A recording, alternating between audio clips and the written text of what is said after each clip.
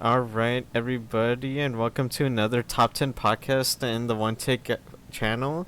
And we are back here with my good old friend, ThatSamoanGuy. Hey, ThatSamoanGuy, how's it going, man? Merry Christmas and Happy New Year. Yeah. Oh God. Holidays are you good? Oh, shoot. I think he might have accidentally Uh, drank something too hard. oh God. It exploded everywhere. You good? Oh, it's all over my pants. Oh, no. Well, I hope that's not a sign of the year to come. Oh man. Just, what That's what happened? What was your drink anyways? that's a lot of beer. Oh no! God damn. Do you need like a minute to clean up for a minute or? You know, I just did a load of laundry and I see a freshly folded pair of pajama pants over there. Okay. Why don't you set us up? Give me 60 seconds and I'm gonna switch real quick. Yeah, for sure. While he Oh, does God. that, yeah, Dr. I know Seuss is this looking. is definitely a one take episode. While he does that, I hope everybody has had a great Christmas and a New Year's during our time off. It's been quite some time since our last episode. I think our last episode was it the last top 10 of the year, or was it was actually, it was a year ago that we did our best of and worst of this of 2023. It was, oh wow, exactly a year ago, January 3rd of 2024. So I'm actually really excited to go back to this now because that was actually one of our higher viewed um, episodes we did together, other than the Mortal Kombat episode we did. Oh wow, yeah, that was actually really impressive on the views there. So yeah, I'm really excited to go dive deep into these That was movies. the most. That was Oh, so embarrassing. it's all good. I mean, this is what this show's all about. We just have to keep roll with it, you know. One take. Exactly.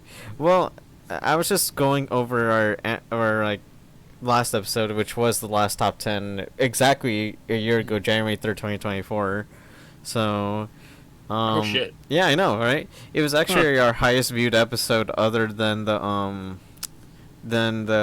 Mortal Kombat episode we did together. We just keep topping ourselves. I Mm-hmm. don't know how we're gonna. It's not sustainable. We're gonna implode like this beer did. Well, I before we start our official top 10, I do want to get some honorable mentions out of the way too. You know, Yes. of course we have to do that every year. I guess we'll just pick five before our top 10. You know, like the top 15. You know, like Mm-hmm. our five beforehand. Yep. I guess I'll go first with my with my first honorable mention. Uh huh. My first honorable mention goes to Alien Romulus. I really, really dug Alien Romulus. It was a great return to form for the franchise. Yeah. Fede Alvarez did a really great job directing and doing the production design of this whole movie. It was so gorgeous to look at, honestly. Mm-hmm. Um, and yeah, just for an Alien sequel, it was just again refreshing to go back to what it was meant to be, just a really chilling and terrifying sci-fi horror film, and how it was originally. You know, I mean there were issues, of course, but besides that, I actually genuinely had a great time with this film, honestly. Mm-hmm. My second honorable mention is Beetlejuice, another sequel that came out this year. This was again another return to form for Tim Burton himself, in my opinion. He's had a few flukes in the last few years, but I feel like with Beetlejuice, he finally found his groove again and went back to what he does the best, and that is making great looking practical effects and amazing designs for all these monsters and all these characters he has. I Mm-hmm. mean, Michael Keaton fits into this role again like a glove. He's just amazing still as Beetlejuice. Um, yeah, I mean, I thought it was really enjoyable. I didn't think it was as good as the first, but I mean, nothing will ever top the original. But for what it was, I thought it was a great return to form for Tim Burton, honestly, and definitely one of his better films in recent memory from what I've seen. I guess it would have to be, right? Exactly. My third honorable mention would have to go to Gladiator 2. Again, another sequel that came out this Oh, year. okay. Yeah, another sequel that came out this year. Directed by Ridley Scott again, who did the original Gladiator. This one stars Paul Mescal, and also has Pedro Pascal. Connie Nielsen again returns from the original, and probably the best actor in this whole movie, in my opinion, was Denzel Washington, who absolutely kills it in this film, in my opinion. I personally think he's tied with another actor I'm going to talk about later on for Best Supporting Actor, in my Yeah, opinion, for this year. Because I think the Golden Globes were announced by the time this was recorded, and I believe he is nominated for Best Supporting Actor. I So believe you're right. I yeah, I enjoyed this one surprisingly as a sequel to the original Gladiator, considering like I didn't know what to expect for a sequel to Gladiator, because considering how classic the original is, I didn't think it was necessary to make a sequel at all to Gladiator. But for what they did, I actually thought they did a really well done job for the production itself, and I think again, like Denzel absolutely fucking killed it in his role. So, yeah, I actually thought I was a lot more entertained. I was a lot more entertained than I thought it would be with the Gladiator sequel than I thought it would. So, yeah, it deserves an honorable mention. And my second to last honorable mention, again, another sequel that came out this year, Twisters. Another honorable mention goes to Twisters. I had a blast with Twisters. I saw this in those 40X theaters that we have Yeah, around here. yeah. Dude, that was a trip and a half to see it in 40X, man, dude. It just felt like I was in the tornado itself because my chair just kept shaking all the time. It was so much fun. I didn't know what to expect from a Twister sequel, considering how long ago the first one was as well. But for what they did, they actually came up with a pretty original story that doesn't try to copy the original, There's really no characters actually from the original in this Mm. film. There's only a passing mention of the original events, but it's honestly its own film, and honestly, I think that's the best route they could have taken with it for a Yeah. Twister sequel. And I actually thought Daisy Edgar Jones and Glenn Powell were great leads in this film. So, all in all, I had a really entertaining time with Twisters, honestly. Is Glenn Powell the one with the weird nose? Weird nose? Yeah, doesn't he have a weird nose? I don't think he has a weird nose. Who's that you're thinking of? I don't know. Now I'm confused. Go ahead, keep going. Okay. You almost threw me off track there for a minute. Yeah, he has a weird. I'm looking at him now. He has a weird nose. Okay. My last honorable mention is not a sequel this time around, actually. Mm. It's an original film.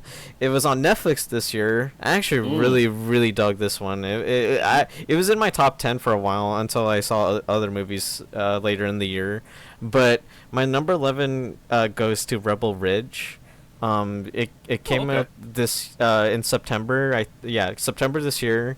On Netflix, and I just really fucking dug this one, man. Like, it's not your typical revenge film, which actually surprised me a lot more, because I was expecting like a typical revenge type of plot, something like that. Just cops versus this outlaw or something like that. But no, it was a lot more deeper and a lot more meaningful than I thought it would be, because it's by the director Jeremy Saulnier, who did Green Room, which honestly is a really good film if you haven't seen Green Room as well. Yeah, Um, that movie's sick. so that's why I really dug this one, because it was actually a lot more meaningful than I thought it would be. And Hmm. Aaron Pierre is a fucking star in this film. Like, he absolutely killed it in this film, and I cannot wait to see him as Jon Stewart in the Green Lantern show coming soon. Oh, okay. I think I know the movie. Isn't one of the girls in there? Wasn't she one of the kids in that horrible Charlie and the Chocolate Yeah, Factory yeah, yeah, movie? yeah, yeah, yeah, yeah. The remake Yeah. by Tim Burton. Yeah, Speaking of yeah, Tim Burton, yeah. I did a yeah, double take, so I was kind of like, I kind of recognize her face, but I also don't. she's great in And this then I film, looked actually. into it. I looked into it. It's like, oh my god, it's fucking Violet Beauregard. I know she's actually really great in Rebel Ridge, actually, too. So she Okay, plays it cool. off really well with the main lead too. Yeah, I know the Um, movie we're talking about now. so if you have Netflix, I highly recommend Rebel Ridge, because it's really Alright. really great. Okay. So with that being said, that's my honorable mentions. How about you now, Simone? What's your honorable mentions now? Mine are not in order except for the last one. The last one is kind of like what you said. It's kind of an unofficial number 11 on my list. But my other four are just kind of like in no they're no No particular order. particular order.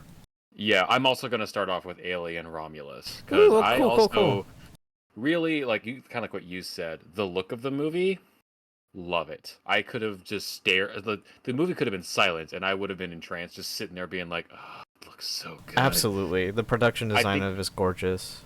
the production and like the vision of it is definitely the kick in the pants that the series needed. I actually really enjoyed the seeing like an actual planet for a minute.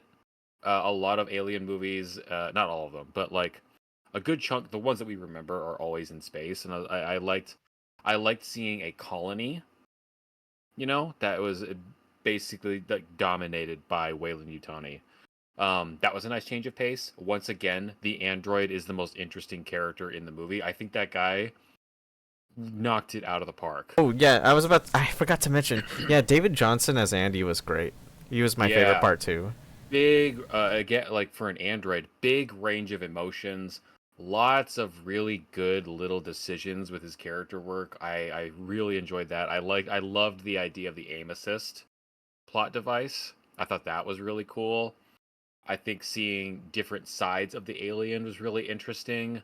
Some of the characters I definitely could do without. Some of them I definitely was kind of like, you're just here to get killed. Like, it's fine. Um, Obvious filler. yes, yeah, yeah, yeah. Um, but on the whole, like, I think that it did for the Alien franchise what Prey did for Oh, Predator. In the absolutely. just in the sense, I mean, they went different ways about it, The right? best, great return to forms for both Yes, franchises. Prey did an interesting take by making it a period piece, and kind of a different way about it. Which I Uh, give a little bit more points to, in my opinion. it's a bigger risk, Yeah. for sure. It's definitely a bigger risk. But both movies suffer from still trying to like make fans squee in the audience. And that was the big one for me with Romulus, where I was like, you don't need to jerk off fans constantly. You can be your own thing. It's okay. You don't need to reference the original films all the time, you know? You can just do your own thing. And you don't need to bring back dead actors from the old ones either, for fuck's sake. Like, I do have something I, to say about that, though. Because yeah, I don't think it's as bad as some others, because the widow of John Hurt, of him and the family approved that, and they actually loved the film. So my my problem is that he was basically the villain of the movie. I get that, but it's also like I'm also just like androids were kind of the bad guy in Aliens, though. Don't you Yes, but we think? have Andy. That's true. I'm way more invested in like because I liked Andy when I first saw him, like his dad jokes, his bond with the main girl, who's really good by the way. Oh yeah. And then him like her decision basically like twisting and altering him. And then that line he has where he just kind of goes where she's like, I can't believe you did that. And he just goes, what? Leaving someone behind. And the silent mic drop throughout the audience. I was like, oh shit, this guy knows what he's fucking doing. This is great. I think you could have still had the OG Android in there for like 20-30 minutes to like cause a problem that they have to deal with for the rest of the movie and then cut him out. I don't think he needed to be this constant mustache twirling villain, but it wasn't enough to like make me hate the movie. Exactly. Yeah. I It's still wasn't. like a 7 out of or 7.5 out of 10. It wasn't enough to detract from the rest of the film. Yeah, I agree. Yeah. Next I have Maxine. Oh, okay, okay, okay. I think that it had a lot of things to juggle. I think it was trying to do a little too much at once. But the style execution and once again Mia Goth's performance gives me an actor's boner every time. I can't deny that I still did have quite a bit of fun with it. It was a little bit of a letdown compared to the others, but I don't think that hurts the overall enjoyment of the movie for me. I actually have a lot to say about this one, but we'll get to that later. Spoilers. Okay. Spoilers. And then I have you might feel the same way about this one. I have Deadpool 3 Oh, as okay. one of No, my no, no, honorable no. mentions. I actually do want to talk about that for just a quick minute. I don't have that on my list for either or. It's in the Oh middle. shit. It's in the middle. Okay. Yeah, that's kind of how I felt. Where I was kind of like, I definitely had fun with it. Oh yeah, I yeah, I yeah, yeah. probably Yeah. I probably laughed the hardest at this movie than anything Oh, I saw this you year. know what? I will say, I had fun with it as well. Yeah. And as it's a definite love letter to an era of films that's literally never going to happen again. And especially compared to the latest shit that Marvel has came out with, it is a Yeah. breath of fresh air. Yeah, I agree. Like, imagine if Junji Ito's work was going to be handed over to the folks over at Silent Hill. You'd be like, okay, that could be interesting, but that makes me kind of sad because we won't get the same stuff as before. Now imagine a montage of Junji Ito's work, all set to that Green Day song. Why did you have the time of your life? That's That's kind of pretty what perfect, honestly, a perfect analogy. that's what happens. That's what Deadpool 3 was a nice little send off to an era that even if you didn't particularly like all of it, it was definitely impactful and monumental, and they did it in a way that wasn't just like jerking you off.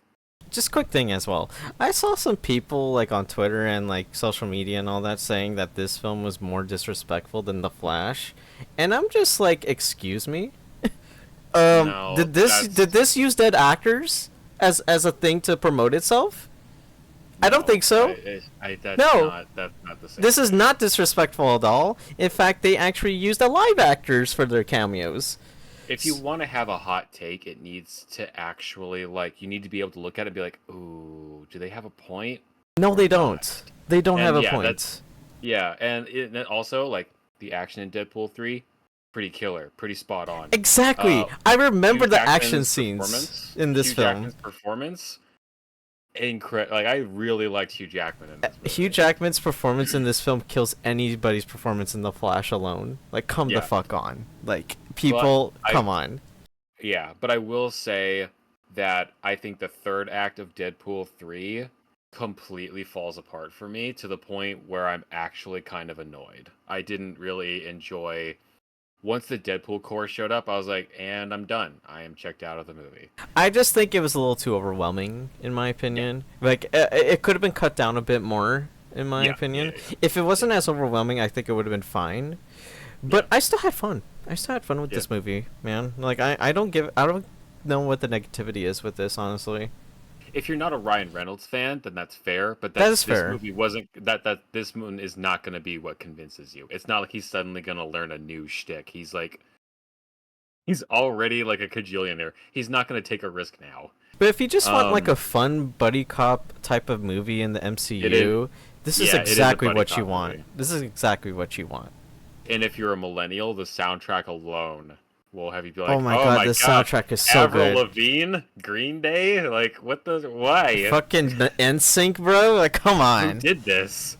This is Um, great. I gotta, I gotta get through this. Yeah, it's all good. Monkey, Monkey Man, Ooh, really, Monkey Man. really sharp, good first entry in Dev Patel's directing career. I want to see what he does in the future, but I couldn't ignore the fact that there was a lot of jump cutting around to hide the impact of a lot of the action.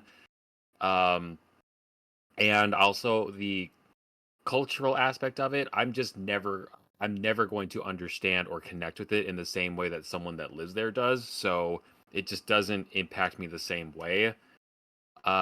I would love to see a Monkey Man 2 to kind of clean up the loose ends. And then my unofficial number 11 is Terrifier 3. Um Terrifier I 3, a Christmas movie. yes, the Christmas movie you might say. Um it only took 3 movies for this series to start having a plot, but it's better than Saw taking 10 movies, so I'll take it. Um, really, no complaints with the movie overall. Just it's only number 11 because I saw stronger things this year. That's really it. I will say that even though it's starting to be about something, it's at its most interesting when it's just like Buster Keaton style segments of art being a silly little guy and murdering people horribly. Like that's all the fluff, but also at the same time that's the most enjoyable fluff. So, um yeah, So that's my Terrifier 3 is like your number 11 essentially. yeah, basically. I actually didn't see Really Terrifier enjoyable 3 movie. yet, but I did see the first two beforehand. I Um, still think the second one is a little stronger overall. I get you. I'm not the biggest fan of Terrifier personally, honestly, but Hmm. I understand its appeal. Like, Yeah. I do understand. I'm just not the biggest fan of it because sometimes I just think it's mostly torture porn or gore porn most of the time. Because Yeah, I just don't think they're that interesting in terms of that, mhm. you know. Like, and that's cool if you like, if anybody likes them. Like, I actually think Art the Clown's very terrifying in him in itself. Like, I actually think he's really terrifying. So, but Yeah. yeah, I just not really appeal to them in my opinion in terms of the plot, honestly, or anything like that. And that's So fine. There's a reason why trauma films don't really exist anymore. It's because exactly. they didn't click with enough people to really like keep a stable foundation to build on. And this is a very trauma like movie series. So Right, I right. get it. Yeah. All right, but so with that being said, that's all of our honorable mentions now of the Mhm. year. So now Yeah. wow, we almost spent like 30 minutes alone just with our honorable mentions. I know, So we gotta fire it's off all some good. shit. It's all good. Um anyways, now we can move on to the top 10s now of the year. Mhm. So we shall start. Wait, are we starting off with? So I'm assuming since we start off with our honorable mentions, we'll start off with the best then.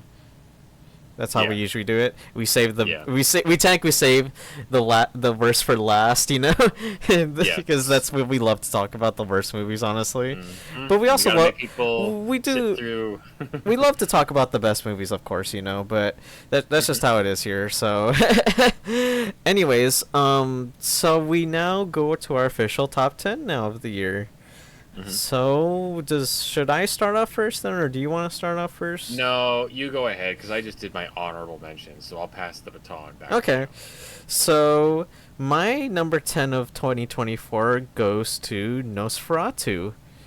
Oh, interesting. Nosferatu, yes, by Robert Eggers. This was in my most anticipated of last year as well. I think we talked about that in the last episode, I believed Hmm. as well. And yeah, it actually made my top 10 this year as well. I'm Nice. very happy actually cuz I knew this film was going to deliver ever since knowing that Robert Eggers was going to be behind this, you know. Hmm. So, like, fuck it, man. The production design and cinematography was so goddamn gorgeous. Oh my god. Like, it was just so refreshing to see an old school gothic vampire film again, you know? Hmm. Like, it was just so beautiful to look at. The performances were also really strong too. Like, I did not expect to like Lily Rose Depp a lot more than I thought I would in this film, but holy shit, was she great in this! Like, Yeah. I was genuinely surprised by this because the only thing I've seen her in before this was The Idol, and I did not like that show at all. In fact, Hmm. I thought everybody's acting in that show was terrible. So to think that she came up with this performance in this film is just so crazy to me because it's like, wow, this is. I'm looking at a different actress. I felt like she Hmm. was Yeah. amazing in this film. Yeah. Um, Nicholas Hoult is having a hell of a career so far. I mean, I can't wait to see him as Lex Luthor this year as Superman. Honestly, like, cause yeah, Nicholas Hoult's a really great actor. Honestly, from what I've seen him in so far, and he did a great job as Thomas here too. Hmm. And goddamn, Bill Skarsgård, like, unrecognizable, completely unrecognizable. Like, Yeah. wow, like he did a great job playing Pennywise in the It films. So I just knew when he was cast as Count Orlok, I was like, yep, he's gonna do great as Count Orlok, and he did great as Count Orlok. Hmm. um, and lastly, like Willem Dafoe. I mean, fucking Willem Dafoe, man. Like, he's just he's whenever Willem Dafoe pops up in a movie, you just know it's gonna be a good time. You know, it's like I will always say Willem Dafoe is a highlight in any film I see. Honestly, That's true. Yeah, star power is the phrase I would use. yes, exactly. He just has that aura. You know, he has that charisma that everybody loves. Um, Yeah. yeah, I can't sing this movie's praises enough, but goddamn, like, it's really great. Do I think it's better than the other Nosferatu adaptations? That's debatable. Like, I still love the silent one from the 20s, of course, and the one by Werner Herzog in the 70s and stars Klaus Kaczynski as Count Orlok was pretty great too. But this is definitely a really strong contender, though. Like, I really do genuinely really like this one. And it's great to see an old school vampire film again in the style of this, you know? And I Yeah. can't wait to see what Robert Eggers does next, honestly. Yeah. Yeah. Yeah. All right. What's your number 10, my dude? My number 10, I struggled a little bit, but my number 10 is Smile 2. Ooh, okay, Smile 2. I actually had this. It's funny. I actually had this right before Alien Romulus in my list of films here, but Yeah, and I could it's see a very why. strong film, though. Like, it was actually I actually thought it was better than the original, in my opinion. There are things about the first one that I like better, and then there's things about this one that I like better. If you'll recall, when the first one came out, it was my honorable mention. This That is one true. now has breached its way into my top 10. And I like the subtlety of the first one. I like how it wasn't quite as brazen as this one is. This one's a little on the nose for a good portion of its runtime. However, the first one didn't have here. I don't want to dare get her the name wrong. Oh, the main The actress? the first one didn't have Naomi Scott. Yeah. Sorry. And I don't mean any offense to the lead in the first one, but Naomi Scott's performance in this movie alone, I'm like, you should probably see this movie. Yeah. She is acting her ass off in this fucking movie. The wide range of believable emotions that she goes through, I think, and she also has a really good like scared shitless face. Like she's kind of perfect for a horror movie because when she's genuinely scared, it's like, yeah, no, that's a good marketable face for a horror movie. She's gonna be one of them Uh, scream queens, man. Scream queens. I support it 100%. The first one, I was kind of like, why isn't the mental health doctor more aware of the mental health issues at hand here? But in the second one, we're dealing with a celebrity, a basically a Lady Gaga replacement singer who I'm like, yeah, no, I believe it. She would not necessarily pick up on a lot of these signs. Also, didn't realize that was Jack Nicholson's son until he stood up in the white coat jacket, and I went, oh shit, I know those genetics. That's fucking Jack Nicholson. Mm-hmm. Jack Nicholson's son. Anyway, he has a real name, but Ray Nicholson is his name. there you go. Which ironically, I think that car sequence he's in is probably the most like embarrassing part of the movie for me because I'm kind of like I hate this fakey fake driving POV sequence Oh, bull like those crap. CGI type of POV stuff. Yeah, I get you. Yeah, I wasn't a big fan of that. Also, I wasn't a fan of the end, how the smile creature. I'm like, okay, so it can just do whatever the fuck it wants. Like the rules are just out the window with this fucking thing. That was a little frustrating, and I will also say that like the first movie's ending, daring, definitely has a message to say. I appreciate that it stuck with that. The second one, almost the same, but I appreciate the bigger implications that it leaves with. But people are going to stop going to these fucking movies if they all end the same way. Yeah, Myself I get you. myself included. I need the third one, the inevitable third one, to do something a little different with the end. But um yeah, I like how much meaner this movie was in the first one. I like the execution and the production of a lot of it, and I like that they actually just had all of the actors do a creepy smile, whereas in the first one, it was some of them did a real fake smile, and then some of them they did this like post edit fakey creep smile, where I was kind of like, ew, that just looks kind of like Like Looks like it's like post that production, you know, obviously. it looks like a bad app, like that hide and seek movie. It looks like that Oh, fucking yeah. that. It looked kind of like that. This one, I was kind of like, oh shit, it looks way worse when it's actually somebody doing it. I hate that. Yeah, that's Smile 2 is my number 10. Sick. Yeah, this was a solid film too. Hmm. This is a solid film to have as your number 10, man. Yeah. Let's see here. So my number 9 now. All right, my number 9 has to go to Love Lies Bleeding, directed by Rose Glass. Oh shit. Oh, Oh shit, wait, son. what? No, no, no, no, no, no, no. You gotta be joking, man. Is it your number 9 too? My number 9 is Love Lies Oh, Bleeding. oh, let's fucking go, Are we man. meant to do this? Are we meant to do this or what? I guess so, man. Okay, well, let me pull this up then. Holy shit. I did You not know, know. it's almost like we have similar taste in movies. It really does, right? Wow. Wow. Okay, so I guess we can talk about this one together too. Okay, Fuck so, yeah. dude, wasn't this great? This is a great film. Like, I really, Ugh. really dug this one, man. Like, My um, hands were like dug into the seats I half the know. movie because I was just kind of like, oh shit, what's gonna happen? Oh fuck, they did it. Oh god, what's gonna Yep, happen now? yep. Like, it's the kind of movie where, like every unfortunate thing that happens, there is a sick, twisted, dark side of you that's excited because that means that it's gonna complicate things, and you get to kind of see how things How it like all what's plays gonna happen out, now. you know? Yeah, exactly. Yeah, and for that, I was kind of like, this is a roller coaster of a fucking Exactly. movie. Ed Harris was amazing in it as the Hmm. main villain. Kristen Stewart has been really impressing me ever since then after Twilight, because I mean, I wasn't the biggest fan of Twilight to be fair, so, but ever since then Really? she's been, How I mean, come? yeah, no, how come? Big shocker, right?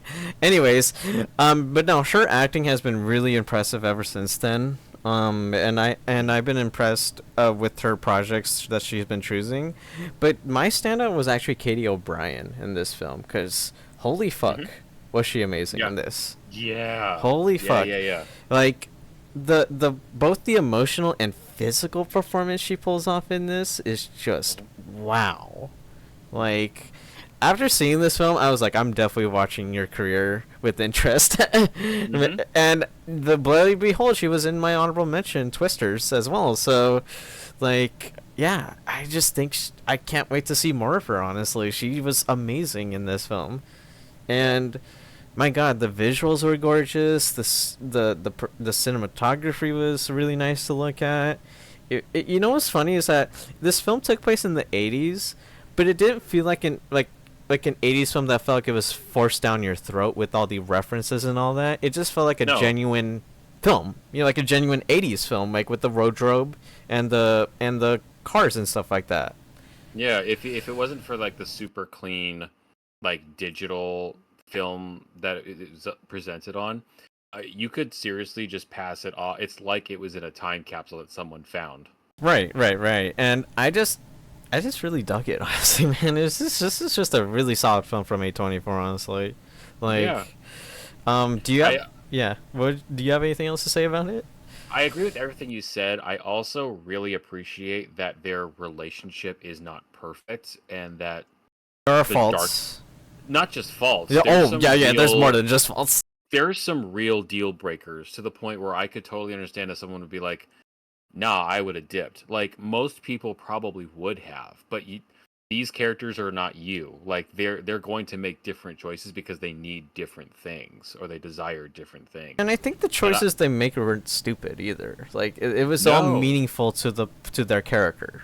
it was true. It felt honest.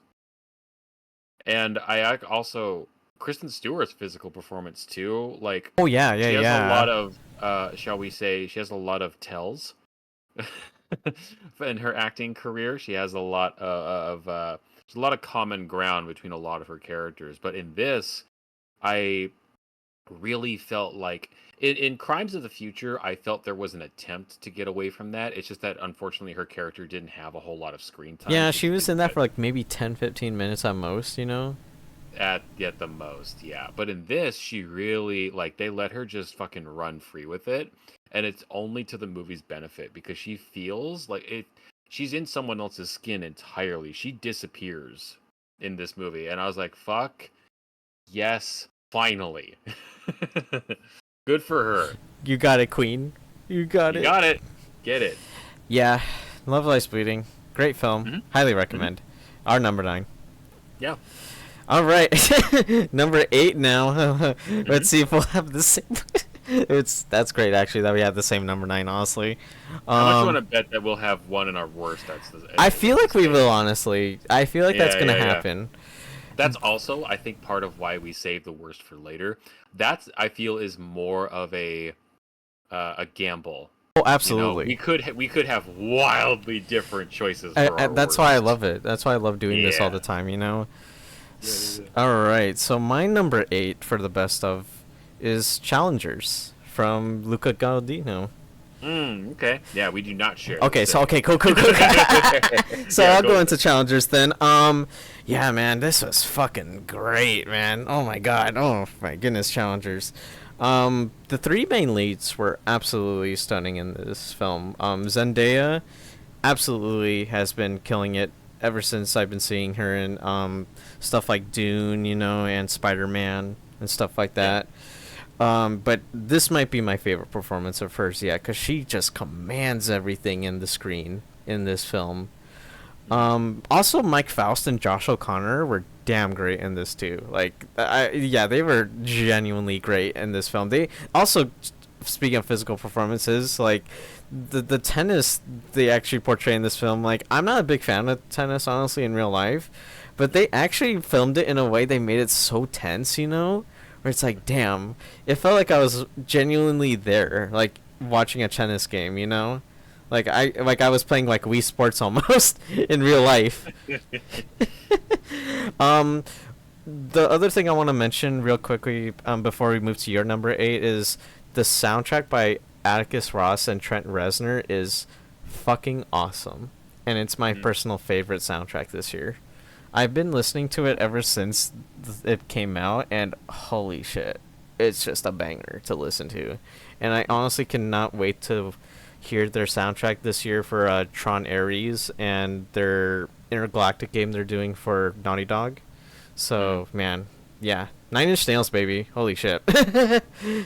Challengers, yeah, I dug this one a lot. It was not usually I not usually think I would be into these types of films, but really, really dug it, honestly. All right. All right. So, what's your number 8, man? My number 8 is gonna go fast because I don't want to spoil anything about it. And if I talk about the movie too much, it's gonna give things away. Ooh, okay, okay, okay. You have me intrigued. My number 8 is Abigail. Oh, oh! I saw this one as well. Now, I know for a fact that there are two people that are going to listen to this, and both of them have no idea what Abigail is. So I'm going to try and maneuver my way through this. They haven't seen any marketing, no trailers, no nothing. Just watch the movie. Yeah, that's what I have to say too, honestly, because I did see this movie too. I guess I'll also join in the same vein of him. I won't spoil too much, but Mhm. my God, this film was pretty fucking dope too. Like, it was pretty dope. It's by the same people that did the recent Scream movies, Scream 5 and 6, Yeah. and they also did Ready or Not, which they're also doing a Yeah. sequel this year. Yeah. So, but I personally think this might be my favorite of theirs yet. I agree. I think it probably has more in common with Ready or Not than with Than the Scream. Scream films. Oh yeah, yeah, yeah, totally agree. Yes. Actually, it's Yeah. interesting that you say that. Oh well, shit, I can't. I was almost gonna say something again, but Jesus I know what Christ, you I were had to gonna stop say. myself. I had to stop myself for a minute. No, no, no. Okay, I'm not gonna say anything. I'd say I Um, agree with Simone. Just go watch the movie. yeah. If you listen, and you and I both knew what we were getting into when we saw it because the trailers explicitly just ruined the Just best part hate of it the when they movie. do that. I hate it when trailers just Yeah. ruin everything. You know. It's a victim of its own premise because they want to put asses in seats and to make the movie successful. And I understand that, but their solution is to ruin the best part of the movie but how do you sell the movie if you don't tell them what it is? So it's kind of a it's kind of a double-edged sword. Um, I am currently working on a trailer that could possibly work as a trailer for the movie that won't ruin anything. If you and I went to go see it knowing full well what we were getting into, and we both still enjoyed it, but if you have the opportunity to see it and not know anything about it, that's a blessing. Oh, absolutely. I hope And I people will, weren't. I hope there were some people that were unspoiled by this. yeah, I know two. One from work, one a personal friend of mine who's a very personal friend who just goes out of their way to not watch trailers for this very reason. And so I say to you, just pick up your little Roku remote, say Abigail into the thing, don't even look at the fucking thumbnail, and just play the movie. It's streaming. It's streaming on Peacock and stuff like that. It's 90 minutes. It's so short. It's actually it's really not short. gonna, yeah. It's not gonna take a big chunk of your life. That's my number 8. Hell yeah. All right, lucky number 7 now. All right, here we go. My number 7. Ooh, yeah. Oh my God, yeah. My number 7. This one's a really special one, actually. I don't want to give too much away either of this one, because I feel like when I saw the trailer for this, I felt it gave a little too much away too. Oh yeah. But I really hope people go into this one without seeing anything by it, because this one genuinely made me so emotional that I couldn't stop talking about it with my own siblings when we watched it. And my number 7 has to go to I Saw the TV Glow. Ooh, okay. Yeah, this film is truly something special, honestly. Like, I couldn't stop thinking about it when I saw it. Um, the theming behind this film, like the whole messaging behind this film, and like the actors in this is just so emotionally, like, profound. You know what I mean? Like, Hmm. I just couldn't stop thinking about it when I saw it. Like, Justice Smith has really come a long way as an actor, honestly. Like, I've liked him before. Thank God. I've liked him I before. didn't. I know, I know. I liked him I in was ready Dungeons to and let him go. Dragons and stuff like Yes, that. that was the turnaround for me. I was kind of like, okay, there might be something to this guy, Yeah, but yeah, yeah. how much of it is him, and how much of it is the script and the direction. But him in this film, oh my fucking God, he is amazing in this film. Like, oh my God, he is amazing.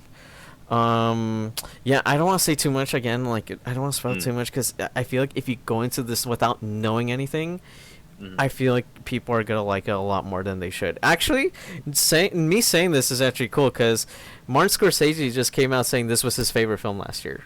So Nice. if that isn't enough to say, if one of the greatest directors saying it's his favorite film isn't enough for you to go out and see this, then I don't know what is. You know, like, Hey, y'all should be listening to our opinion, not fucking Martin Scorsese. If you're listening to this podcast, I mean, yeah, take but our I opinion. really do love that he said that this was his favorite film last year, though. It is a I genuine great honor that he said that too, though. it's nice to me when someone who's big and in the limelight of the profession says what their favorite movie was of the year, because or just generally, because to me in that moment they stop being a big wig director or actor, and to me for a moment they're just a movie nerd.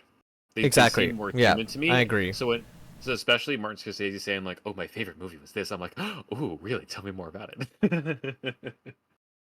It makes me happy too, and Hmm. I hope people seek this out. It is on HBO as well. If people have HBO Max, There you go. I yeah, I can't sing these praises enough. I really recommend I Saw the TV Glow whenever people give it a chance. Nice. All right. All right. What's your lucky number 7, my dude? Ooh, my lucky number 7 is a personal favorite from the year. I admit that it's nowhere near the best. It doesn't obviously it doesn't touch the top 3 for a Yeah, movie it's that how I feel about I Saw the TV Glow as well. It's one of my personal favorites this year, but you know. yeah, something about it just really holds my interest and piques my heart a little bit, and I definitely now understand the hype behind Hunter Schafer. Oh, I know what you're gonna choose here. My number 7 is Cuckoo. Okay, sick, sick, sick, sick. So you did see this one. I did. I actually like I've had my eye on it since the trailer. I was a little worried that the trailer was giving away too much in terms of like the scares. Um, and it did give away some of the bigger ones. But I something about the setting and the execution and everyone's performances makes for a very creepy sit for me. I like that it's unambiguous, or I'm sorry, that it's ambiguous. It doesn't like there's not a moment where a character just sits down and info dumps a whole bunch of concepts at you. I like that the characters still talk in the terms that they're comfortable with, and you kind of have to just piece together what it is that they're figuring out, talking about what they're planning. It's very it's very beyond the boundary in that sense. It's an anime series that starts off like it's like the mid-season finale, and then it just kind of goes. I've heard of that anime actually. I haven't seen it though. It's beautiful to look at. I was meaning to rewatch it this year. Cuckoo has a very similar vibe where they just kind of throw you into it, but they don't. It's not that they leave you in the dark on purpose. They give you enough information to catch up. You just kind of have to. You're kind of your own fish out of water character. Right, right. The Alps You is know, gorgeous in this movie. yes, yeah. That helps too. Um, I love how they play with the idea of the cuckoo in general. There's a couple of layers to it. Um, and then what's his fucking name? He's Dan also in Stevens is Abigail, also actually. great in this film, man. Yes, Dan yeah. He's Stevens kills yeah, it in this film as I think his name is Eric Carnog. I think Yeah, so. dude, he killed it. He's also in Abigail. Yeah, I know, right? Speaking of which, yeah, dude, he's been on a roll lately with his horror. Yes. I actually like his performance in this better than in Abigail, because in I Abigail, agree. Yeah. at a certain point, like I get his character in Abigail, but after a certain point, I feel like he ran out of things to do, and his only job is to drop f bombs. Yeah, And in just the typical cop attitude. yes, and in Cop Out or A cop out. oh god, Oh goodness fuck, gracious me. fuck my ass. In Cuckoo, he has more to do. Um, and I can't really say too much else without spoiling I'm things. So sorry. my That was just so great. planted that phrase in my head. Why did you think of the Kevin Smith? I don't know. I thought you said cop out, and my brain just like repeated it. But then the words already Just left my mouth, and I fucking was like, great. "That's not." And my brain was like, "Wait, that's not what he said." Yeah, Cuckoo, I actually do have in the middle of my list as well, alongside Abigail, but I actually think I liked Abigail a bit more in terms Yeah. of a film than Cuckoo. Not to say Cuckoo was bad at all, I still really liked Cuckoo. I just think the pacing of Cuckoo could have been tightened up a bit better, in my opinion, and I also think there were some characters in Cuckoo that were kind of unlikable, like Hunter Schafer's parents were just, oh Yeah, my god, I wanted them off the screen as soon as they were on screen. Like, that's completely fair. so while I did have issues with Cuckoo, I still had a very entertaining time. Henry Abigail Schaefer, is definitely paced better than yeah. Hunter Schaefer and Dan Stevens were great in it, though. Yeah. hmm Before we get to the halfway point of the best of, I do need to use the restroom real quick. I've been kind of holding it in for a quick minute. Oh god, so have I. So let's all get up Let's and all pee. take a 5 to 10 minute break, everybody, just to breathe and get some water. Use the bathroom, you know. Let's all Smoke 'em if you breathe. got 'em. All right, let's take a quick break. We'll be right back.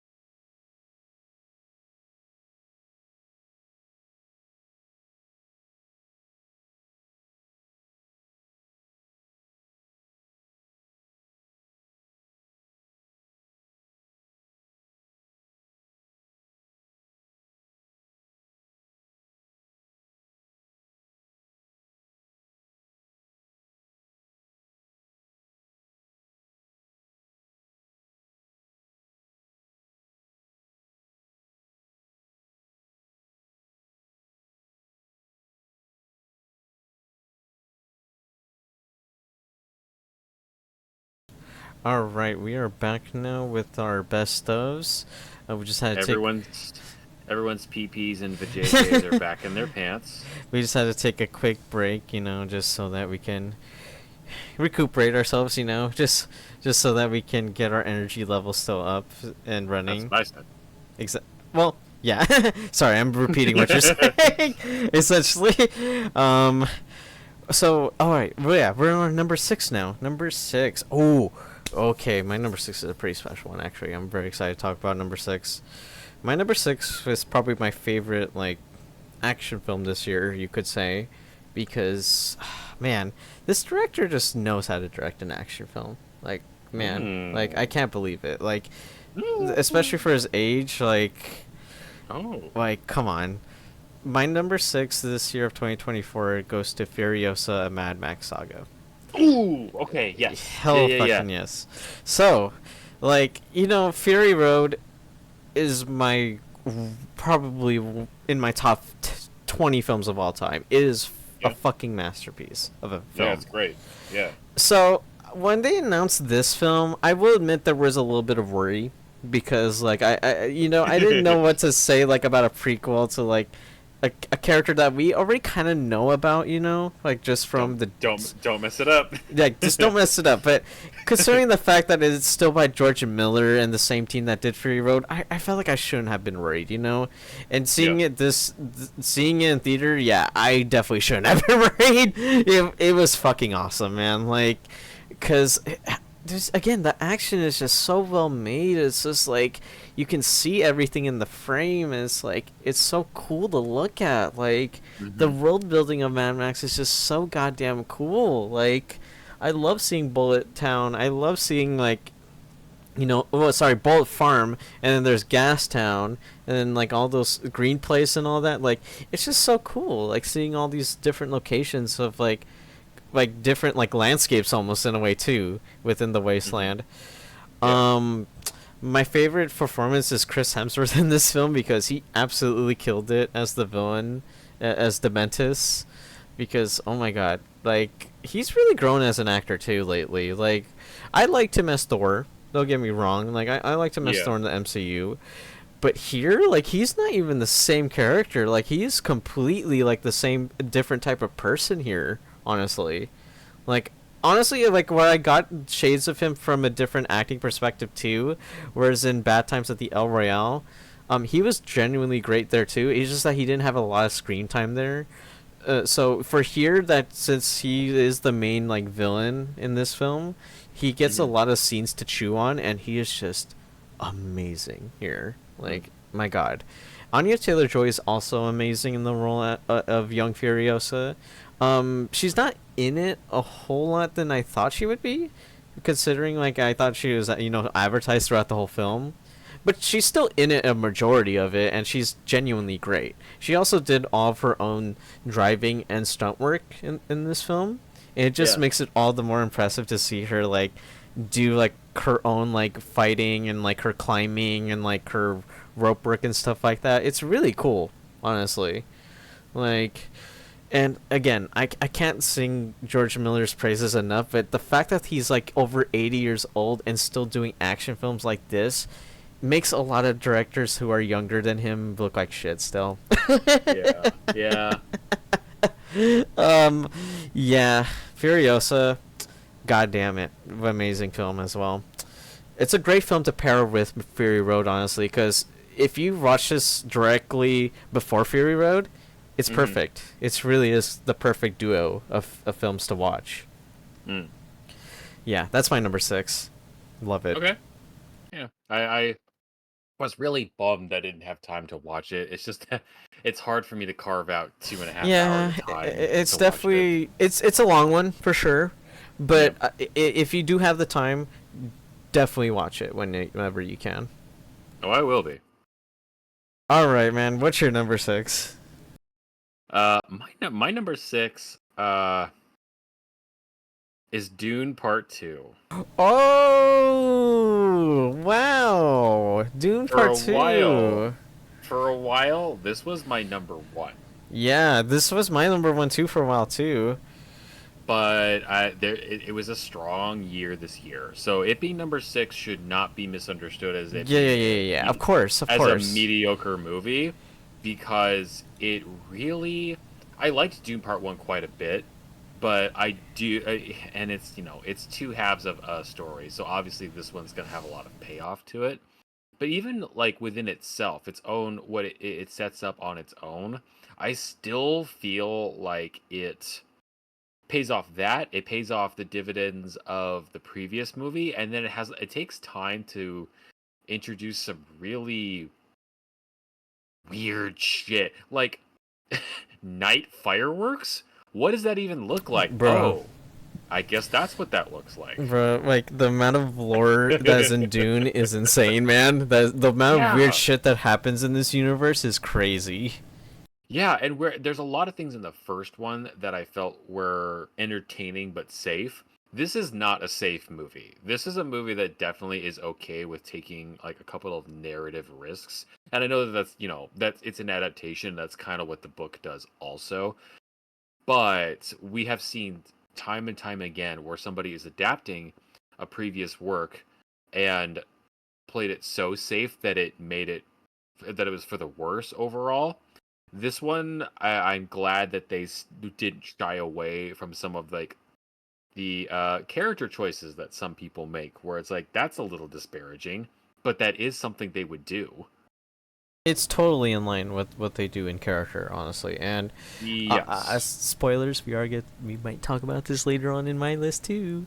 But Mm-hmm. yeah, man, Denis, man. Yeah. Um. Props. Also, a little tip of the hat to, is it Benicio del Toro? No, no, no, no. You're thinking of Javier My bad. Bardem? Yes, thank you. Oh, They're both handsome, rugged, bearded men. I get them confused. Um, the unintentional comedy of his character is beautiful. oh, absolutely, man. What Um, more proof do you need that he is the one? Because he denies it. That must mean he's the one. I'm like, oh my god, religious zealotism is at its best. yeah. We'll definitely talk about it later on as well on my list. But Yeah, yeah, yeah. wow, That's okay. what a number six you have, honestly. Yeah, I'm really happy with this year so far. And there's a ton of shit I didn't even see. I plan on updating this list on my letterbox because I like with Furiosa and some other things, but for now that's where we're at. All right, so wow, we're just at the halfway point now. Holy shit. Yeah. So Yeah. my number five. Wow. Yeah. Okay, my number Yeah. five is pretty special too because Yeah. my number five is my favorite horror film this year, actually. And Oh shit. it's something incredibly special because it was something I didn't know about, honestly, because I Yeah. went in not knowing a lot about it, and I came out of it just thinking like, holy shit, that's What what. girl? Girl, I already know what you're gonna say. Yeah, Just fucking say it. yeah, I might as well just go right to it. My number five is The Substance from Coralie Forget. Yeah. Bruh, Yeah, yeah, yeah. holy shit. Mm-hmm. Oh my god, this movie is amazing. The movie Like, kicks ass. it kicks so much fucking ass. Like, again, I did not know much about going into this film. I didn't even see that many trailers. I think I say maybe a teaser trailer that was like 30 seconds long. But even then, it didn't give me that much of what I was knowing to go into this film. But when I saw this film, holy fucking shit, man, was it insane. Like, Yeah. in all the best possible ways. Yeah. Like, the fact that it's nominated for for the Golden Globes this year for Best Picture and all the other awards too just makes me incredibly happy because it is a special horror film, honestly, Dude, that I've seen. that makes my pants so tight. I know, The and fact that it's up for like big, and even like accolades are not necessarily indicative of a movie's quality. exactly, yeah, yeah, yeah. I can think of tons of movies that weren't nominated for shit, but I would still recommend them over like The Godfather. But still, a semi low to mid budget horror flick with a clear vision and something to say getting nominated, like that's very exciting for me. Demi Moore was absolutely incredible in this film. Like, she nearly took my Best Actress award this year, almost, because man, she was so fucking great in this. The Oh, mere literally took my breath away in a couple of The scenes. mirror scene alone, like just Oh it God. just made me weep a bit because I was just like, God damn. It made me Oh. think about moments like that where I was like, I felt Dude, you unconfident. too? Yes, of course. I've literally bailed on dates before because I Yes, did the same fucking thing. I'm I've just kind done of the like, same thing. I I'm just such a piece of I shit. just feel like my appearance just doesn't look great. Like I don't look great. You know, and oh my god, when she did that, I was like, I kind of cried a bit because I was like, oh my god, Girl, I get it. I felt that. I felt it Yeah, I hard. felt it. And Yeah, honestly, like, I'm I happy. remember. Go ahead. Sorry, I'm happy that she's nominated as well for a Golden Globe this year because her Yes. performance was absolutely incredible in this too. Like, oh my Yeah. god, I'm just so happy she's come. This is a big comeback for Demi Moore because apparently, like, she said she wasn't like having the best time like career-wise because Hmm. she wasn't having that many roles because Yeah. people in Hollywood, fucking Hollywood executives, of course, felt like she was. It's funny because the theme of this movie is about attractiveness and stuff like that. Hollywood executives felt she wasn't unattractive enough anymore. So it's just Yeah. like the fact that she actually like has this film now and is like starting to come back with her career again. It's like it makes me so fucking happy for her, honestly. It's 'Cause- so like I commend her so much for being that vulnerable to put yeah, yourself out there absolutely. and like literally cast yourself in a role that has the same fears as you do and having to go through the same motions or like I haven't seen that since fucking Neverending Nightmares I on know, PC. man. So yeah, and also Margaret Qualley was amazing too in it as Yeah, well. of Um, course. Dennis Quaid was absolutely over the top, and I loved it. Holy Yeah, shit! yeah, he's horrible, but like In the best way. his acting is terrible, but it's exactly what the role It's what you. calls It's what's for. supposed to be. It's supposed to be over the top and nonsensical, but oh my god, he sells it so well. Yeah, Honestly, he really does the shrimp. Oh actually. my god, the fucking shrimps. He just makes me cringe so much just thinking about it. Like it's horrible and gross, but immediately I was kind of like, look at this Hollywood exec that has picked a food purely for like their body. Like he just wants the prawns because like for their bodies, and then he tosses He away tosses it away. Yeah. empty husk once he's done with it. As he's sitting there talking to the person he's about to let go because she's no longer useful to him. I was like, "Oh my god, this movie it's not very subtle, but like, oh, No, this no, movie it's gets not. it. But it's fucking amazing. And This movie gets it." other than It Follows, I'd probably say this is probably like one of my favorite horror films of the current decade. Honestly, like it's just fucking amazing. Honestly, like I can't get Yeah. enough of the substance, and I will watch Coraline Farget's like directorial career with great interest. Honestly, after this, Yeah. Yeah. man, holy shit, what a number five I had. What's your number five, my dude? My number 5 is also a horror film from this year. Oh, It is not the same horror not the film. same one, but I'm very No. keen to know. It's one that you've already mentioned. Okay, okay. I have a feeling I know which one you're gonna talk about then. It's fucking Nosferatu. Fuck yes, bro. Holy shit, yes. So worth the wait. Hell fucking yes, dude. I loved how many times when the count himself goes up in the scene and the whole vision like the entire shot drains of color. Like his presence alone is sucking the life out of the movie and then reverting it to looking like, a black and white movie. I thought that was a nice subtle little touch.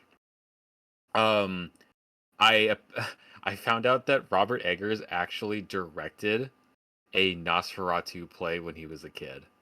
Oh, right, right, right. I did see an interview back then that he did talk about this. I think that's side note. I think that's really But hilarious. because it makes sense because like he said in the past back then while he made The Witch that Nosferatu was his dream project to do. Yes. Yeah. Yeah. Yeah. Um, Lily Rose Depp. I didn't even recognize her in the movie. again, like you want to talk about like Kristen Stewart level, like just Oh my disappearing gosh, she into the was role. amazing here. She was gone. Like I was like, is this really the same bitch from Tusk? It's right. I Are I you did not like fucking that movie kidding? at all, but Are you what the kidding fuck? me? This is the same girl from Tusk? Like, get out of here. That's not fair.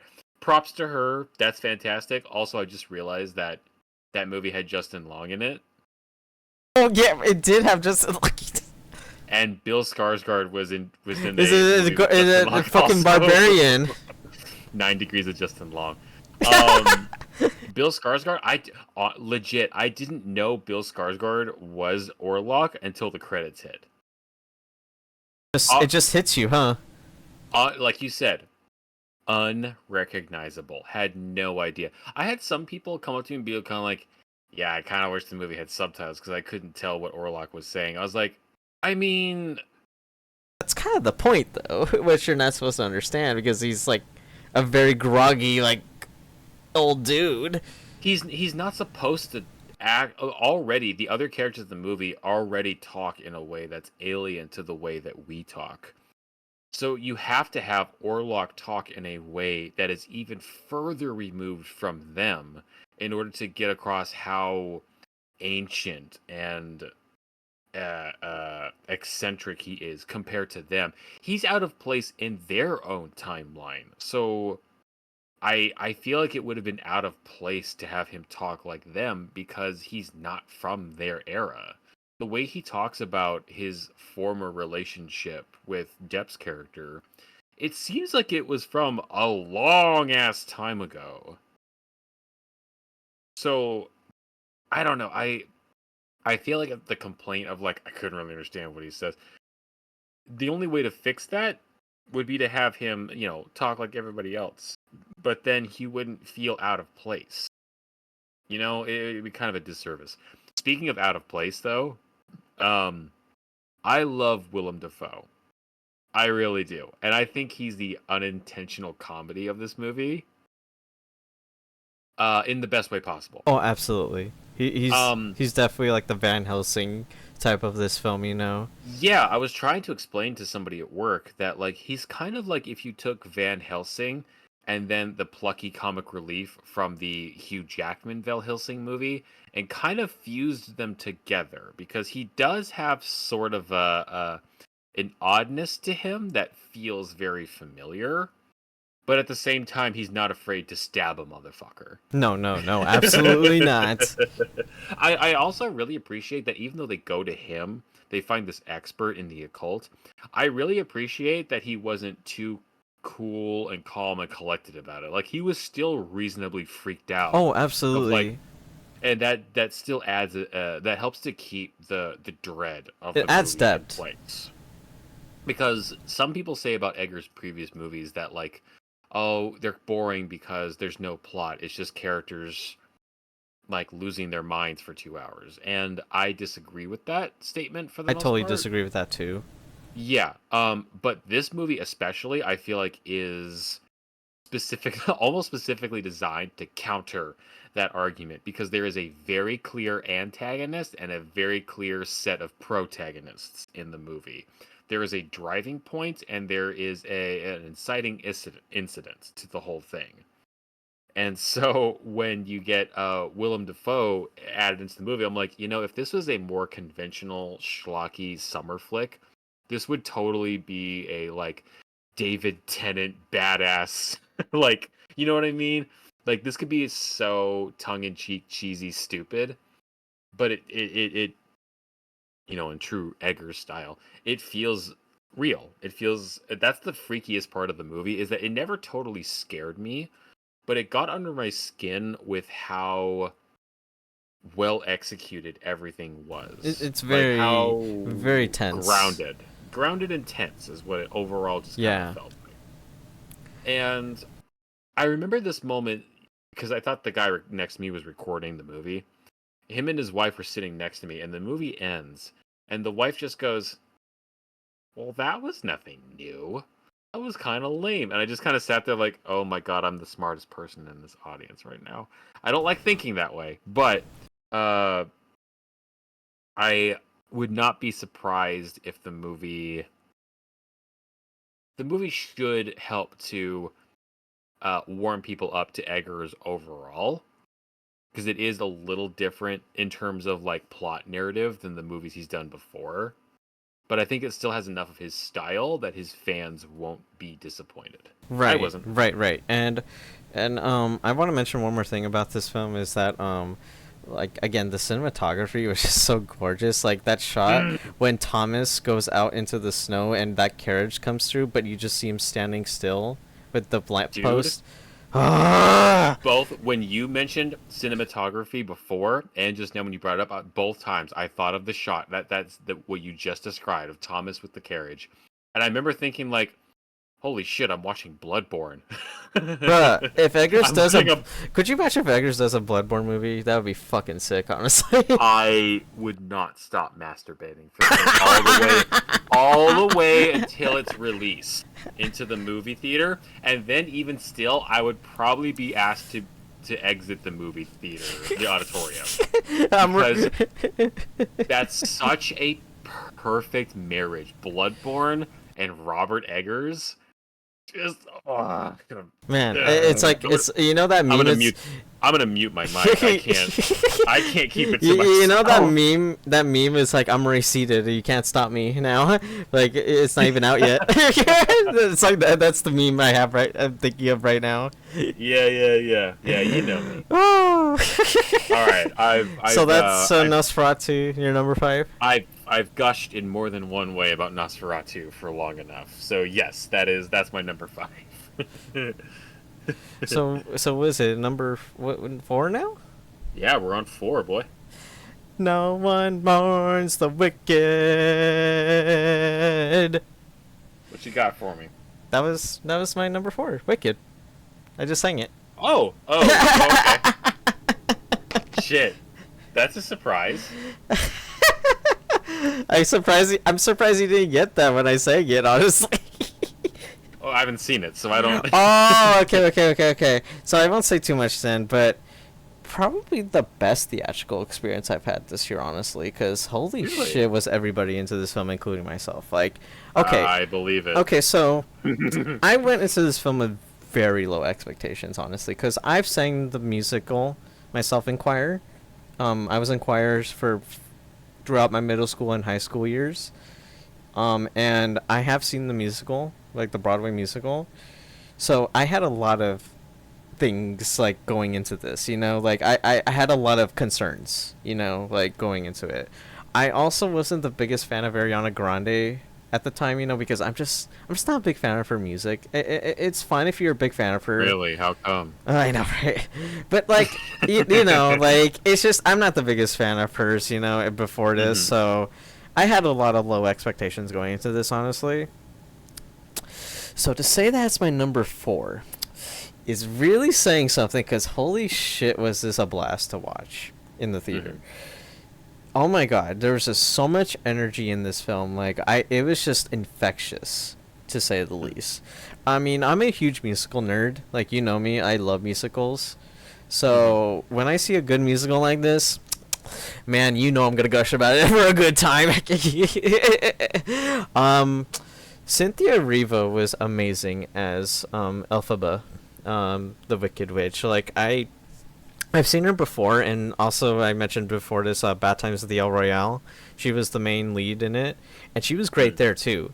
But oh my god, she's so fucking good here as Elphaba. Like her singing and her emotional acting is just so good in this film. And also, I have to give it to Ariana Grande, because she completely surprised me in this film. Because oh my god, she killed it as Glinda in this. Like, she was funny as hell in this film. And of course, she's gonna be a good singer, because she can sing.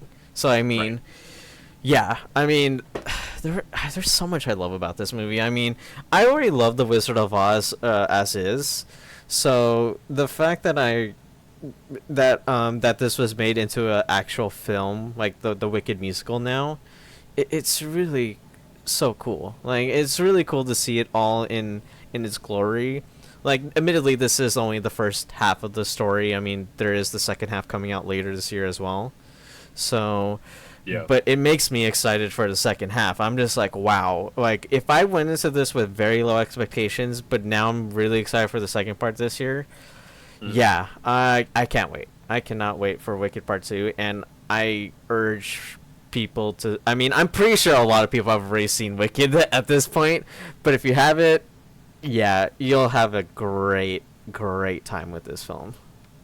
I've had some people who are not really into musicals as a whole go in and watch it Right, and just right. kind of I be have like, too. and they'll be kind of like, that was okay. That wasn't what I thought. It wasn't as bad as I was imagining. I'll probably check out part two. I'm like, all right, hey, I good for you. literally had coworkers at work that came up to me who have seen it before me, said like they're not into musicals at all. In fact, they said they hate musicals, but Yeah. they loved Wicked. So I'm just like, Mm. okay, that has to say something about this film, like about Yeah. its impact. Yeah. Yeah, it deserves to be on my number four, honestly. Like, before we continue, actually, I do need to grab something from the kitchen real quick, if you don't mind. Yeah. Go for it. Just a quick 2-3 minute break again, real quick, you guys. Yeah. I guess smoking me gum again. Yeah. Yeah. Yeah. Be right back, guys. Stay tuned. Okay.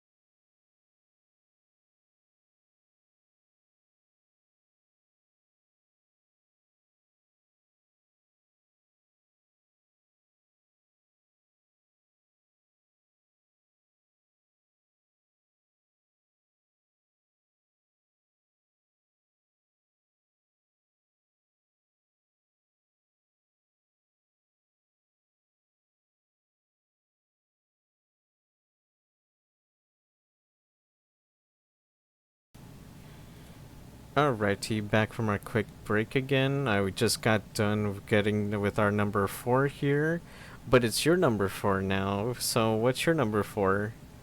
My number four is a bit of a late entry, and I think you know what that means Oh, okay. I because think I I know. literally watched it today. Hmm. My number four is Anora. Fuck yes. Fuck yes. Yeah. I'm okay. I don't want to say too much about myself because I'm also on my list, but I want to hear your Mm. thoughts after because you literally just got out of seeing it, right? Yeah, and I was interested to watch it beforehand, but I wouldn't say that I was going to like it wasn't like at the forefront of the movies that I wanted to watch because I know this particular director has done things 4, but I literally haven't seen any of them. um, People have told me that Tangerine is good. People have told me that Red Rocket is good. People have mixed feelings about the Florida Oh, Project. I actually think the Florida Project's my favorite of his art, and you know, Yeah, see, adding to the mix there. So I have this is my first official like sitting down to, is it Sean Baker? Sean Baker, yes. Yeah. Uh, I have no prior experience with them whatsoever, but it's very clear to me that they have a they have a style, they have a way they like to do things. Um, the first 30 minutes of this movie would be like any other movie's entire runtime. I really appreciate how much information and emotion they convey in just the setup. Um, I think that I forgot her name, but the lead. Mikey Um, Madison. yes, I think she's phenomenal. Um, Again, this is kind of a year for like uh leading lady performances. Yeah, absolutely, dude. I actually think the guy is also very good. I don't like his character, but that's kind of the point. Oh, you're talking I think about it is. Vanya, the actor who plays Vanya. Yes, I think he is perfectly cast and executed. Um, it's very believable, is what I will say. Um, it feels very natural. I like how, uh, I mean, I do and I don't. I like how like pushy some of the characters are. It personally grates me, but a lot of the movie is about like boundaries and things, and I like how Honora says at one point, "I can't talk to him like this. He's too drunk. I have to talk to him when he's sober." But we just got done watching like several montages where he's very clearly lucid and sober, and she still can't fucking talk to him. Yeah, he's still like a fucking asshole, so, you know. He's still an asshole, and like it's such a delicate balance because I've seen movies like this where it's not that the characters are unlikable, but things are very clear to the audience that are not clear to the characters, where you just kind of criticize and be like, why would you do this? Why would you do that? For some reason, this one never teeters on the like, they're so stupid for thinking this way that I don't like them. It's very grounded and realistic. I totally believe 100%. I'm like, oh, this poor girl. Like, she just does not realize yet what's happening. And you're you're with her and you're for her to a point, and then there's a bridge in the movie's tone where it shifts into something else, and I think I know you know what I'm talking about. Right, right, Where yes. it shifts into sheer lunacy for like 10 minutes. They have no way to properly like move from one to the other, so they're just kind of like, well, it's gonna be weird for 10 minutes. Not weird, but like there's gonna be heightened emotions for 10 minutes because we're all just kind of, Anxiety. Lots of anxiety. yeah, every character has their own goal, their own like motive and drive. And for about 10-15 minutes, it's just like sheer like antics. I don't know how else to explain it. It's antics. And you come to realize with the character that like you feel this emotion of kind of like, no, fuck you guys. You guys are wrong. But then you hear it and you kind of go, no, I kind of knew that already. Like you're kind of like, that does actually make quite a bit of sense. The ending of the movie, or the final couple of events, not the very last event, but the last couple of events in the movie. If it was any other movie, they this movie treats her like how other movies would treat like a side character, because that's all she is to these people and their lives is just a footnote, which kind of adds to the like, wow, this is sad. It's This not is the rough. Cinderella story you think, you know? Yeah, exactly. And I really appreciated how they stuck to their guns with that, and not in a like abusive or Good, no, no, exploitative no, no, no, way. of course not. No, it felt very like these are just kind of the motions that we go through, and like even if you can predict some of it, it still manages to, when you're seeing it playing out, Just hits you hard. it hits harder because everyone, even the people that don't have big roles, have a very good rapport with each other. They all feel like they belong to each other. And it's one of those movies where you just kind of forget you're watching a movie. And I really admired that. Yep, we'll definitely talk about this one later. Oh yeah. But Yeah. yeah. Um, that was your number 4, Nora. Mm-hmm. Oh hell yeah! All right, so my number 3 now. I'm assuming. Oh man, top 3 now. Holy shit, Yep. we're at the Yeah, top we're 3 getting to it. now. Oh Yeah. wow! These three movies are Getting hot. actually, these 3 movies are really special to me, honestly, because It's getting sweaty in here. shit, man, I love these 3 movies so much. I've repeatedly watched these 3 movies actually already, because that's how much I love them so much. So, let's go ahead and go with number 3 then, shall we? Let's just get it over with, should we? My number 3 is also Dune Part 2. Let's fucking go, baby. Fucking yeah. oh my god, bro. Denis done it again, baby. Fuck it, let's do this, man. The man just can't make a bad movie at this point. Like, Nope. come on. Like, I just think, like, Denis Villeneuve is my favorite director right now. Like, he is so good at sci-fi. Like, I can't believe it. Like, I loved Dune Part 1 as well. Like, it was one of my favorite movies of 2021 as well. Mm-hmm. But holy fuck, this movie just completely, like, doubles down on everything that the first one did and just made everything so fucking epic. Oh my god. You want to talk about someone that understands the assignment? Yeah, let's talk Denis Villeneuve, who fucking understands everything about the assignment, bruh. Ever since I've seen Prisoners from this man, I've been hooked on everything he's done. So, Motherfucker wrote the assignment. I know, he also wrote the co-wrote the assignment, so it's like, come on, yeah. It's like he blackmailed himself. Like, Jesus, there's not enough, I can't say enough about this movie that hasn't been said, honestly. Like, it is a cinematic masterpiece, honestly. Like, fucking this Greg Fraser's cinematography is gorgeous. Like certain desert shots. Like, the beginning alone, when I saw those Harkonnen guys flying in that orange desert, it was just so fucking beautiful. Oh my god. Like, everything about this film is gorgeous. Without saying a word, that scene alone set the perfect tone of kind of like, oh, we're in this. We're not just gonna fuck around. We're in this world now. Like, we were introduced to it in the first part. Now we're getting into the action of it. You know. Now we're gonna see some shit. Oh, we see some shit in this film, all right, man. Holy fuck. And we didn't mention too much of the performances because, oh my god, Zendaya and Rebecca Ferguson were my personal favorites in this film because Rebecca Ferguson. Goddamn. Rebecca Ferguson needs to be arrested. She stole the fucking movie. Like, oh my god, she was amazing in this. And the fact that she's not even nominated, at least for supporting actress this year, is fucking upsetting to me because it's like, what the fuck? Like, she was amazing in this film, honestly. And if I had to choose She's still my girl.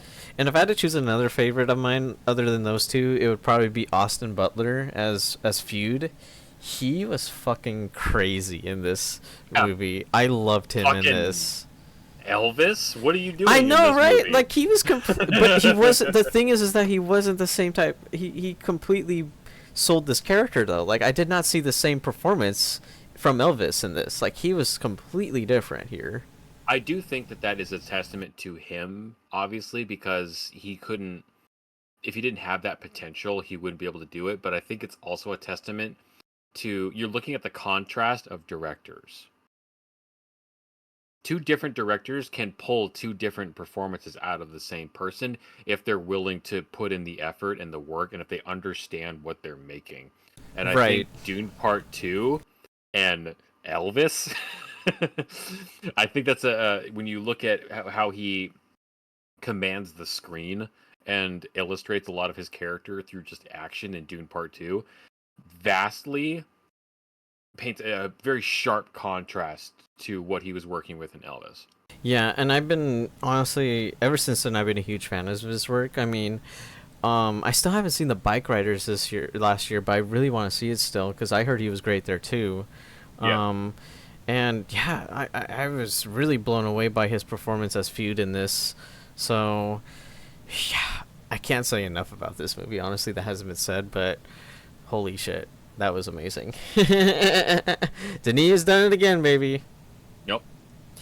All The right, hot streak. what's your number three, man? Ooh, my number three. I don't know if this even registered with you, or if it's secretly going to be your number three also.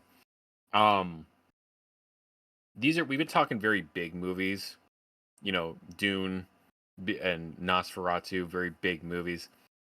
I'd like to take us, just reel it in for a minute. I want to talk about something that's a little more personal, smaller scoped, but still impactful. I want to talk about The Last Stop in Yuma County. Whoa! Okay. Wow. I've heard about this film. I Mm. haven't seen it yet, but I've heard some pretty great things about this. Honestly. Do you So wish that the diner scene in Pulp Fiction was just a little bit longer? Well, guess what? They have that. It's called The Last Stop in Yuma County. It is an hour and a half in a diner of people just secretly holding each other hostage and trying to keep it under wraps. yeah, I've heard so much about this movie, but I haven't seen it yet. But now that's your number three, holy shit! I actually am very, very intrigued to see it now. This guy has not directed a movie before, and that blows my mind. Because his attention to detail, his shot to shot transitions, and the clear thought work of a character's complete mindset throughout the movie, even if you don't necessarily like it, even if you don't agree, if it makes you think twice about the character than you did before, good. It should be making you think twice. Especially because this is a movie about characters who are in it for themselves despite what they say. They may say all the right things, and it's up to you whether you believe them or not. This is also one of those movies where every little thing that goes wrong, you kind of just go, oh shit. But you're kind of excited. Like, oh god, what does this mean? Do they know the phone's cut? Oh, they do know. They're going to figure it out. Oh god. And you just kind of snowball from there. There's a really cool shot of someone taking someone else hostage, but you don't see the hostage in the scene. You just see the hostage taker talking to them. And the execution, you just kind of have to imagine or feel what their reaction to being ordered around is. And it's so subtle, it's really well done. The whole movie from beginning to end is just this little, it's an 80-minute movie. It's an 80-minute play rolling out in front of you on screen, and it's very clearly a Quentin Tarantino love letter, to the point where they have a girl in bare feet putting her feet up on the dashboard of a car. Where I was like, "Yep, this is definitely for Quentin Tarantino." And their tributes. Yeah. And it has, when the characters in the movies say the title of the movie, Oh, you kind of like go, the mic drop type thing, like the jazz and you hands. go, yeah, and the Peter Griffin, oh, that's why they call it that, even though you know why. This movie now is my favorite example of that. I'm not going to say anything else, but they do the best version of that. The most self-aware version of that I've seen probably ever. Wow, you're really. I can't wait to see this eventually because I've been very interested ever since I've been hearing about it on Letterbox and YouTube and stuff like that. It's not going to change your life, but it's only 80 minutes. It's this director's first project somehow. and it's for all the little details that you would think another movie would overlook. They meant there's even a couple moments where the characters think ahead of you, where you kind of be like, why is she doing that? Like, why does that matter? And they never explicitly say it out loud, but they give you just enough visual evidence to piece it together and go, oh, she's a genius. I would have never thought of that. It's really, yeah. I hope I am selling you on it because it's a tight little fun 80-minute adventure. Can't wait to watch it eventually, honestly. Oh, Very hell yeah. excited to watch it. Hell yeah. All right. So that leads to my number two now. Oh, wow. Wow, this number two is pretty special too, honestly. Yeah, hit me. Yeah, this one made me cry multiple times throughout the film. Me and my Aw. sister and my sister's Little boyfriend. baby. I know. Me and Have my a little sister. cry fest. Me and my sister and my sister's boyfriend watched this, and we just. I feel like my sister's boyfriend doesn't even cry that much either, but he even couldn't stop tearing up in some moments. Like, Hmm. that's how amazing this film was. Like, I couldn't believe how incredible this film was. And I didn't know you liked Roadhouse that much. Clearly, right? Clearly, Roadhouse is my favorite film, number two this year. Before my favorite film, obviously. No, not fucking Roadhouse. No. My number two this year is The Wild Robot from DreamWorks Animation. I knew it. Oh my god. Other than probably Coco from Pixar, Yep. Mhm. this movie made me cry so many times in an animated film. Like, oh my god. And the thing is that it's not even really a depressing movie, honestly. It's just so emotionally impactful.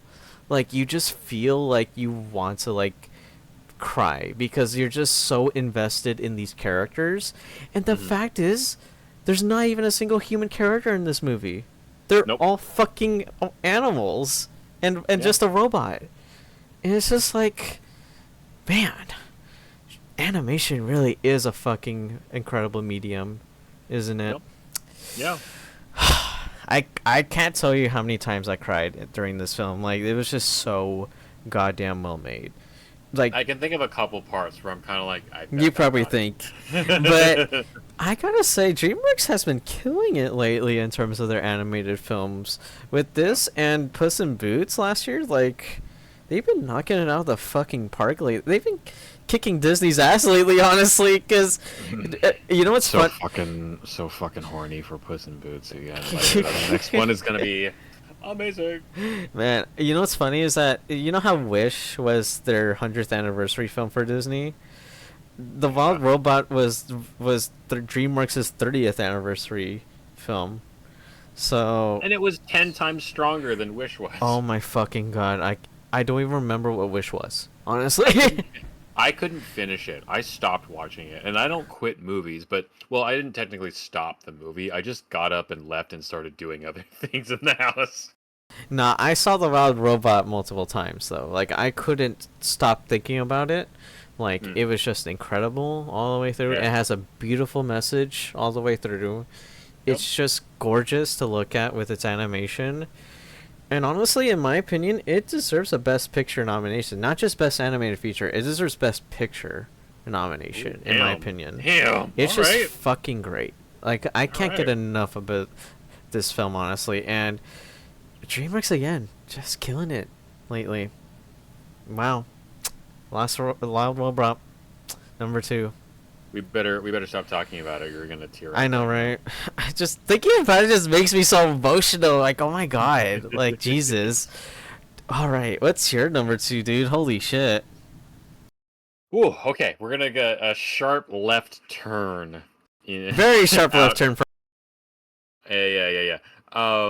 My number two is fucking Long Legs. Oh, wow. Not Long even legs. Not even close to what Wild Robot is. Yeah. Now, Long Legs got some pushback because it's like, oh well, it's not scary and it was predictable and yada yada yada. And the main girl, like, her performance was bad. I was like, Bullshit. I don't connect with people anymore because I don't know what movie you guys were watching. Now, there were some elements of the movie that I thought that I did see coming. Not once did I think it was predictable, and I'll explain the difference. You can have a theory about something, and then it turns out that you were right. That doesn't mean that the movie is predictable. That just means that you, for whatever reason, had like a special inkling. You were the one detective that managed to solve that particular Right. murder. It doesn't mean that the movie as a whole is predictable, because there were plenty of other people that had no fucking idea what was going on in the movie. Um, I loved the. I wouldn't go so far as to say that it was directly David Lynch inspired, but I do think that there were enough weird, out there concepts placed into a grounded story like Twin Peaks, which it was otherwise, a murder story, but then suddenly, like, okay, aliens.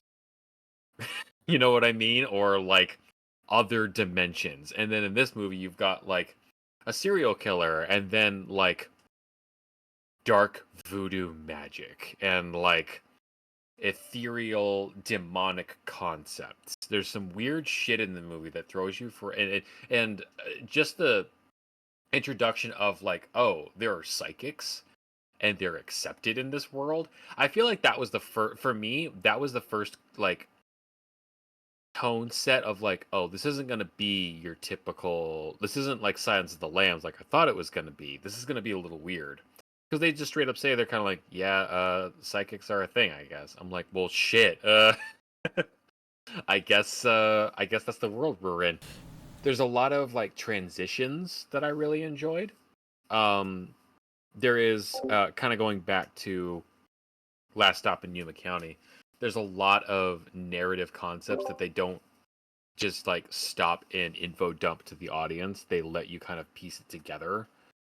Um, I think that it actually makes sense that the lead girl was kind of like pensive and uncomfortable the whole time because there is more or less a like entity following her all the time, and if she is uh clairvoyant to a certain degree, like of course that's going to make her feel a little unsettled. She doesn't quite know what's happening, but that's also why she's like desired. That's why she's the object of some characters like focus. Just looking at the posters alone just unsettled me. Like, Yeah. fuck, man. That's another good point, is that the movie succeeding as much as it did off of pure word of mouth. No one knew what the movie was about. It purely just went off of mood, aura, tension, and word of mouth. And yet it succeeded so much that like Abigail really ought to sit and take notes, because like you don't need to spell out the whole story to rope people in and to get them talking about it. Because whether you liked it or not, like Malignant from a few years prior, whether you liked it or not, there was something worth talking about. It was worth bringing up to people and being like, hey, what did you feel about Longlegs? Like, fucking weird. Nicolas Cage? Oh, wow. Wow. Amazing. Definitely a different kind of performance. Way different from his other work. And that's what I like about Nicolas Cage. Some people are like, he's a terrible actor. I'm Like, like, fuck well, that. What the fuck? Shut the fuck up. But, he is not a terrible actor. Whoever says that kid always, just doesn't understand acting, honestly. He's always doing something different and pushing himself. And I think this is, I mean, correct me if I'm wrong, isn't this the first time he's straight up just been the villain? Yeah, I'm pretty sure, because he doesn't usually take on dark roles, he said. 'Cause he doesn't like doing, like, villain roles, he said. No, he's a sweetheart. He would never... Because I think it's for his kids' sake or something like that, he said. Yeah. But he said he wanted to do this one, because, believe it or not, okay, I'm actually going to go into detail myself. Like, I went to a special screening for a Q&A with Michael Monroe and Osgood Perkins, the writer and director. Yeah, were there. I remember. I think I sent you the video, did I? Yeah. I did. So I did go there, and Osgood went into detail about why he accepted this role because it did take a little bit of convincing from Osgood himself to convince Nicolas Cage to take on this role of Longlegs. The Uh, reason why he wanted to do it is because he felt like he saw this killer as someone like, like as an out of this world type of being, yeah. like he is not the same as anyone else. Hmm. And that's what Nicolas Cage said he felt like at the time. He's kind of Yeah. like out of this world, and Hmm. I agree with that. Like, cause it doesn't really. It's not this. It's not a performance you think of when you think of like typical horror performances. Honestly, No, like and that's fine. That's I don't need that in I don't need every that single either. one of these movies. Sometimes it's perfect, and other times it's okay to do something a little weird. And the rest of this movie is already the director very clearly like knew what tone to establish with his team, and you can feel it permeating through the whole cast. Because not just through Nicolas Cage, but the whole movie is already a little off. So it's okay that we don't get the same kind of like maniacal, slow talking, not blinking serial killer type. It's okay. There can be other kinds of killers in It's yeah, movies. exactly, and that's why I actually really enjoyed going to that Q&A because they really Mm, went into detail about how they went into this film and like Michael was just so goddamn good in this film. Honestly, I disagree yeah. with people saying she was bad in this. She was great in this film. Honestly, um, It took a lot of special like restraint and specific applications of certain emotional depictions to nail the character, and I think that some people just aren't used to that, like shade of gray, like emotional gray. right, right. Um, yeah. While it's not my favorite horror film this year, Hmm.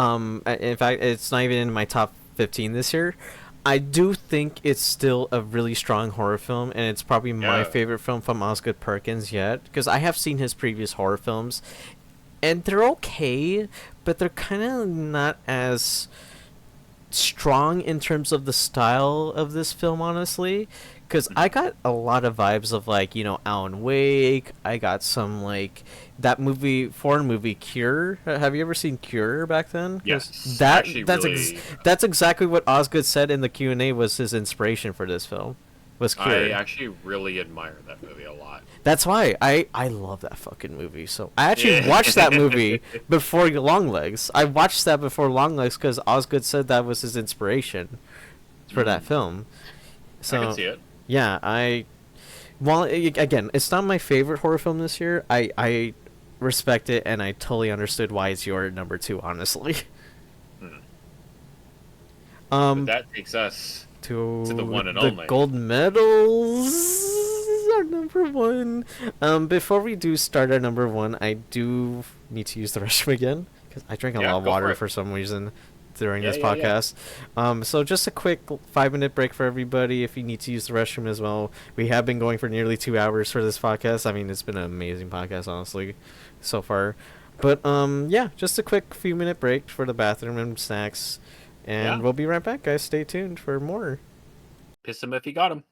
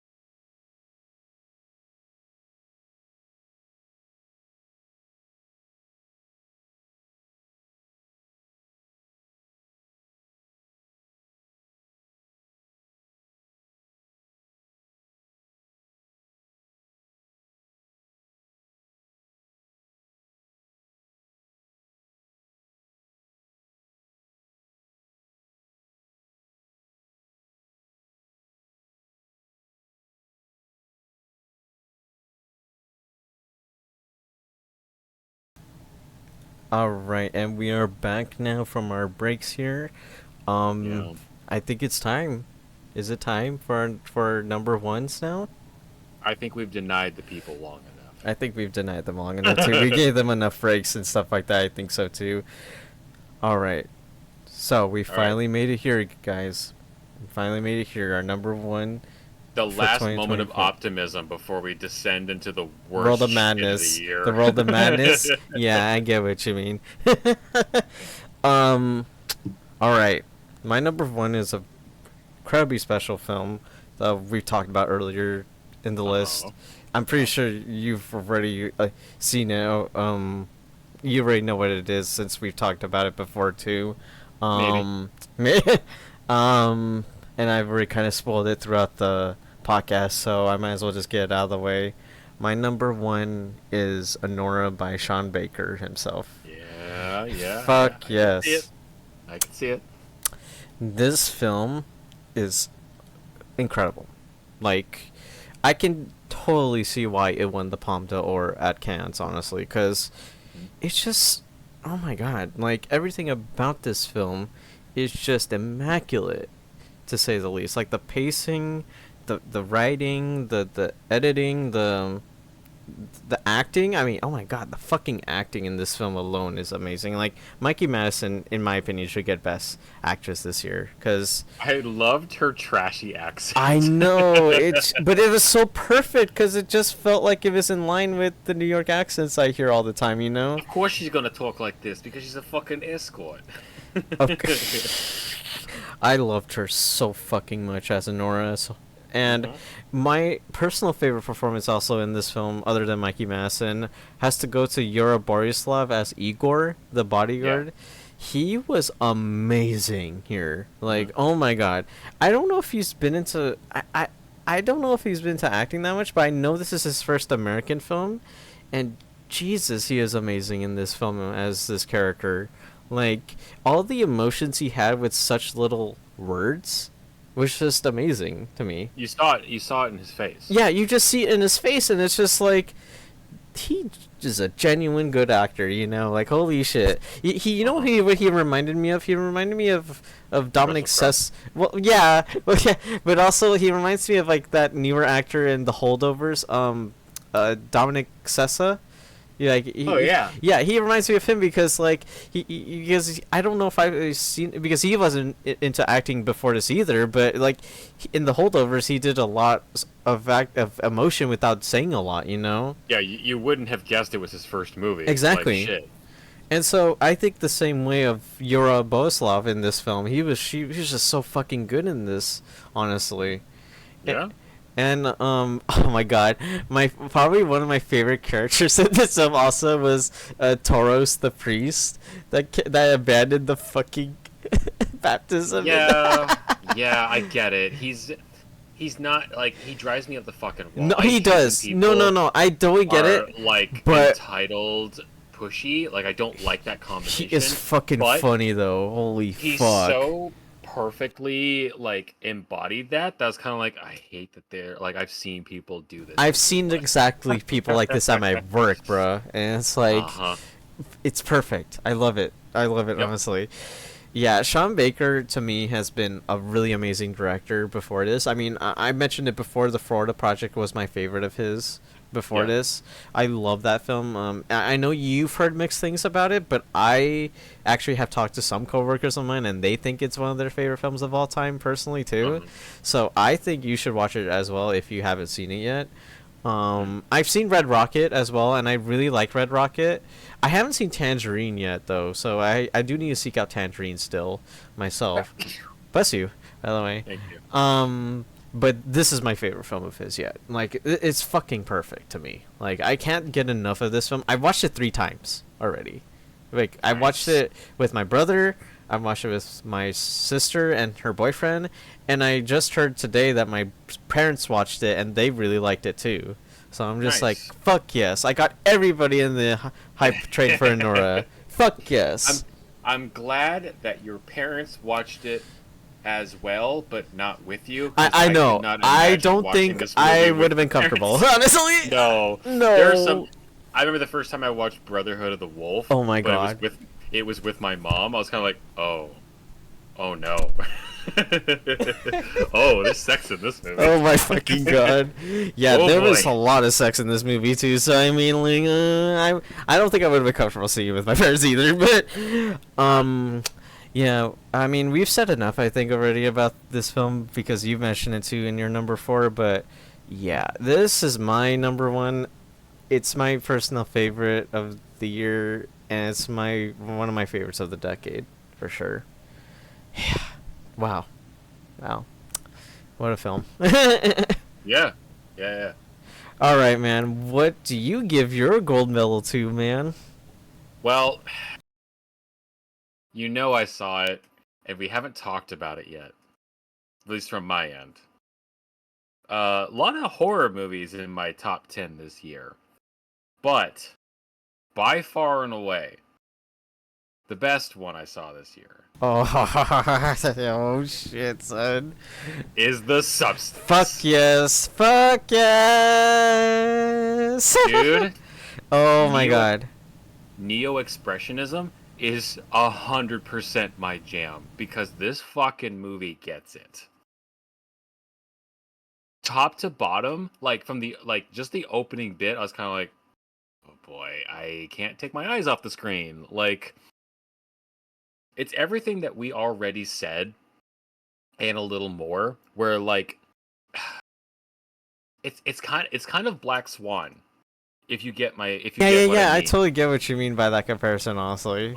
A woman that's kind of undone and destroyed by her own obsession and her need to be uh relevant or useful, or and kind of coming undone from her own psyche. But whereas the Black Swan is obviously like grounded in reality, and then as the movie kind of like nears its third act, it kind of comes loose. This movie never pretends to be taking place in reality at all. That's where the neo expressionism comes from, That's where the like best thing about it, though. Like, it doesn't have to be in yes. reality. No. That's that honestly, like that's kind of the point of the movie. It uses it to its advantage where it's painting with these big colors, both like literally with like some of the walls and shit, but also like it also paints in big the narrative in big broad strokes and you kind of just decipher out of it, you know? Uh like even just the opening bit where Demi Moore's character is doing her show, doing her little aerobics, and the set is obviously a set. Like it's clearly not meant to be real because it's it's for show. But then all of the other backgrounds in real life, I'm like, this looks just as fake as the fucking studio that that she was in. And it just like helps to like drive home the point that like none of this is real. Like that doesn't it doesn't actually matter. What matters is that motherfucker that you ran into that still thinks that after all these years that you're the most beautiful girl in the world. That shit matters. That's what's real. That's what resonates even after all the other shit falls apart. That's what matters. Uh I like a lot of the little choices that end up saying a lot. Like I like how gross and horrible and decrepit the neighborhood that she has to go into to go pick up the substance. But then when she gets in there, super clean, bright and shiny. It's obviously well kept. Uh, kind of mirroring like inside and out. Like it's the inside that what counts, not the outside. But she can't learn that lesson because she's so obsessed with like recognition and fame and shit, and like still being relevant. I like that she has to literally lower herself, like debase herself, in order to get in to pick up her dosage of the substance. There's all that shit with the prawns and Dennis Quaid's over the top bullshit. Ugh, this makes it gross. Um, one of the more disgusting moments, but like again, that's kind of the Neo part, like the over excessive, right? Hollywood always likes to.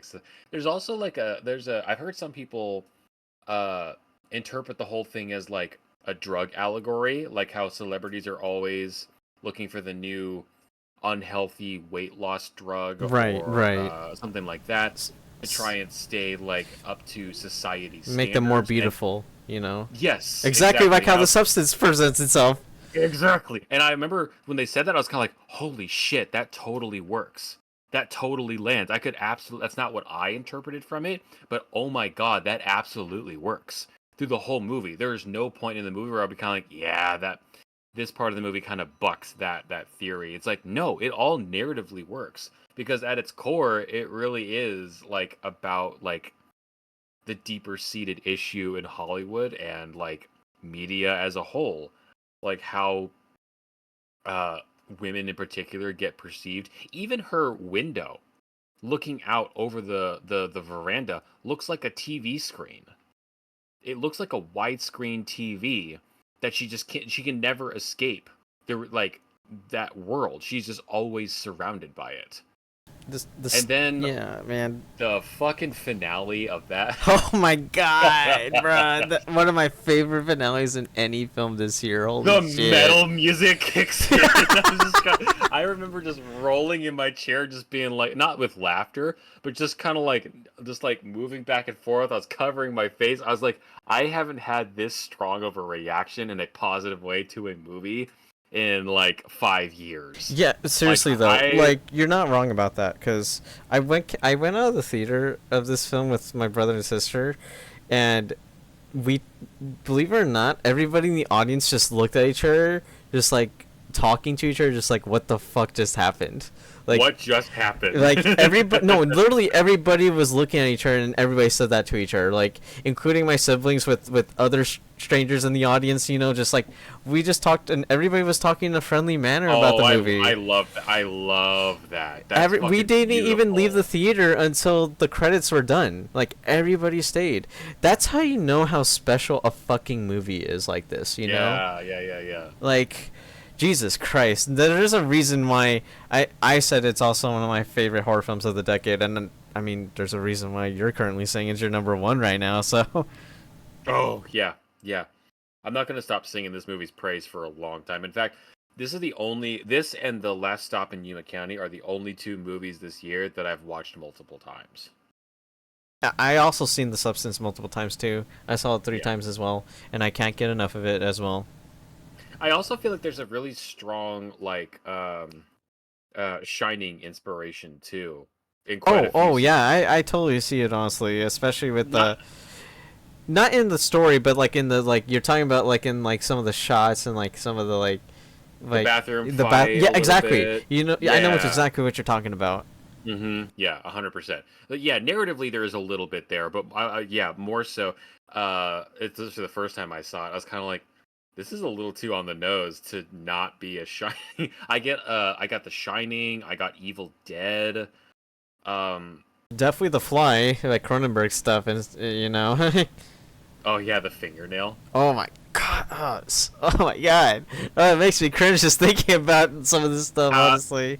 that in particular, I was kind of like, that's too pointed to not be some kind of a reference. You know, like a lot of it is pointed, but especially that one, like the prosthetics work, especially because like The Fly is known for being a very like prosthetics heavy movie.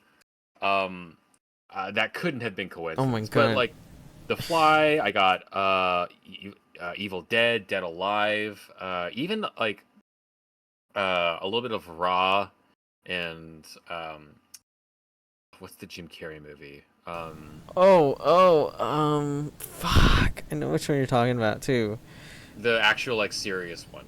Yeah. I know which one you're talking about. Is it the number? Not number 23, right?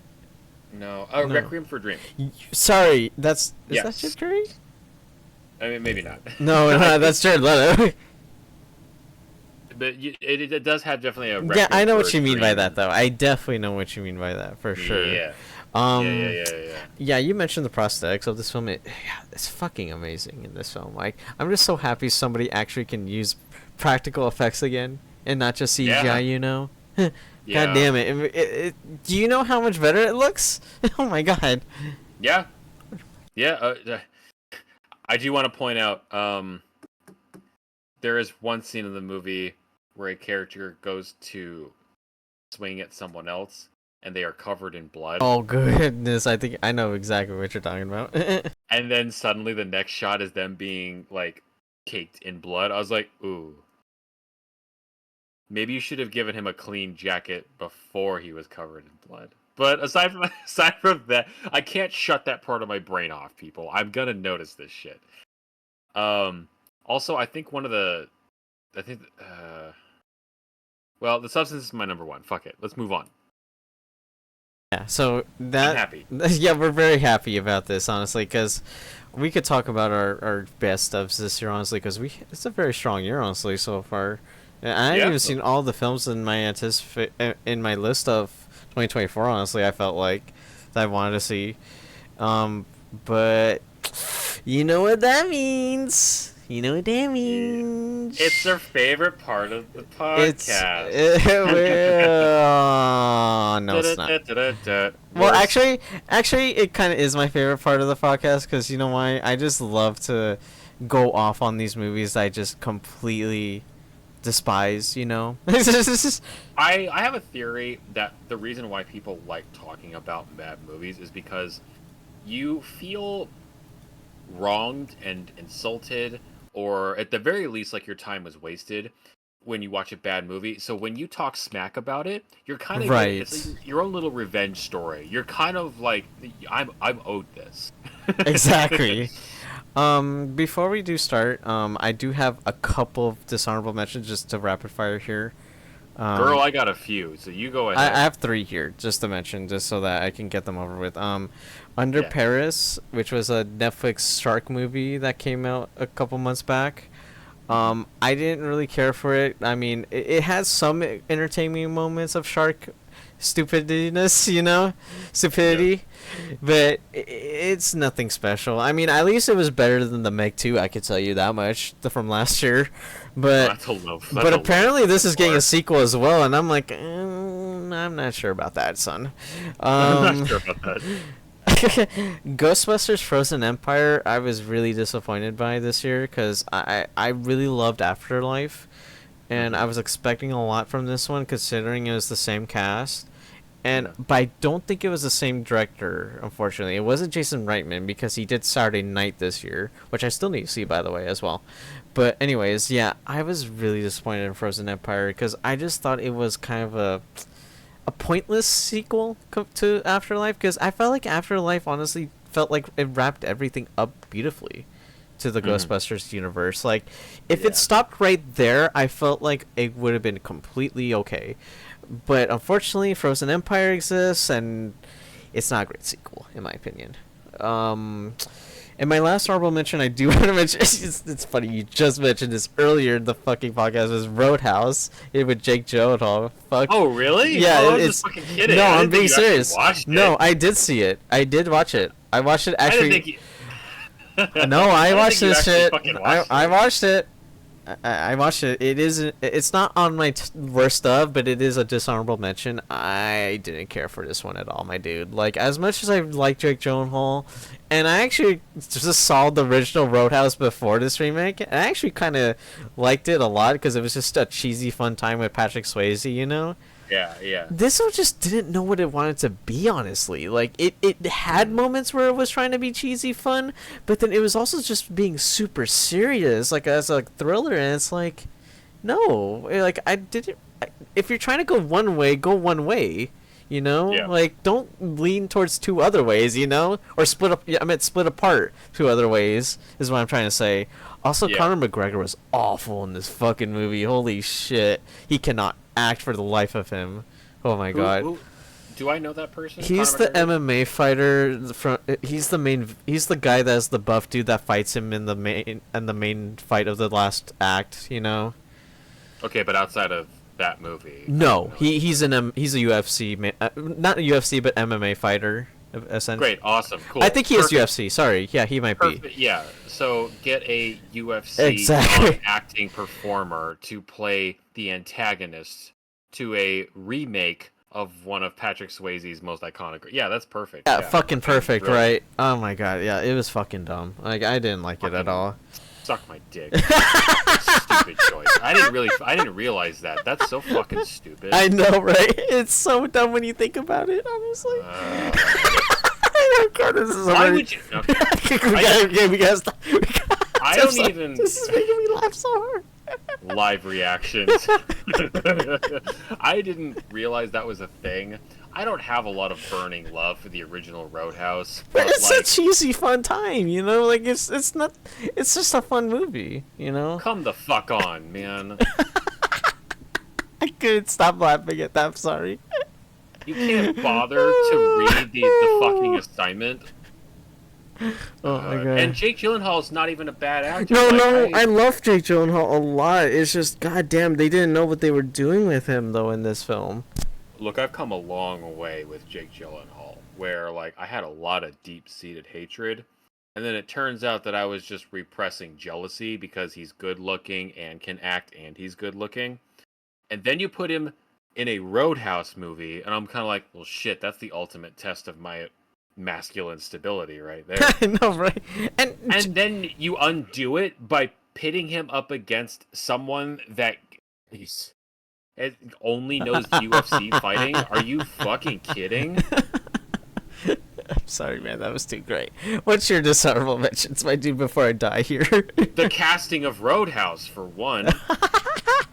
God damn it. Hang on. I have an actual list. You gotta pull out the... Sorry, this is too great. I dropped the book. This is already one of my favorite podcasts I've done so far. I dropped it because I was upset. Okay, so my dishonorable mentions are pretty quick to fire off because I don't have a lot to say about them. For example, the Garfield movie. What else do I really need to say? No. It's not even... all I can really add to it is that it's not a Garfield movie. He's literally every other... He's the most generic... make kids laugh cartoon character, and they just slapped the name. He could have been called anything. He doesn't. They just like inserted Garfield. him into any generic plot line in any kids movie. Yeah, and like anything the character does, I was kind of like, he's not lazy. He doesn't hate Mondays. He doesn't even fight with Odie or John. he doesn't fight with anybody. I'm kind of like, this is every other cartoon character ever. Like. Nothing about it is Garfield. Like, say what you will about the Bill Murray Garfield pieces of shit. But at least it was Garfield. Depiction of Garfield. At least it was Garfield, yeah. It's accurate because it's not funny, but it's also in keeping with the character. This is not funny and also a disservice to the character. Low key, fell asleep partway through the movie. Moving on. Lovely, Dark, and Deep.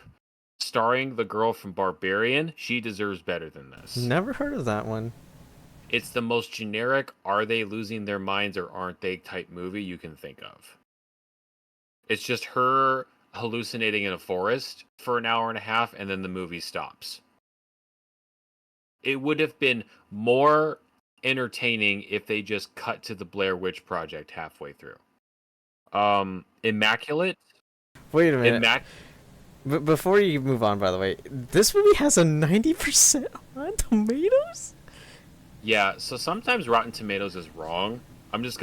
They did a study where they said that 95% of Rotten Tomatoes is garnered by fucking idiots.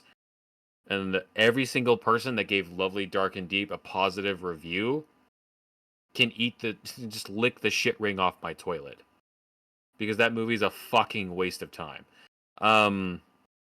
Immaculate, starring Sydney Sweeney, actually has one bit of promise to it. It turns out that if given the right director and the right material, Sydney Sweeney can be a convincing actor. She's actually not half bad in this movie, but if you've seen literally any exorcism movie in the last 45 years, you've already seen Immaculate. Can I be honest with you? Yeah. I saw The First Omen, and I thought that was a better movie, honestly. Like, I'm jealous. I actually really like The First Omen a lot. I had a moment where literally I flipped a coin between The First Omen and Immaculate because I couldn't make a decision. And it landed on Immaculate. You should have seen The First Omen instead, my dude. No. You could see it on Hulu if you want to. It's true. Literally, I remember cleaning a theater when we hadn't sold any tickets to it, but I was looking for someone's wallet in an auditorium that was showing the first Omen. And if we don't sell tickets to it, then the projector doesn't turn on, but the audio still plays. And I remember being in there for a minute and looking for this person's wallet while the first Omen's audio was playing. And I was already like, I'm really unsettled. I don't like It's a this. really unsettling movie. Which means it's probably a good movie. Um, yeah, I will probably make some time for that because I think that that has a chance of. Everyone knows my stance on exorcism, ghost possession movies. I don't think there's been an original one since The Exorcist, but I'm open to some changing my mind or surprising me. It's just that But Immaculate it's did not. Immaculate did not. It was that was this year's version of The Exorcist Oh, yikes, Believer! Believer. Yikes. Yikes, that's Yeah, not a where good sign. but again, you had your lead could actually act, so Give it a it made pass. it made it a little more palatable because she was absolutely believable. Um, and then my last one is technically a terrible movie, but I can't say I didn't have a good time with it. Fucking Madam Web. Uh, I I reserve my listen. I reserve my top 10 for movies that infuriate me, that waste my time, or even do real world damage to the world that we evolve into. Madam Web doesn't belong in any of those categories because it's hilarious and confusing and entrancing and curious and weird, and I kind of encourage people to watch it, but like with a little asterisk of like it's not actually good. And that's my dishonorable mentions of 2024. Go fuck yourself, 2024. That is absolutely hilarious. You know what's All right. funny? Oh, Hmm. wait. Did you want to start, by the way, with your worst stuff, or did you want me to start since I started with my best stuff? I mean, you can start. I mean, kind of the same thing where I just mentioned my dishonorables. If you want to kick us off, we can. Okay. I'm fine Well, with that. actually, I have to make a quick edit here then. Just real moment, real quick. Just a quick moment. You're all listening to a little behind the scenes as we maneuver through last minute adaptations. Stick and move.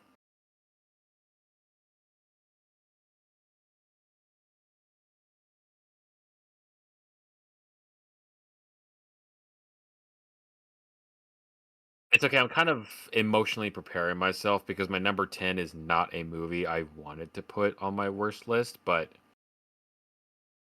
I have to be honest and non-biased, and I just have like, but it was my number 10 though, so I'm kind of like emotionally preparing myself to shit all over it.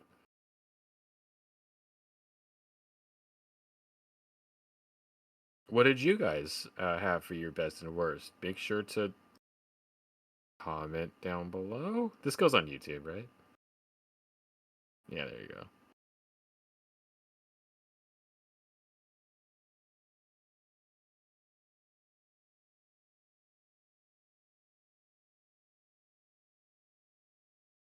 It's like my ex-wife.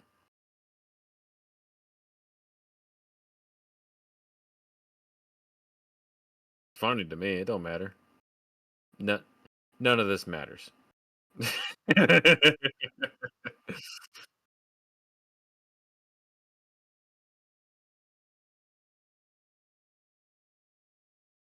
On the spot, they say. Yeah. Well, and I guess I'll take this moment to just kind of feel the air and plug myself. And like, I do plan on a lot of movies this year that I missed out on. I really am kind of disappointed that I didn't make more time for. And I do play. I always put my best and worst lists on my letterbox, but I think this might actually be the first year where I might continue to watch things from 2024 and update the list as I'm going to give myself until the end of January. After that point, I'm going to go ahead and cut myself off and say like, nah, like that was it. I get a 1 month extension. to like catch up on a couple things. I'll make some tough decisions. Like, do I necessarily need to make time for Bad Boys Ride or Die? Probably not. Drive Away Dolls. Yeah. Yeah, and Oh my I god. was so close to watching I Saw the TV Glow Oh, you really need that to see it, dude. my finger was on the The button. button. Oh, dude, you should press play. So you should press play. Yeah, that'll definitely be one that Okay, like I give another shot. I didn't get to see Megaflopolis. I didn't see I'll that yet. I'll probably I gotta know. Like, since I'm not paying money for it, I gotta know exactly what we're dealing with here. People are like, "Oh, I can't believe the guy that gave us The Godfather made this." I'm like, "Well, yeah, Yeah, did you not six, see his six, other work after that? 60 years ago. What the fuck has he done for me lately? Have you seen it? Yeah, like you said, have you seen any of his other movies, like post Godfather? Or It's like Jack, you know, like he was like, oh my god, dude. What are you doing to me that you're bringing up Jack in 2025? Holy shit, I forgot about that movie. For those that don't know, Jack what is a Robin Williams, I'm going to bring it up I here, know this is fucking. a Robin Williams 1996 film directed by Francis Ford, yeah, produced and directed by Francis Ford Coppola, about a boy who ages 4 times faster than normal because of some made up fake fucking medical Disease or condition. something like that. Yeah, whatever the fuck they do in that fucking movie. Oh my god. They were trying to like have their cake and eat it too, where they were kind of like, well, Robin Williams is funny and he's kind of like a big man baby sometimes, so we'll have him do childish antics, but then he can also be very sad. And sad boy in grown-up face would, it's such a weird emotional dissonance. Doesn't isn't Jennifer Lopez in that Yes, movie she's the too? teacher. Oh my god, that was one of the weirdest parts of that movie. Oh my god! And then I just realized Bill Cosby was in it too as the counselor. Oh my god! You gotta be shitting No, me. he was in it. Hang on. Don't look it up, dude. I'm being We're serious. we're completely like sidetracking this, I know. I'm but sorry. It's just we were going. I got things out of order, but then I just brought up Jack because he brought up Megalopolis. I was like, okay. oh my god, Bill Cosby's. Oh my god. Budget 45 million, box office 78 million. It Thus actually is the made some money. power. Thus is the power of the Francis Ford Coppola name. Well, I'm assuming it's because of Robin Williams, honestly, during that time. But it actually Oh made yeah, money. yeah, that's a good It point. actually Yeah, made money. no. I'm Oh my god, surprised. Fred Fox is one of the producers. I remember Fran Dresser was in it too. Oh my god, that's right. Fred Fox, actually, that kind of makes sense, actually. Whew. Okay. Wow. Wow. I know, before anyone jumps in, I know that's not how you actually pronounce his name, but whatever. Like, look at how it's spelled. It's Fred Fox. Get out of here. Get out of here. All right. We need to get back on track, honestly, because I just Are you ready? Yeah, I'm ready now. I'm ready. Okay, cool. Yeah. Whew, that was funny as fuck. Okay. All right, Anyways, number 10 for me in my worst of this year.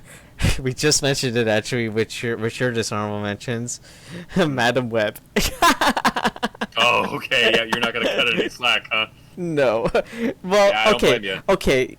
Like you say, it's so hilarious. Like I can't stop laughing at this movie because Oh, it's a riot. fuck. I think some of the filmmaking choices they make alone with this movie is like, what the fuck are they doing? Like the Yeah. ADR alone in this movie is so noticeable. It's so yeah. That's a perfect example when you talk about ADR and they're like, I don't know what that is. Don't be a fucking film nerd. It's like, no, but look at this movie though. Like, Look at the you know lips. it. Look at the lips, and it doesn't even match the dialogue. Or Holy like shit. Or they clearly took a shot where someone was talking, and then it cuts to something else to mask a script rewrite. You know, they changed the script partway through, and they just cut to someone else's face who's not actively talking, so that they could, like insert the new dialogue. Yeah, I mean, it's fucking hilarious to see how they filmed this movie. Honestly, does that mean it's a good movie though? No, I It's still god didn't. it's god awful. It's fucking bad, y'all. It's not great. Like, It's I terrible. did not care about a single character in this film at all. Like, it just No. felt like everybody was like, everybody felt like they weren't in the same movie. You know what I mean? It felt like everybody was in a different movie when they Yeah. were looking at each other. It's clear Yeah. that Dakota Johnson was not at all involved in this movie, because it's clear in the interviews when I saw her in this for this film, when she was doing press, she was like, check the fuck out, like, when she was promoting this film. Did you see the one where she's like confused why the Oh my internet god, was yes. obsessed with the trailer line? the She's the, like, the how do web people? the Yeah, yeah, dude, it was fucking hilarious when she said that to the interviewer. Oh my god. But yeah, it's not a great movie still. Like, I wouldn't, I mean, if you want to like see it for like a drunk watch, it would be probably funny as fuck to watch. But yeah. You could take a shot every time that it's clear. Every time it's that the clearly are. villain that it's clearly like a rewrite to cover up like a change in script. You could take a shot. I'm pretty sure the guy playing the villain of the movie either doesn't speak English and was voiced over entirely, or they just completely changed the villain's point in the Oh movie yeah, and it's redoes it. definitely one of the two, because it's like, oh my god, it's so fucking noticeable with, And especially it's with him. every time.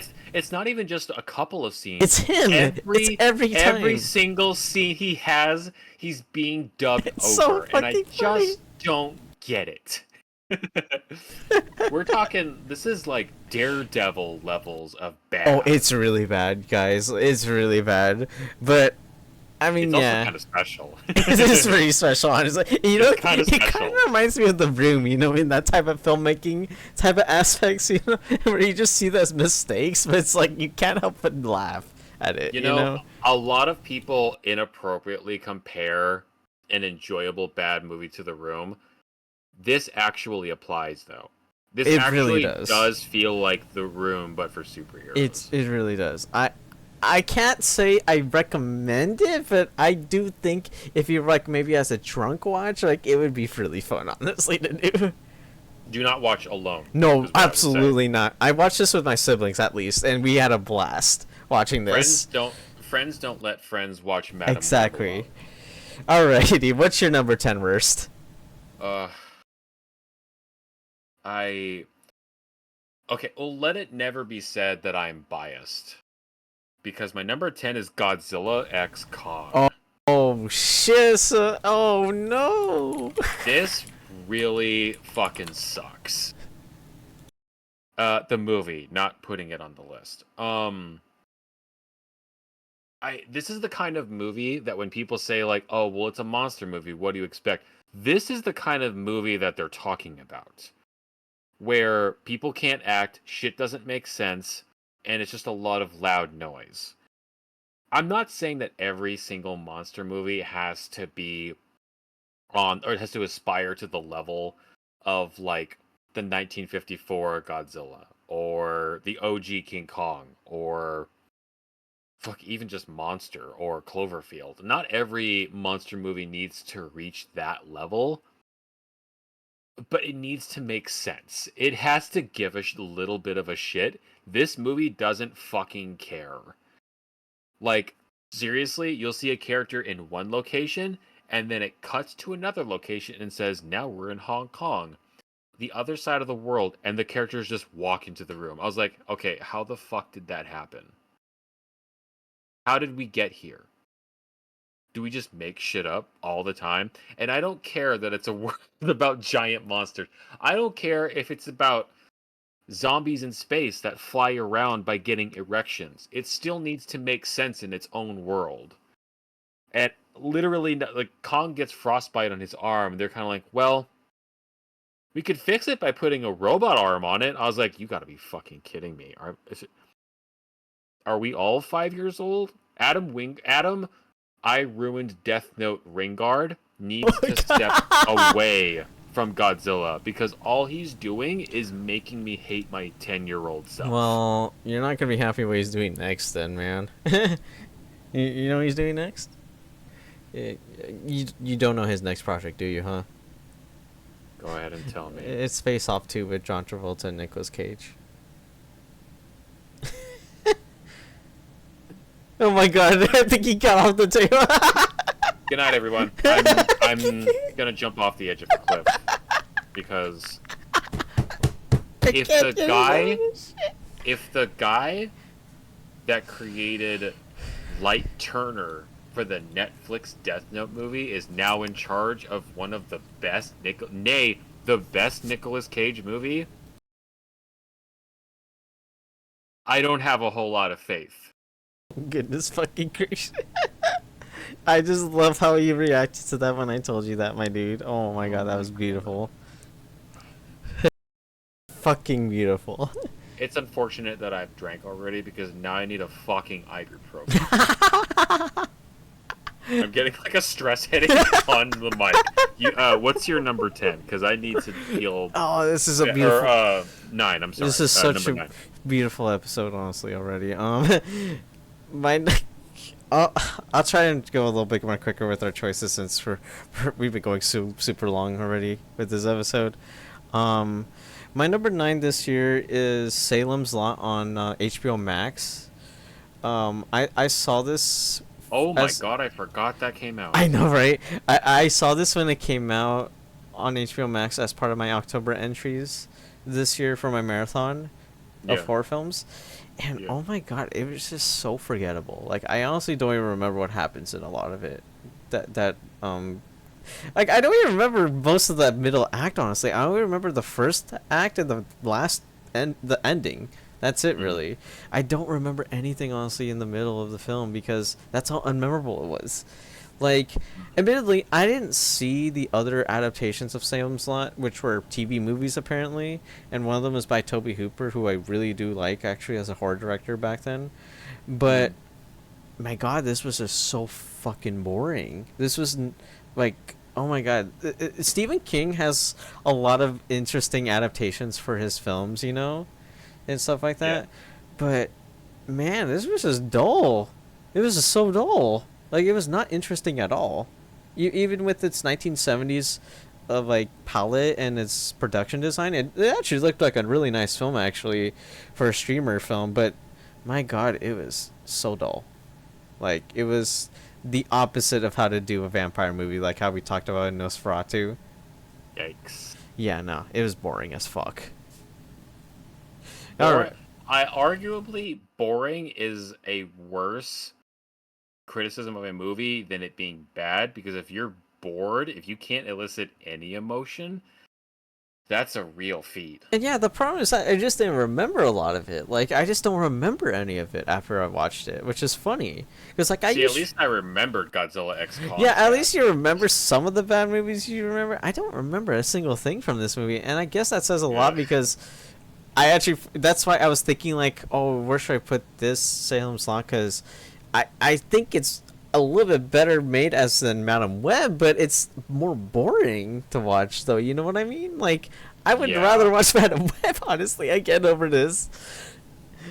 Oh, man. Yeah, what's your number 9, bro? I said enough about Salem's fucking Lot. My number 9? It was a close fucking call, but I do genuinely think that this one is worse than Godzilla X Kong. For a few different reasons. It's Argyle. Oh, you know what? I actually didn't see this, but man, it just disappoints me to hear that because it's like, you know, it's from fucking Matthew Vaughn, and like that cast alone, like, is just impressive to say the least, you know? Yeah, X-Men First Class in particular it does a very good job of its emotional content, and it's paced very well.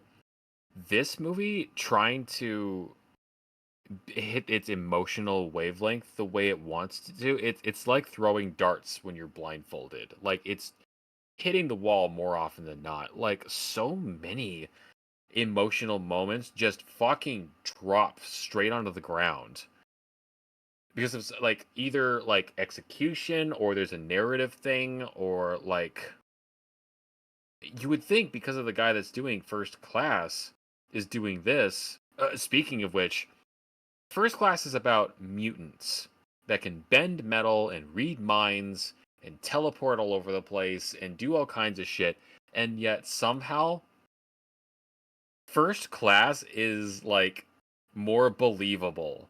The movie about genetically advanced people is more believable than the shit they pull off in In Argyle. this Like, spy movie, you know? yes, they like distinctly. There's a moment where a room with its metal plate all across the floor, covered in oil. Girl is skating like using knives as like Are ice you skates across, serious? and like they're like, oh, make sure you don't spark any don't create any sparks because it could ignite flames. I was kind of like, motherfucker, she's skating on metal with knives. And she's doing straight up like pirouettes and flying spins with a rifle. I was like, this is. There's suspension of disbelief, and then there's get the fuck out. I'm not that stupid. Like, and I would let some of the over the top moments fly if they were necessary or served a purpose. Literally, the movie could have stopped 30 minutes ago, but it's still fucking going. And also, like, P.S. I liked Renfield okay, but it does look like Renfield style effects. Oh Like, no. the only ones who aren't totally embarrassed by this movie are Dua Lipa, her dress, uh, Sam Rockwell's dancing, and I think John Cena. It says John Cena's in the movie. I don't remember seeing him at any point. Man, it just disappoints me because after hearing this from you guys, I mean, you know, also Matthew Vaughn also did the Kingsman films, and I love Those are Kingsman. great. I love the Those, Secret Service so yeah, much. and those are perfect. That's a perfect balance of a spy movie that he Exactly. does that rides that line of Of unbelievability. grounded and over the topness, you know, it's Yes, there. It's great because it. it's because honestly that's my personal favorite film from Matthew Vaughn because I loved Mm, Kingsman: The Secret Service. Like it was so refreshing to see that film as a spy film, honestly. Because, yeah. admittedly, like I like Bond and stuff like that, and Hmm. Mission Impossible, but you know what you're getting when you Hmm. go see those films. Honestly, I didn't know what I was getting with Kingsman, and I loved it for that Hmm. matter. And you know, after seeing clips about Argyle and hearing you talk about it, it's like, damn, this is not the same as Kingsman at all. No, no. Kingsman flirts with the idea of over the top unbelievability, but it never full on fucks with it. This movie fucks it in the ass. My God, man, this is such a quotable fucking podcast. I love. Well, note to self: I need to have a double IPA every time that we do a podcast. Yeah, Argon. Oh, It's sad when even like there's a cat at the forefront of the movie, and I was still like, nah, fuck this movie, man. This is fucking stupid. I not can't even the keep with cat your. can save it. Not even the cat can like fool me or lie to me enough to make me think that. Oh, and it has the fucking balls to try and tie into the Kingsman universe too. No fucking way. Yeah, Are you post credit scene. serious? Post credit scene. It sits there and What? tries. It gets into my fucking Are face you and shitting tells me? and tries to tell me that it's on the same level as Kingsman. I was like, I'm gonna have you arrested. Okay, I That's genuinely a did not felony. know this. This is my first time hearing about this because I didn't see this film. Are you fucking serious? This connects to Kingsman? Yep, they do a post credit of like uh the bar. that Colin Firth's Oh my character. god, they do that shit? Are you It, but serious? but it's the old timey version. See, it's the original version back in like fucking 1930s or whatever. And a guy strolls in and's like, "Yeah, I'm Colin Firth's character's dad." And I was like, "Fucking fuck off the tip of my dick. You do not the balls this movie has to sit there and tell me again to get in my face and tell me that that movie series you really like is actually on par with this one. No. That's what the fuck? I did not know. Oh my god, what the fuck? Argyle Kingsman, I will divorce you if that means I have no problem getting the paperwork out. I'll get a restraining order. Oh my goodness, fucking gracious! Oh my god. Okay, we need Well, to we're go. getting heated. We're getting fucking heated. Oh my god, that was We're so getting hot, great. getting hot under the collar. So it's my number 8 now. Oh wow. Oh my Yes. god. Oh my god, my number 8. Oh my god. I saw this in theaters with all my family, and I was just there, just thinking to myself, man, this was a pointless ass movie to watch. Ass Man, movie. because because I just talked about it with my family and we were like, man, that wasn't nearly as good as the original film at all, man. And the film I'm talking about is the Mean Girls musical from 2024. Ooh, that's a good Oh fucking shit, choice. I got the wrong poster. Why That's does a this... good fucking choice. Brother, oh my god, this was so fucking stupid. Get him. Brother, like, what was this? Like, really? Like, what was this Go movie? for it. Yup. Like, okay, the only merit I can give this movie, like this movie's credit, is I actually liked Renee Rapp's portrayal as Regina. I actually think she has a lot of talent to her, considering the fact that I'd never seen her really before. Yeah. So I actually genuinely liked her performance a lot in this film. Hmm. It's just like everything around her though, oh my god, was so fucking bad. Oh my god. Like nobody can act for the life of them. Nobody can sing for the life of them in this fucking movie. Like the staging was just awful in this movie. Like what like every shot was just so weirdly blocked, you know? Like it felt like everything was not right how it was shot. Like it felt like it was way too close. And that's not what I wanted to see in this type of film, especially with the musical. With the musical, you want to see like the spectacle of like the setting and like all of the musical elements they put into it. Yeah, it's With about the stage. with this, they put it so close to the faces of the actors. It's like, what am I looking at? Am I supposed to look at their makeup? Like, what the fuck? Like, come on. And then, oh my god, the dialogue was just so fucking cringe. It was just the typical fucking Gen Z typical bullshit that I hear in every fucking movie nowadays. You know? At Hmm. least with the original Mean Girls, there was a timelessness to it that made it funny, you know? Like, it didn't rely on the time era, you know? It just it just It was wasn't dated. it was a naturally funny movie.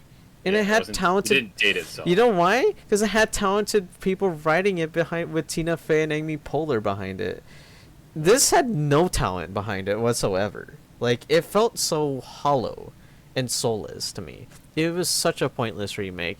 If it wasn't for Renee Rapp's portrayal of Regina, I probably would have put this higher on this. Well, technically lower on the list, but I would have put this lower on the list, honestly. Hmm. We already heated the fuck up, bro. Hmm. Holy shit, what's your number 8, my dude? Yeah, we're getting into it now. Oh boy, I'm kind of nervous now. This makes me especially mad because when you see a performer and you have an idea, you have kind of a standard of quality of what to expect from them, and you see them in something that clearly they're not happy doing, clearly that is not their normal thing, but they're just fucking miserable. I'm talking like Nick Cage in The Sorcerer's Apprentice. I'm talking Vin Diesel in The Pacifier. The Rock in The Tooth Fairy, and now we have Jason Statham in The Beekeeper. Oh. Oh Dude, my god. Yes, yes. making Jason Statham boring to watch should result in your director's license being revoked. Because that doesn't happen by accident. The dude can still get it done. But when you put him in a movie where I'm genuinely like, I don't think that's him. I don't think that was him doing that particular scene. And it jump cut. This was the equivalent to Jason Statham, what the last Die Hard was for Bruce Willis. Oh, good day to. Oh my god, yeah. Oh my god, I know what you mean by that. Honestly.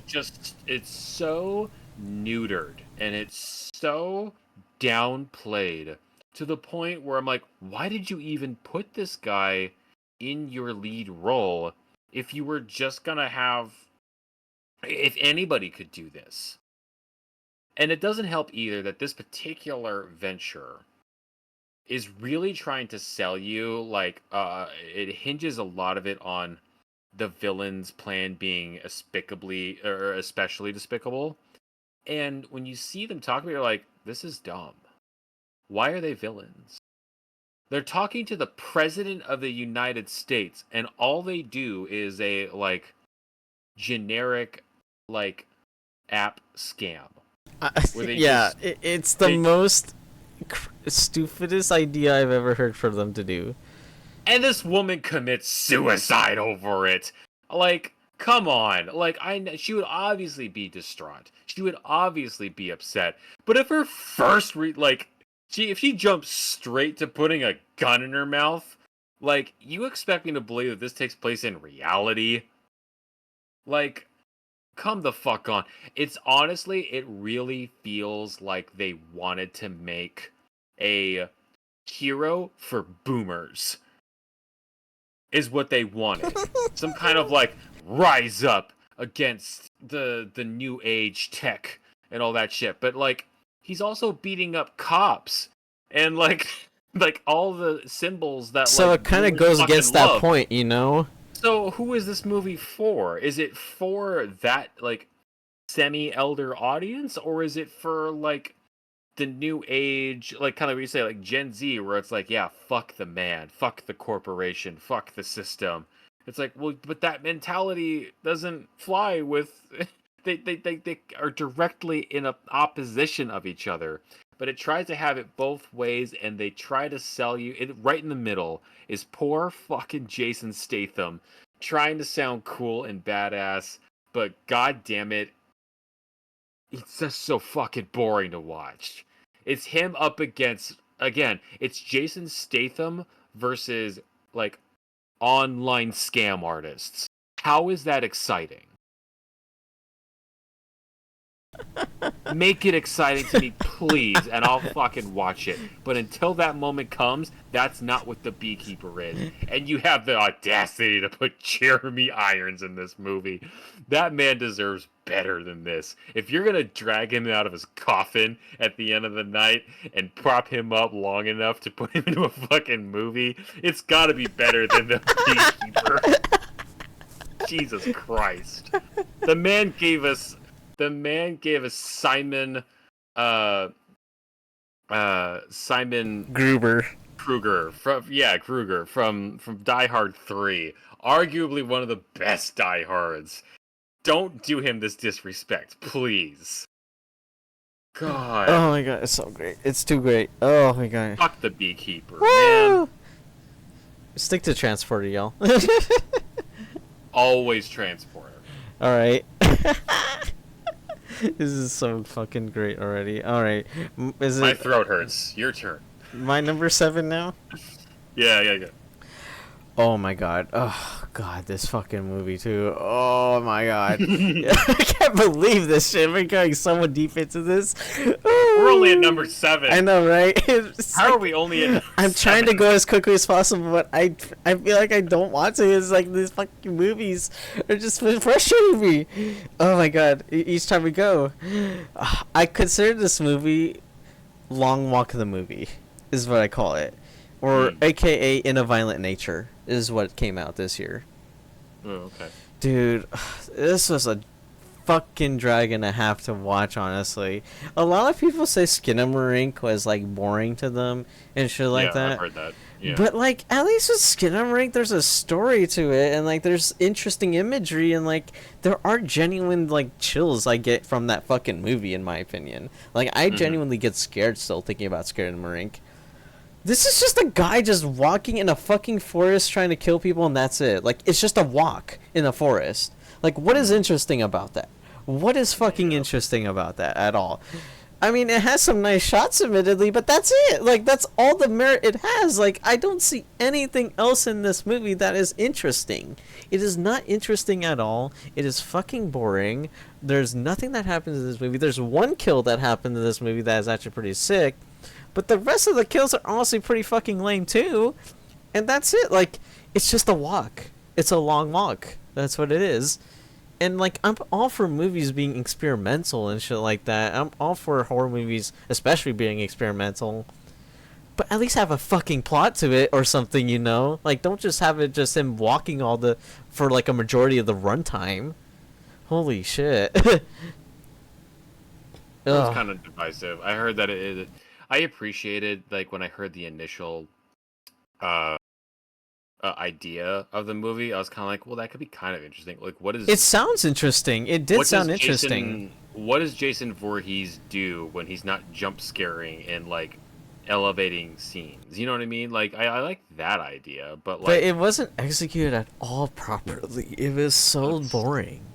it's kind of a risk to take. Like, It is a risk, and I will always appreciate risk, but yeah, no, it was not for me. it doesn't get you the time. It doesn't. Yeah, it doesn't mean it's always gonna pay off. You know, it doesn't mean it is gonna pay off, and this definitely didn't pay off for me, at least. I know some people that were very, very, very polarized on it too, as well, like Skinamarink, but in my opinion, no, this is not nearly as good as Skinamarink, in my opinion. Jesus Christ, wow. What's your number 7, my dude? Number 7? Oh, yeah, yours now. This one does really, really. In another parallel universe, this is my number 1. But that's just not the world that we live in, because this one does piss me off in a morals sense. Well, you could say it's the unlucky number 7. It's the unlucky number 7. It definitely like scratches all of the like disgusting boxes of like filmmaking. It just didn't quite aspire enough for me to put it higher. It's Unfrosted, the fucking Pop-Tart. Oh my fucking god. Oh my god, I've heard about this thing. So you saw this thing? Yeah. Oh no. So I think we can all just admit at this point that Jerry Seinfeld was not the reason that Seinfeld was popular.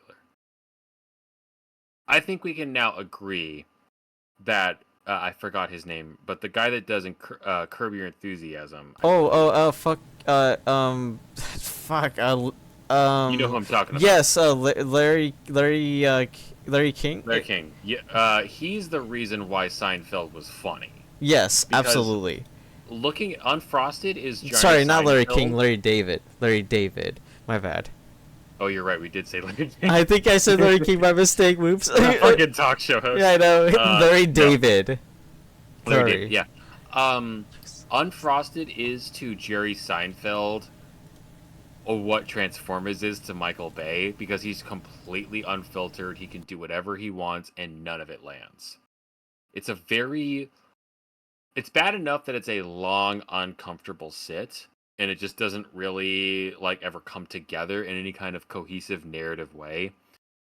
But what drives it up on the list for me, aside from just being not funny, is that it is very clearly a like pro corporate propaganda movie, and I don't like to get too like political with a movie, but when you can tell that a moment of a movie is only exists to sell you on a corporation, it's very jarring. Like, do you remember like in Jack and Jill when they just full on stop the movie to Oh my show god, yeah, I do remember that random fucking part. a bunch of extras just having fun at this like a cruise, like a vacation cruise, and then it cuts to the characters just being like, "Wow, I wish I could have this much fun." And it's just like a 2 minute sequence of just kind of like, "What the fuck am I watching? This wasn't a good movie before, but why did it stop to become like a commercial for some reason?" And I mean, to some degree, I kind of expected that with Unfrosted because it is about Pop Tarts. the origins of a brand, right? But the part that gets to me is the part that's like, hey, just shut up and pull yourself up by your bootstraps and do your time and commit to the company and you'll be rewarded in the end. And it's like, well, but no, that's not how real life works, and that's not how the story played out, and it's not entertaining to watch. Like, literally every scene is just a character saying like the equivalent of like, hey, what if we spelled Fruit Loops differently, so that's kind of like quirky. I'm like, ha, get it, because that's not how it's spelled. It gets really old. Like 5 minutes in, I was kind of like, oh no, there's only one joke in this movie. And there I was, like, almost 2 hours later, being like, oh my god, I'm gonna drive a power drill into my temple just so that it Oh my ends. god. I never found Jerry Seinfeld funny at all, honestly.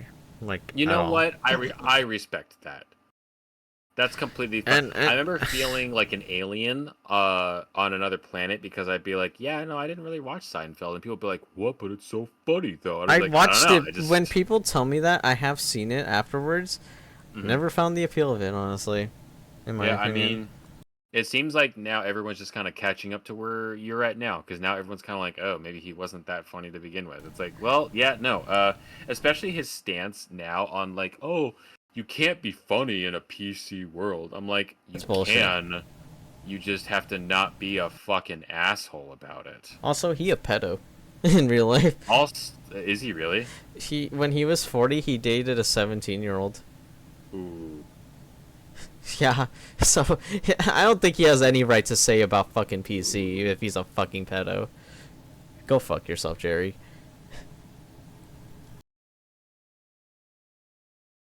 Oh, so are you? Is that your take on Unfrosted then? Oh, did we lose connection? No, I'm still groaning from the Oh, oh, gross. you're still grossed out by that. You didn't know that, did you? No, I didn't. It's fucking gross, bro. He's a fucking gross human being, honestly. Uh, Wow. Anyways, is it? well, that got really dark. It did. It What's did. your number It's six? Jesus Christ. okay. Oh shit! Wow. Okay, so is it my number 6 now? It's an emotional roller coaster Oh here on this fuck, episode. dude. Whew. Okay, so my number 6 now. Yeah. Mm-hmm. Oh, okay, interesting. Um, yeah, I'm not sure if you're gonna agree with me on this one, man. Uh-oh. Okay. What my number 6 is. There's always one in our worsts where it's kind of like, mm-hmm, yeah, Yeah, I'm not sure if you're gonna agree with uh-huh. this one, honestly. With me. Okay, hit me. My number 6 this year for my worst of was Maxine. Oh, shit. Oh, fuck. Listen, man, Oh, I understand. You put it in your honorable mentions, and I understand you liked it. I just disliked the fuck out of it, dude. Oh my god, man. It was so I predictable within the first 30 minutes of this fucking movie. I got it within the first 30 minutes. I was like, okay, everything from here on out, I just know what the fuck's gonna happen. It's so uh-huh. pointless now. Like, what am I here for? Like, it was What am I so doing here? boring to know this shit. It's just like, it was so predictable. Like, I watched this with my brother, and we looked at each other like, This was shit compared to Axe and Pearl. Like, holy shit. Like, this is so bad. And It definitely doesn't stack up. and I totally understand if you liked it. It's fine. Like, it has a style which I totally appreciate and stuff like that. But I just feel like it was like amounted to nothing. There was nothing to it with its plot and story. You know, like it just felt like a nothing burger to me. Like the ingredients were there, but it was just there was no taste.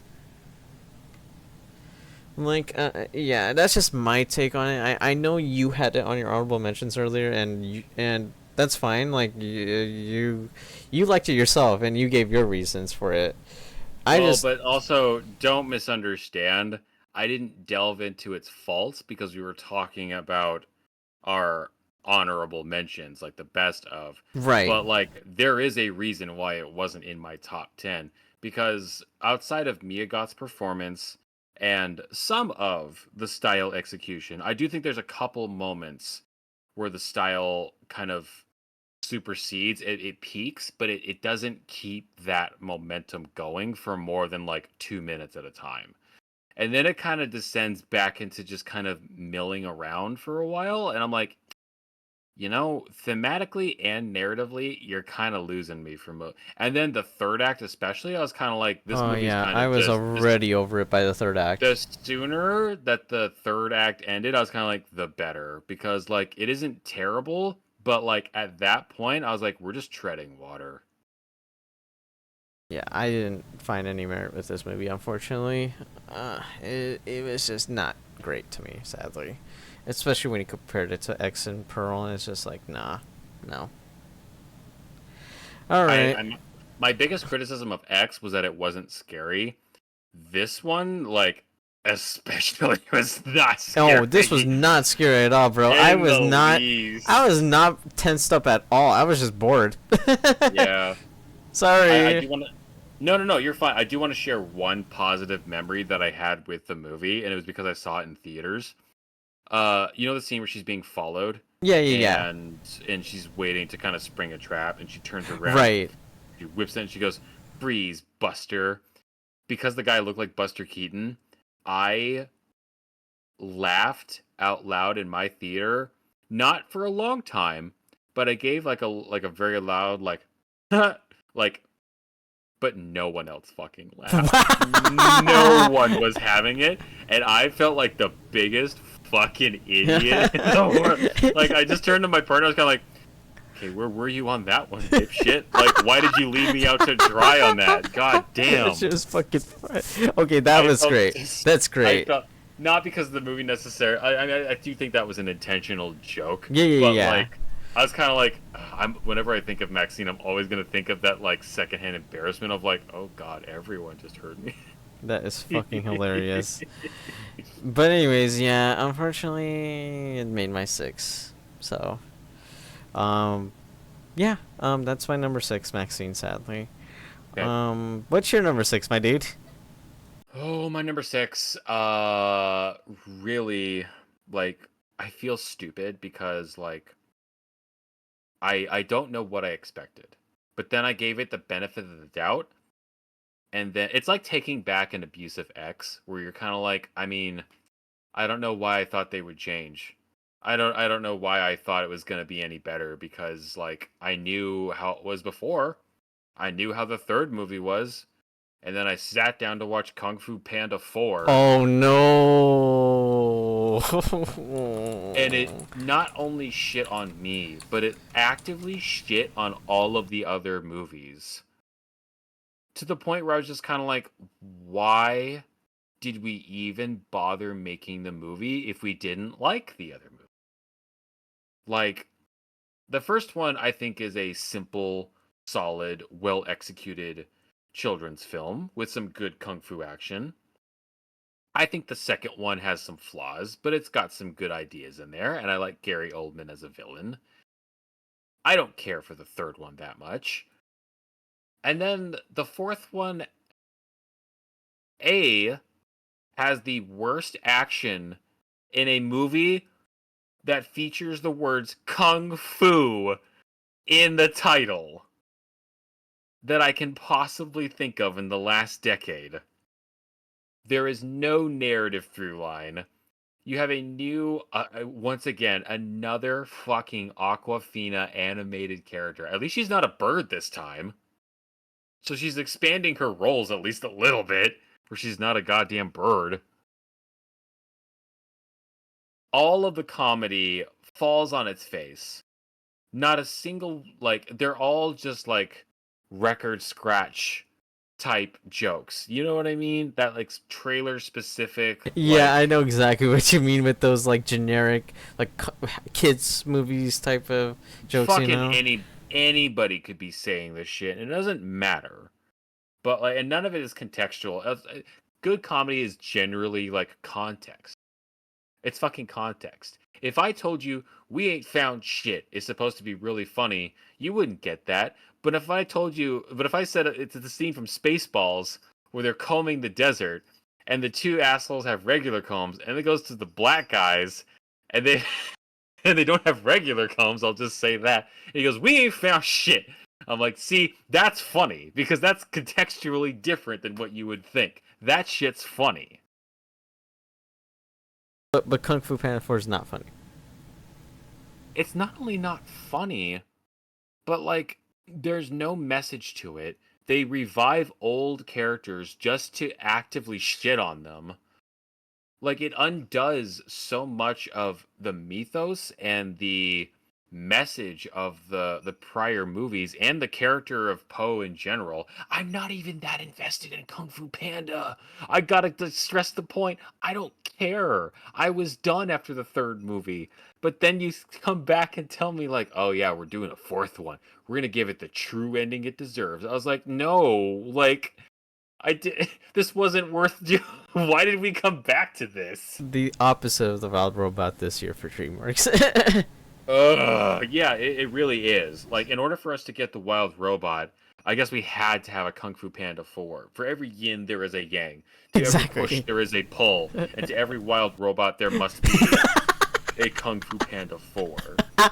That was great, dude. That was so great. Ugh. Alright, so oh my god, What an exhausting movie to get. we're at the halfway point now. Holy shit. We're at the Only halfway point. through. We're just halfway through our worst stuff list, but we're almost there now. God, I don't Oh know how I no. made it through this I don't know how we year. made it this year either, because oh my god, my next one is oh no. No, no, no. No, no, no. No, and it's The Crow. Oh shit, yes. Yeah. You know what? Yeah. Tell me about The Crow. 'Cause Oh my god. fuck off. If this The movie, Crow. yeah, this movie could fuck off, bro. Like really, like it really could. Like we were just talking about Bill Skarsgård actually with the Nosferatu movie, like how he For every Nosferatu, There there has has to- to be The Crow. Yes. Oh my god. Yo, like this movie was incomprehensible to say the least. Like it was just the editing for the action was so bad. Like it was like that quick cut action almost in a way. Like it was Yeah. like in some scenes I was like, wait, what's happening? Like I don't know what's happening anymore. Like wait, My what? eyes aren't over there; they're over here now. But There were some. now the I mean, scene's over, and I there were missed it. some scenes that were really well done. Actually, like there was a car chase scene that actually was pretty stable enough for the camera to focus on. But Jesus Christ, some of the hand to hand and shit like that, I was like, what is happening? Like, what is going on? And then, oh my god, everybody in this movie, their acting was. It felt like as dull as eating tofu sometimes, Like, it was so fucking dull. Like, oh my god, you know how in the original Crow, you had Brandon Lee who, like, gave his heart and soul to that performance? I mean, considering that he literally died in that movie, like, he fucking gave such a good performance in that film. I mean, I actually watched the original Crow recently as well, like, before the remake. And damn, his performance in that was amazing, honestly. Shame we lost him during that time too, at that time. Yeah. Bill Skarsgård's not even fucking close to the level, admittedly, honestly, compared to him. I love Bill Skarsgård. He like. It's not even his fault. It's not. he doesn't have anything. He can't make something out of nothing. He's not Jesus making lunch for No, everybody. it's not You his have to give fault. him something. It's not his fault because Yeah. he's like we talked about Nosferatu. He's a genuinely talented actor. It's Yes. just the things they gave him to do were just so dull. Like there was nothing Blah. here, like Yeah. to him to chew on, and like, yeah, it's like I felt like it was trying to be edgy, without being, without the edge, like without the good edge, because with the original, it felt like the edge was there while it had a purpose. Because like the original to me was honestly like it felt like a tragic, like love story in a way. This was just Yeah. generic as fuck. This was just a generic revenge flick. Um, It's sad to say that, especially with something like The Crow, because it's like, why even remake it at that point then? I hate to tell you this, but like the uh status of the Crow was already dragged through the mud before this movie Well, because they made yeah, two sequels yep. that don't do it any favors. Nope, it doesn't. And they should have just left it alone, honestly, after the Yeah, original. I don't know what they were thinking. Yeah. No, don't watch this. All Too right, late. what's your? Oh no, it's coming up, isn't it soon? Oh To no, be to continued. be continued soon. All right, what's your number 5? But before we get to that point, we got to build. We Build. have We to. got built to that. Yeah, before we can fly, we have to learn to walk, even if it's a little like awkward and crooked, Right. like the crooked man in Hellboy. The Oh crooked man, no! Damn, really? This was bad? dude. Oh no! Don't. If this was a fan film, props. If it was a fan made solo like Kickstarter project, I would have been floored. Because like the lighting at night, I'm kind of like, damn, that's not bad. Like some of it is obviously filmed in light and they just reverted it to light. But there are also some sequences where I'm kind of like, no, this is just a dark set, and they actually managed to film it kind of okay. Within the opening title card alone is wrong. It's a 70s style Hammer Studio esque title card. You know what I What? mean? Really? Where it's like it just says Hellboy, the Crooked Man in like regular ass text or in like kind of creepy text, and then it has that little copyright symbol, and then the M So C like a I I 70s I. style type like horror thing? Like Yes, yeah. And then it immediately, without even a second to think about it, immediately CGI train oh my god, that is with horrible. like 80s music. I'm kind of like, okay, well, this is already all over the place. Like, what the fuck is happening? And then the door to the side of the train opens, and Hellboy's just standing there. There's no like bravado. There's no lead into it. He's just standing there like some regular, like it's episode 4 of a series that you've already been watching. And like I can see the line of makeup on his forehead where the bald cap with Oh the my the god, that the is horns is. awful. I was kind of like, oh boy. And he says shit like, oh god, he had a really good one. He has a lot of really like, obviously Hellboy was written in a like Frank Miller era type of comics. He definitely talks like he is wanting to be uh oh god, what was the Sin City movie? Is it Marv's Mickey character, Rourke, right? Mickey Rourke. Yes, he talks like he wants to be Mickey Rourke Really? so fucking bad, but like A, he doesn't have the voice for it. B, they just didn't frame him right. Like they didn't give him the shoulder frame to have like an intimidating like character like silhouette. And then C, you can't replace Mickey Rourke. You can't replace that man. And all of his lines are so fucking dippy that I'm just like, unfortunately, this isn't Del Toro, who makes him say the right lines, but with a comedic tone. This movie thinks it's so fucking cool. This movie thinks it's this super slick, hyper stylized, I'm the most badass movie you've ever seen. But like, really, like, you can't help but kind of just like feel bad for the whole movie, Just the looking at the whole way poster through. alone, like the text they use and the images they use looks like it was came out of Microsoft Paint almost. It looks so bad. Yeah, guess what? The title card for the movie was made at home by the director with like free assets that he just kind of did with like Honestly, it wouldn't Microsoft surprise Office. me. No, like straight up, Are you he did that. serious? He Oh was my like, I didn't god. really. He's like, I didn't have time, so I just made it at my Oh house. my I was god, like, that is yeah, fucking well, hilarious. it's in keeping with the tone of the movie because the whole thing, A, is cheap as fuck. B is not convincing. And like top to bottom, like none of it comes together in a cohesive way that like elicits any kind of emotion. Wow. It's Wow. imagine if you were watching that like really ambitious but poorly executed Batman versus Alien fan film on Oh, I've heard YouTube. about that one, yeah. Yeah, imagine if you were watching that for an hour and 40 minutes, and that's arguably the same experience, but with a little better lighting.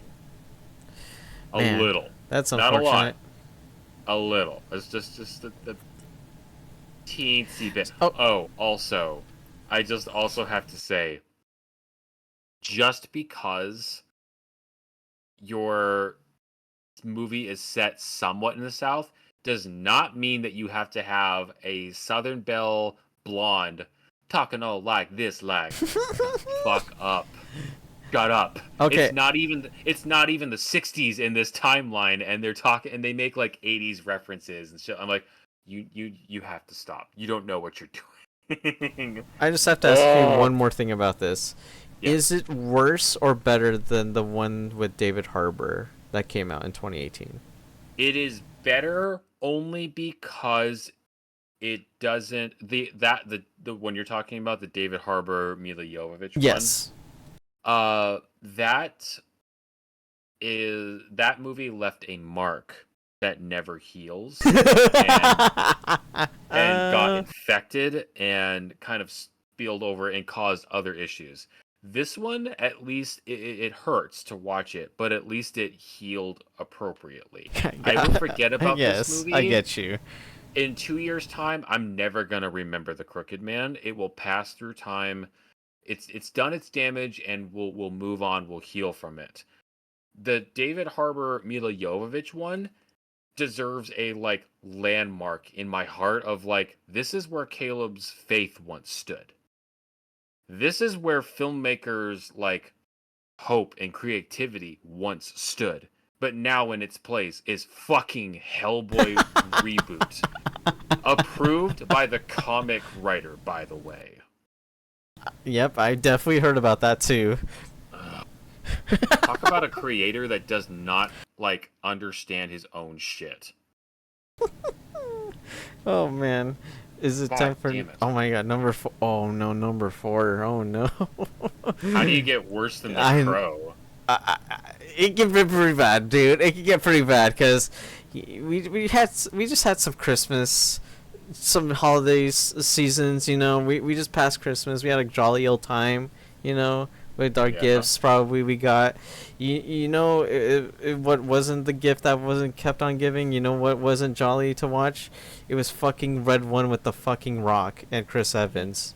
Oh no, you didn't. I fucking did, and it was god No, you awful. didn't. It was god awful, dude. Holy shit, man! Like, you want to tell me? You want to tell me some fucking lighting in movies? You can't see a goddamn thing sometimes in this goddamn movie. Like, oh my god! Like, why is it that it's lit so darkly and I can't see a goddamn thing sometimes? And this is a goddamn Christmas movie. Isn't it supposed to be bright? Like, what? I Like, worked a double and I still wouldn't sit through that 2 hour movie. dude. Oh fuck. And then yeah, it was just the worst like cinematography I've seen this year. It was so awful looking. Oh my god. And then like The Rock, what are you doing, dude? What are you doing? Like with your career right now?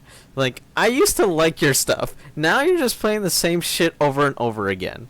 And it's getting really What fucking tiring. what what even drew you to that movie? I gotta be honest. Well, okay.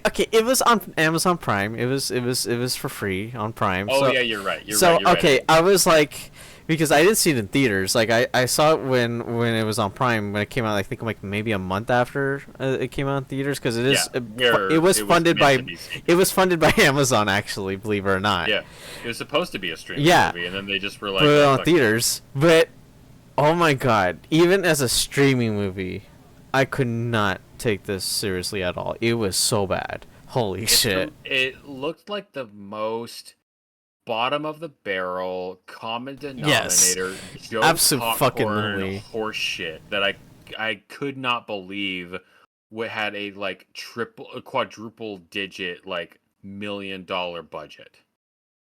I feel a little bit bad for Chris Evans because it's like I feel like he's actually somewhat trying here, to make a competent movie. But everything around him is just so fucking stupid. Like, oh my god, it's so predictable. Like, once you see the trailer, you've honestly seen most of the movie. At that point. I was kind of hoping that was the case because I Yeah. had no intention of putting Oh this my up. god, bro. You want to talk about bad Christmas movies, man? Oh my god, this is one of them. Bah humbug. Bah humbug is right. This is Bah not. humbug. That should be your 3-word review of this movie. Yes. Bah humbug. Exactly. What's your Fuck it. What's your number for, my dude? Jesus Christ. You know what number 4 is. Wait, what? You know what it is. You already talked Oh about my it. god. It's Crow. Oh my It's the fucking Crow. Oh Because no. as bad as the other movies on my list are, with the exception of Argyle, all of them had the decency to be less than 2 hours. Yes. The Crow has the audacity to try and be a 2 hour and was it 15, 2 hour Almost 30. 20-minute movie Yeah, it was so about long. about nothing. It's about it's like what you said. It is like a typical revenge thing. The revenge part doesn't fucking kick in I know. until That's the so thing. long into the movie. You're just left sitting watching these two make googly eyes at each other, and you're supposed to believe that they have a genuine connection. That's part of what makes the tragedy in the original work, is that as little screen time as they got, you believed that they were a couple. And when the bad thing happens, and it is pretty bad, when the bad thing happens, it's not really anything that they could have done about it. It just kind of, it's a tragedy because they had no control really. It just kind Exactly. of Yeah. happens to them. That's why it's tragic.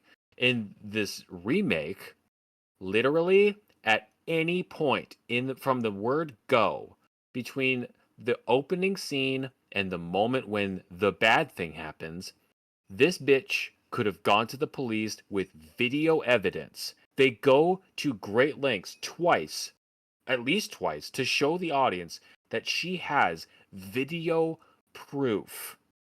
And she never, at any Not at point, all. Does it go to the police? she doesn't even tell Skarsgård's character what's happening. At the very like, what if you love him so fucking Why much? don't you Why tell aren't you him? telling him anything? And that like obviously you should go to the police, but I could be convinced that you're scared about going to the police because I don't maybe they own the police. They never explain that. But I could be convinced of that. But why wouldn't you tell the guy that you're throwing your life away for? Like, I don't Pisses you off, bro. understand.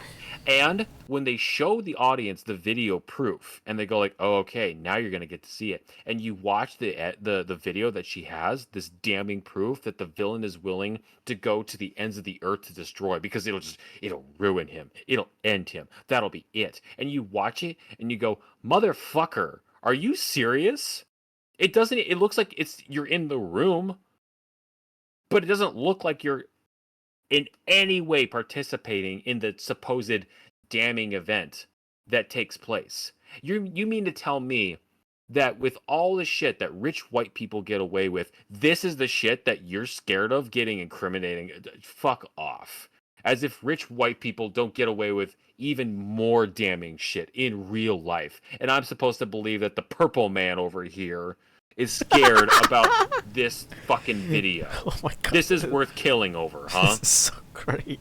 Fuck off the tip of my dick. And then they get to the revenge part, and I go, okay, maybe it'll pay off. Now we're getting to like the Crow. Now we're getting to the like actual like meat of the movie, and they still do nothing until the opera scene that's in the trailer, which is the last like what 30 minutes of the movie, something like that. Like 20 minutes, maybe. I know the driving scene that you're talking about.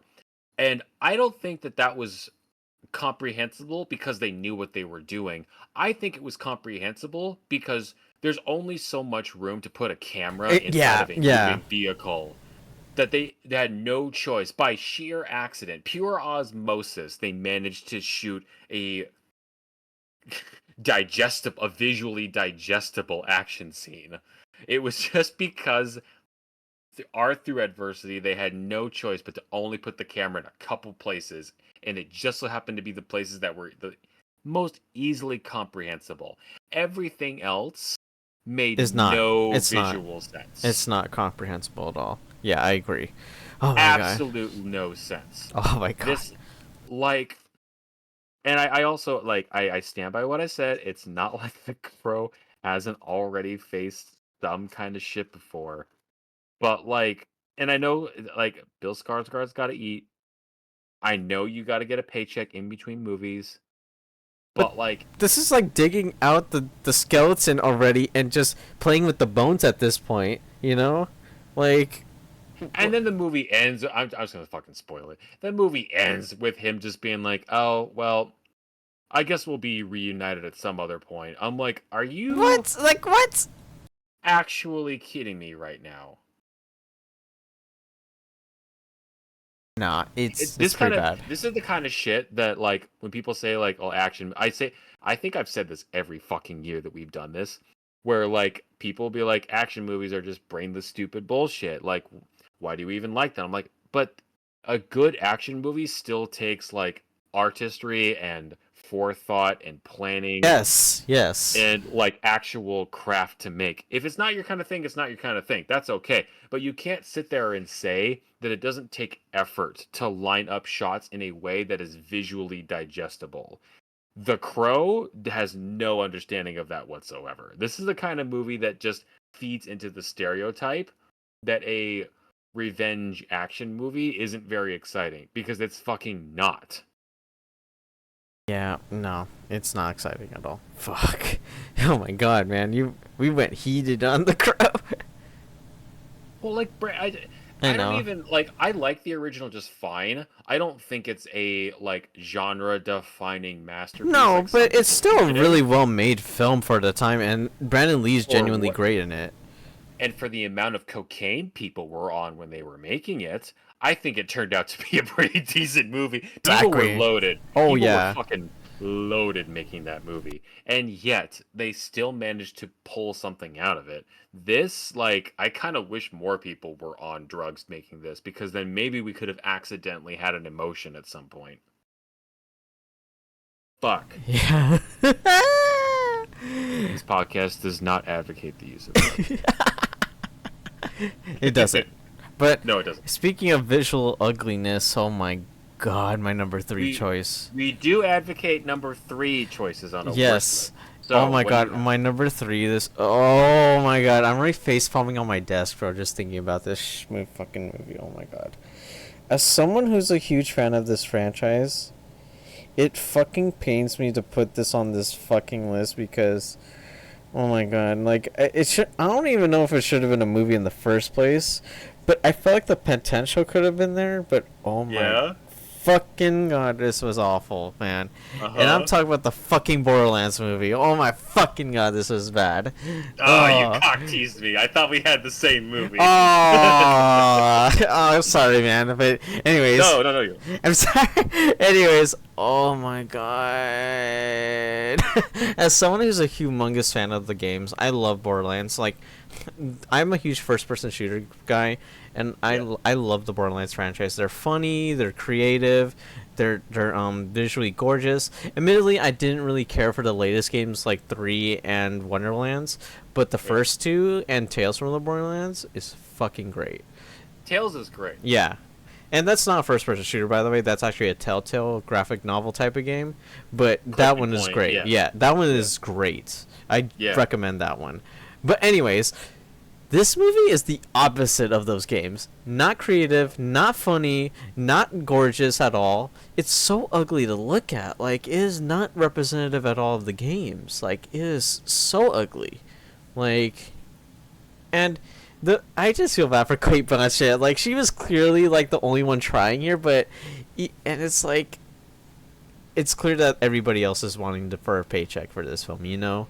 Like, and it's just so sad to me because you know how much fucking Kevin Hart got paid the most out of everybody in this fucking movie too, and he was the worst part of this movie too. It's like he got paid fucking 20 million for this fucking movie, bruh. Are you serious, bruh? Like, more than Kate Blanchett. Oh. Kate Blanchett got half of that. My God. And I was like, how the fuck do you cast Kevin Hart as Roland of all people? Fucking Roland, who is not even a comedic character. He's a serious soldier.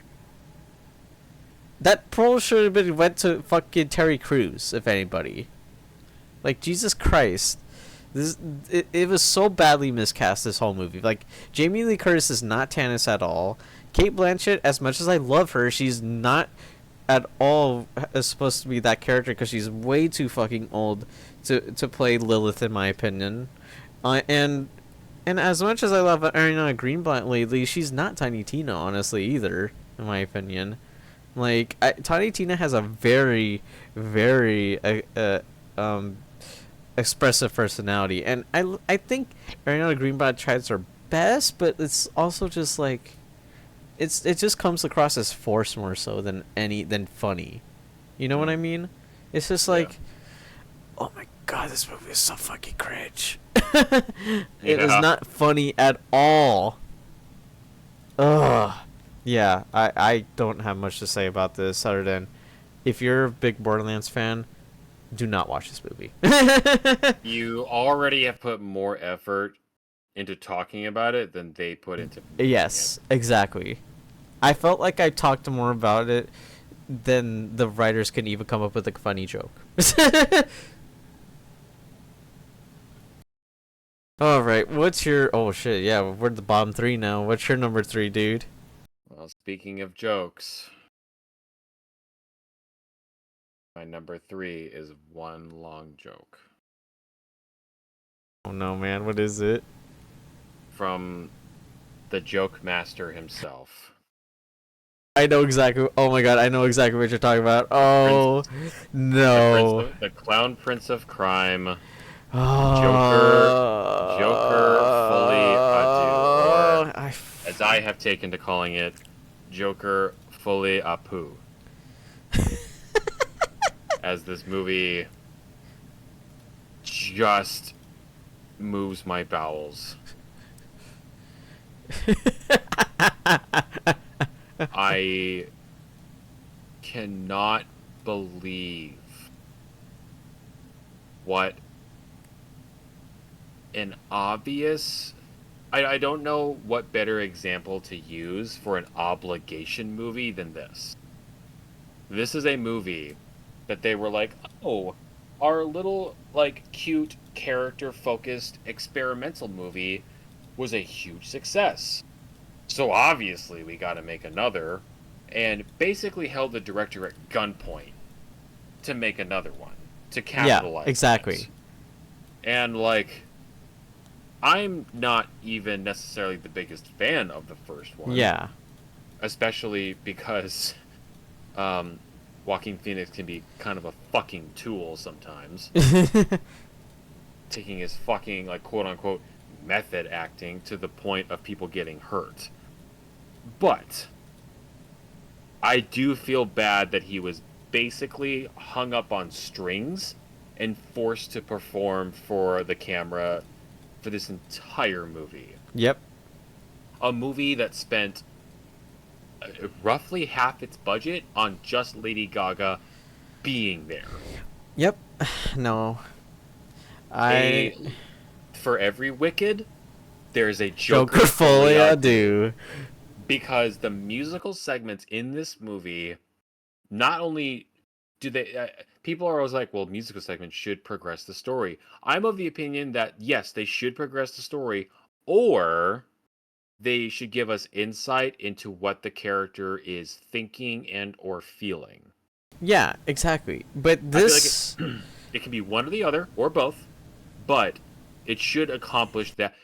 Every single fucking number in this piece of shit only serves to grind the story oh to my a god, bro. it's like pulling the emergency brake when you're going 60, well, the pace this movie moves, it's more like going 5 miles an hour, but it's like pulling the emergency brake when you're already moving in a car, and everything just comes to a halt just to tell you that Joker and Harley like each other every single goddamn time. It's just to get across that they're like meant to be. And I could already tell that from the context of most of the scenes already. I didn't really need an additional musical number to illustrate that and to highlight that for 4 minutes, but they do it so many times, and there's such obvious like auto tune, especially with Joaquin Phoenix's Oh my character. god, it was so obvious.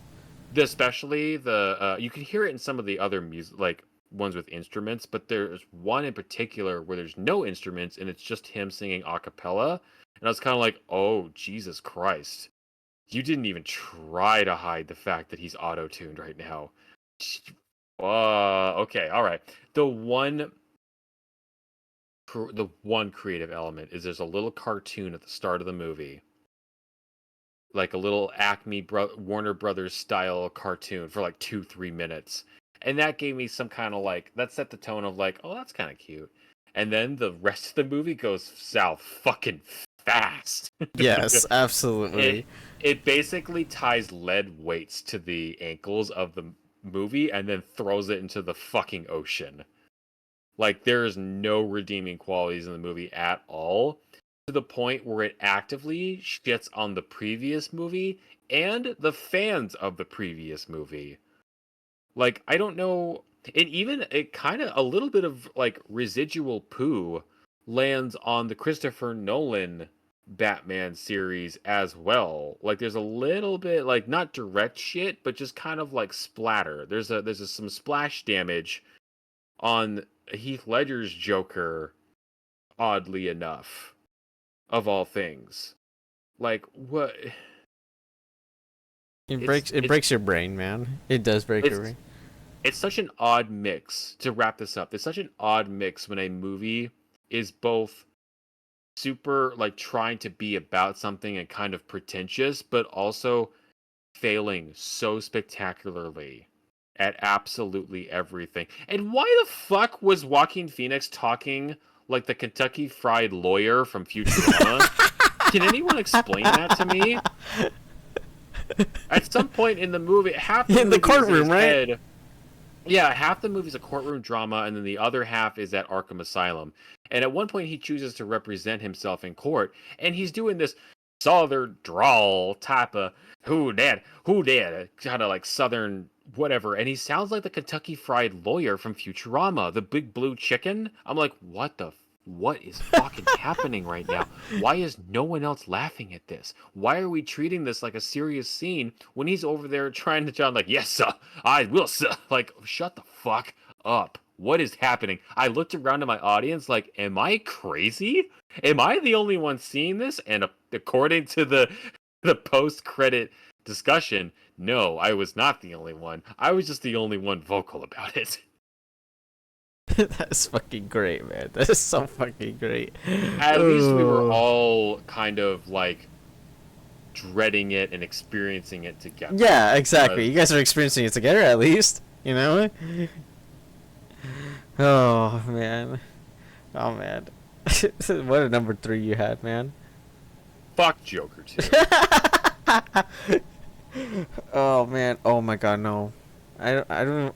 I almost don't want to talk about my number 2. Oh no, no, no. I can't. I, Why? this movie's so fucking repulsive. Oh my God, it's Oh, so bad. It is so okay. bad. You know, I actually had the first part of this movie in my last year's list of worst stuff, Hmm. and I think I had it around the same area too in my bottom 3. And oh my God, can they just stop making these fucking movies, please? Please stop making these fucking movies. And I'm talking about Rebel Moon Part 2, The Scargiver. Oh my god, I forgot that existed. Oh my God, dude, Zack Snyder just needs to stop. Just Someone stop Zack stop Snyder, him, please. Just stop him, please. Like, for God's sakes, like this whole movie is just repulsive and incomprehensible to look at. Like, oh my God, like, you know what's the most exciting thing that happens in this fucking movie is that there's a whole 5-minute slow motion sequence of them doing wheat farming. What? No, I'm not joking. It's just He just couldn't resist, he just huh? goes to show them slow mo wheat. It's like, what? Are you fucking kidding me?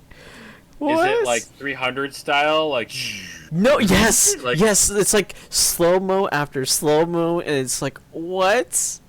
oh. What is wrong with you, Zach? What are you doing? Like, are you serious right now? I get that you're obsessed with slow motion.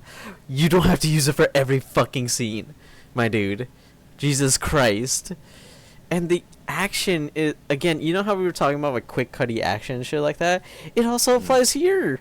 It's like, I don't understand what the fuck's happening most of the time. It's like, and I feel like Zack Snyder back then was way better with his action because, 300 was so good with its visual action and style. It just feels like I'm not looking at the same director here. If you know what I mean? I've thought about that because my sister and I have an annual argument about what's better, Sin City or 300, and I think that the reason I can't prove this at all. This is purely just a theory, but part of me feels like the reason why it feels different back then versus now, because it's the same slow motion, but the reason why it hits differently back then is because he still had something to prove. Like he was still like an underdog. He was an up and coming. He was pushing up against Yeah. the roof of expectations. Now he's punching down, and that is substantially different than trying to breach through a ceiling of expectation. It just feels like he's not coming up with anything new anymore. It just feels like it's all so boring now. Well, Like, he doesn't need to. He's making money and he's a big mainstay. So why should he put in effort? oh my God. And you know what makes me fucking cringe too is that they apparently want to make 3 more of these films, and I'm like, no. Oh, yeah, we'll see. Good fucking luck, Zach, because nobody likes luck. them. No. Yeah. Oh my God. And apparently, oh my God, I also saw the extended cuts that came out that were like 4 hours long almost for both films. There's an extended cut. There's an R-rated extended cut. It's for both of them. Oh my God. And yeah, they're boring. They're boring too. Zach, no. Like, I didn't even like Justice League. Why? You don't have to do this. It's this thing now, buddy. Uh, Oh my God, yeah, no more Rebel Moon, please. No more rip-offs of Star Wars. What's your number 2, my dude? Oh my God, I'm already flustered enough. For my number 2, I'm gonna need a glass of water. Oh goodness. It's already in the fridge. I'm literally just gonna stand up and go get it. I'm not even gonna be You gone. just need to grab the water, man, because you genuinely need this for number 2, huh?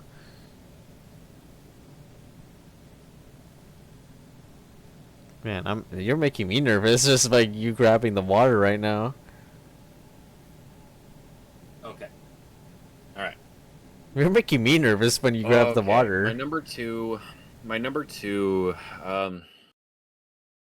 kind of rides, you know, we were saying before about how, like, you know, a genuinely bad movie that makes all the mistakes can be a number one. And then but also, like, there's that counterpoint of, like, but if it's just a middle of the road, super boring, generic, that's almost worse than being Then it's so full on bad it's bad. good movie, you know? Yeah. Hmm. Yeah. So, bearing that in mind, I understand if maybe some people don't agree with my number two. But you have to understand, this was a good year for horror. This is a very good year for horror films. So the bar has been exponentially raised. Even, I would say, even like the last 2 years, the bar of expectation for horror has not just evolved, it's like skyrocketed. So when something like The Strangers Chapter 1 comes Oh my god.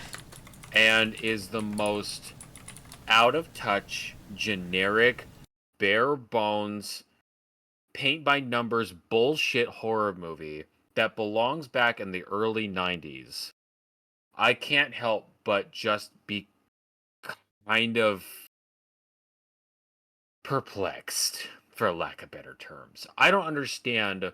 First of all, why are we doing more Strangers movies? Why? Why are we doing this? Who asked for it in the first place? No one asked for this. I am not even a huge lover of the original, but I can appreciate It's a neat little the thriller, you know? yeah, it's a neat little thriller. It's low, it's like it's small in scale, and I appreciate, like I've said before, I appreciate when a horror movie has a choice for an ending and they don't sell out and they stick to their guns and they do the dark ending, the controversial ending. I can get behind that. Okay? I can applaud and appreciate that much at least. Why then are we doing the same goddamn thing in almost word for word in 2025? Why is that a thing that we're doing? And why are we already preemptively being like, yeah, it's going to be a trilogy? Um, you really think this has the legs for a trilogy? The balls you have to Well, have. okay, the second movie trailer did come out. The Chapter Two's trailer did come out, so it is coming soon.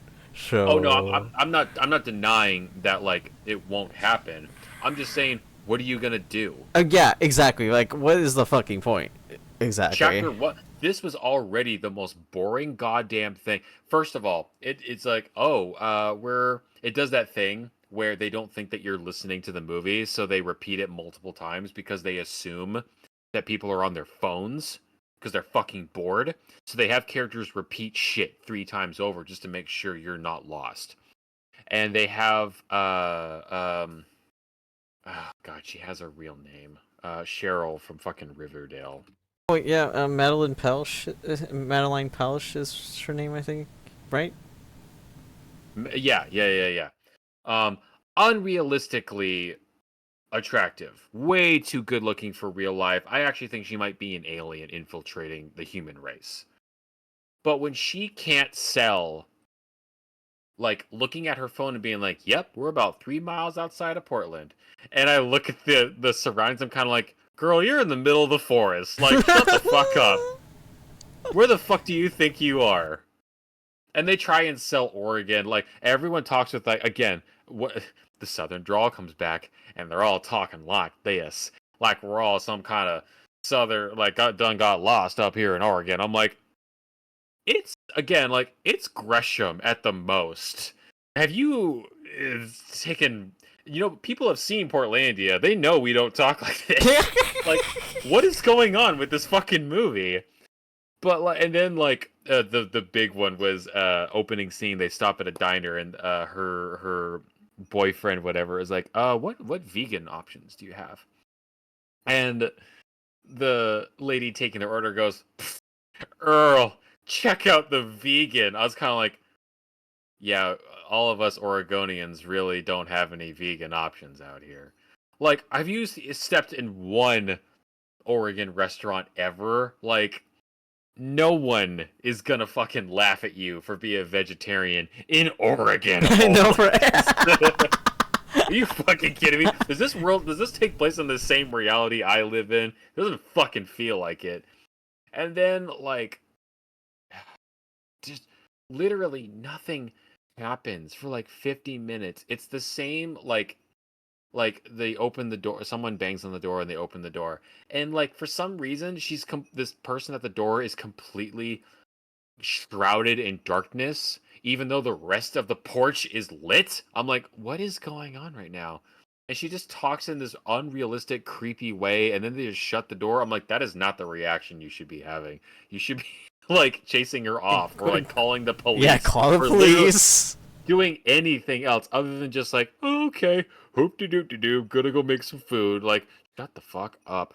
It's just, and also like the villains, the killers in the original, even though that movie isn't really my cup of tea, they are genuinely unsettling in how like stoic they are. Oh yeah, yeah, yeah, absolutely. This, they like giggle and laugh and they do all the stereotypical like So just every maniacal villain then. like yeah, the most like cookie cutter bullshit. I'm like, this isn't even like accidentally scary. It's just annoying. Like, See, what made the original scary to me is that you didn't really know what the motivations were behind those people. Like, they could yeah. have done it for any reason, but you And didn't know.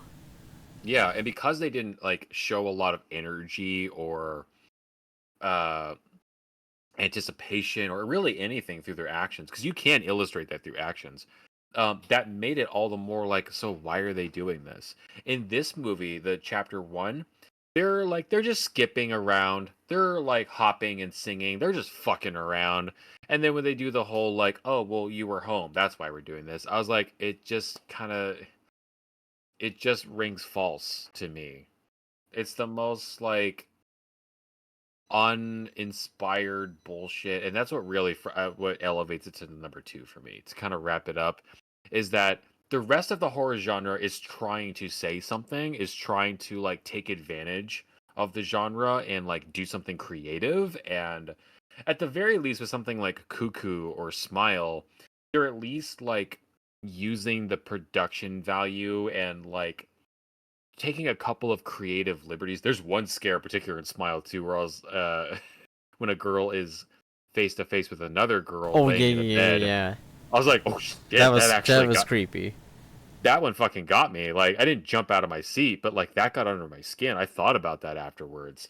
Even if the movie is just kind of like so, nothing in The Strangers Got to you. is in any way, shape, or form like, and I don't need it to evolve the genre, but like I appreciate just a little bit of effort, especially because it's a franchise that's been dead for a long time. I'm kind of like, you really gotta like earn that, like the me investing in you. You got to put a little oil on the fire to get things going, and they just half-assed it the entire way, and it's just fucking irritating. And that's all I have to say about Stranger Yeah, Things. I didn't see this one thankfully, so I avoided it after hearing it was really trash. So, yeah. Holy shit! This leads to our number one. Oh fuck. Oh my god. Oh god. It's the time now. It's here. It's that time, isn't it? We've been Fuck. building we've been teasing. We're up to the climax now, and now we're just gonna just pop all over the place. We were just talking about like yin and yangs, like the comparisons with movies, how there's Yeah, like, like, what did we compare again? the balance. The balance, yes. For for every Nosferatu, there must be a crow. Yeah, for For every every Wicked, Nosferatu, there's a Joker. Like it just kind of seems to work out that way. and yeah, and speaking of that analogy, by the way, yeah, Joker Folie à Deux is my number one worst film of this year. It's fucking Yo, awful. Oh let's my god. go The get him. the fact that this was even trying to be a musical is insulting to musicals, to say the least. Like, what the fuck is this movie trying to say? Like, Yeah, like you said, the intro with the cartoon was probably the most creative thing in that whole fucking movie. Yeah, it's Everything like 90 else, seconds. everything else was just a fucking recap of the original film. And Hmm. you know, the original film's good, but like it's nothing revolutionary or anything like that, you know? Like it's not going to change your world if you see it or don't see it, you know? But Yeah. like the fact that this fucking quote unquote sequel had the audacity to just be a fucking courtroom drama most of the time, just recapping events of the original without Yeah. even doing anything interesting with its musical aspects. That's just fucking insulting to say the least to me, at least as a film goer.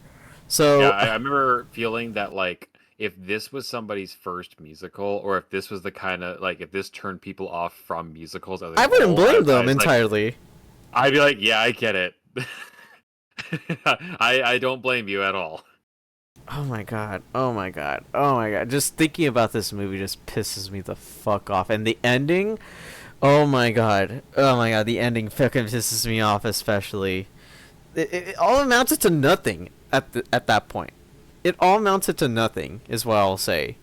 You Like, got to be some kind of delusional to sit there and make an ending like that to a sequel movie, and sit there and be like, yeah, no, yeah, that's my the vision. That's most the message I want to idiotic send. ending I've ever seen this year. Oh my god. Yeah. It is so bad. That's why I personally think it's my number one worst film this year, because it was just nothing. There was nothing to it. It was just a recap. It was such a boring recap. Like, why did we need this? Why is it the fact that this movie cost $150 million more than the original? Like, how? Because we had to get Lady Gaga on board. So How else you She gonna was how barely else you in the gonna fucking movie even alone. Like, she was in it for like maybe 20, 30 minutes. how else are you gonna waste her talents if you don't pay her $150 million? I know. Oh my god. This was awful. Awful, Like awful, awful. she like there were moments where I was kind of like, I mean, she's kind of trying. Like she has like a Dragon Ball Z style 50 times gravity working against her, but like, But again, god it damn all it, she's amounts not to trying. nothing. It all amounts But to it doesn't. nothing. Oh my god, what was with Harvey Dent being in the I don't, fucking movie? dude. They could have named him anybody else, and it wouldn't matter. It It would wouldn't have not mattered. matter. Oh It's my just a god. dude. It's just a dude that's just there to be representative of the the fucking against the Joker, you know?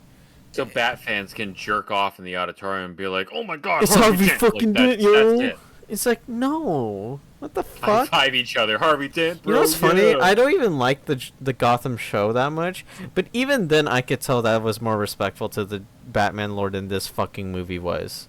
You know what? I'm willing to bet that you're probably right. God damn, this was fucking awful. Oh my god. It Yeah. doesn't help either how fucking long it It is is. so long. It feels like a drag. It feels like a Yeah. drag and a half to watch. My top four were honestly really tough to place because all of them have the commit the sin of being super long and super boring. Exactly. And your perception of time just drags. Damn. Yeah, that's my number one of the year for worst Joker Folie à Deux. I get it. At one point I was tossing my top four around and there was a point where Joker was my worst, but I mean, Let me actually get rid of the rest of these movies and keep Joker in here just to, just to highlight its shittiness, you know. yeah, yeah, it earned its place. Let it rot here with number Mm, one, you know. mm-hmm. Okay, let's see here. What's your number one, by the way? I'm actually very curious to know what your number one is. Yeah, because we've had a lot of overlap with our tops. We Like we got didn't the have one here, Crow, we got Joker. Like there's but been they're not in some. the same areas though. No, that's true. But there's gonna be a little more overlap now. So okay, what's your? Oh man, what the hell is it then? I think that I say this every year, and I mean it every year when I say I thought we were done with these kinds of movies. And I'm now coming to the realization that because I say this every year, apparently We are not done with these kinds of movies because every goddamn time that we do this, there's a Mortal Kombat or a Super Mario Brothers, something based on a fucking video game. And I thought we were done Oh with bad video no! game Oh no! movies. No! No! No! No! I know I exactly what you're gonna thought bring we up. had evolved past that point, but apparently, because the one manages to slip its way in there every goddamn time, I have now been broken. I am Well, submitting to the fact that there will always be a bad video game movie every year. And this well, year, it's the Borderlands. yep. Dude, I already put up the poster before you even said it because I knew exactly what you were talking about. Oh my god, this movie, yo, that rip it a new asshole, man. Give that it to me. that was the fastest that I had reached over and checked the time on a movie to see how far we were into it, and it wasn't even a minute. And I sat there to myself like, do I really want to do Do this? you really want to go through this fucking movie and Because suffer?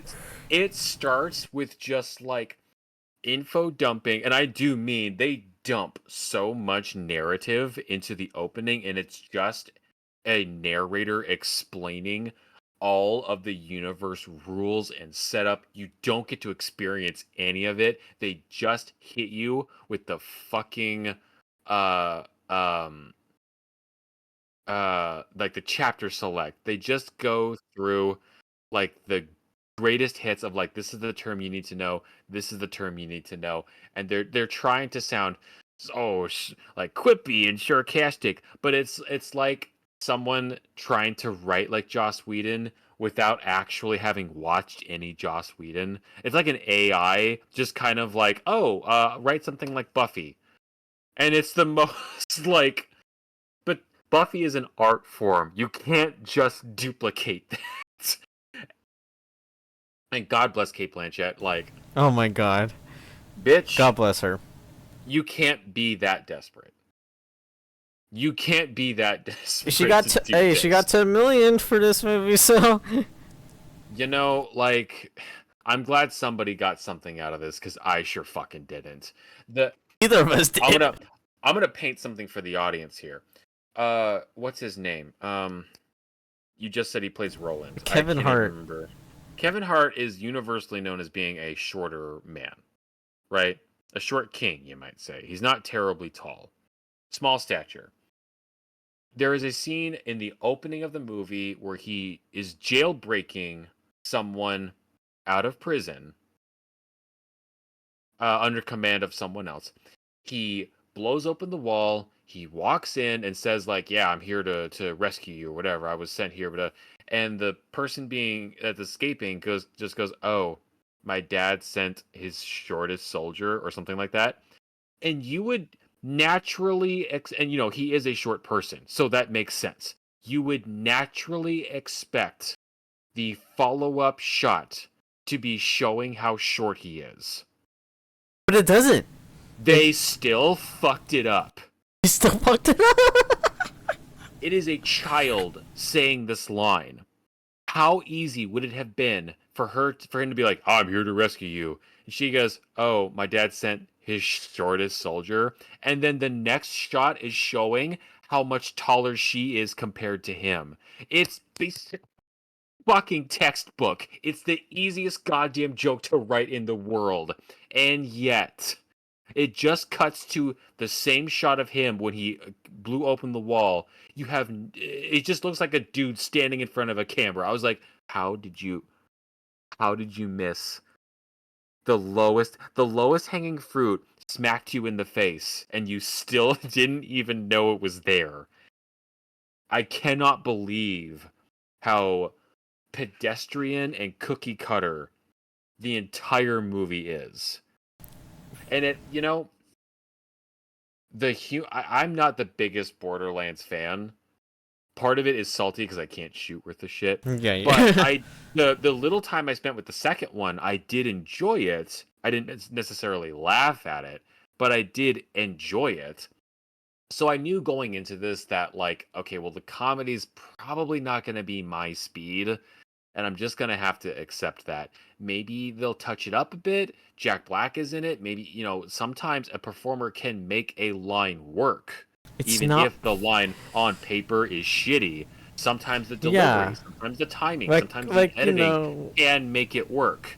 And you would think that with how long this movie was sitting in development hell, that they would have had time to like figure out how to make some of this shit work. But oh my god, was everyone just high and stupid when they were like trying to figure out how to make it work? Because it looks like they just shot it as it was and just like put it on a timeline and an editor and we're like, yep, that's our Borderlands movie.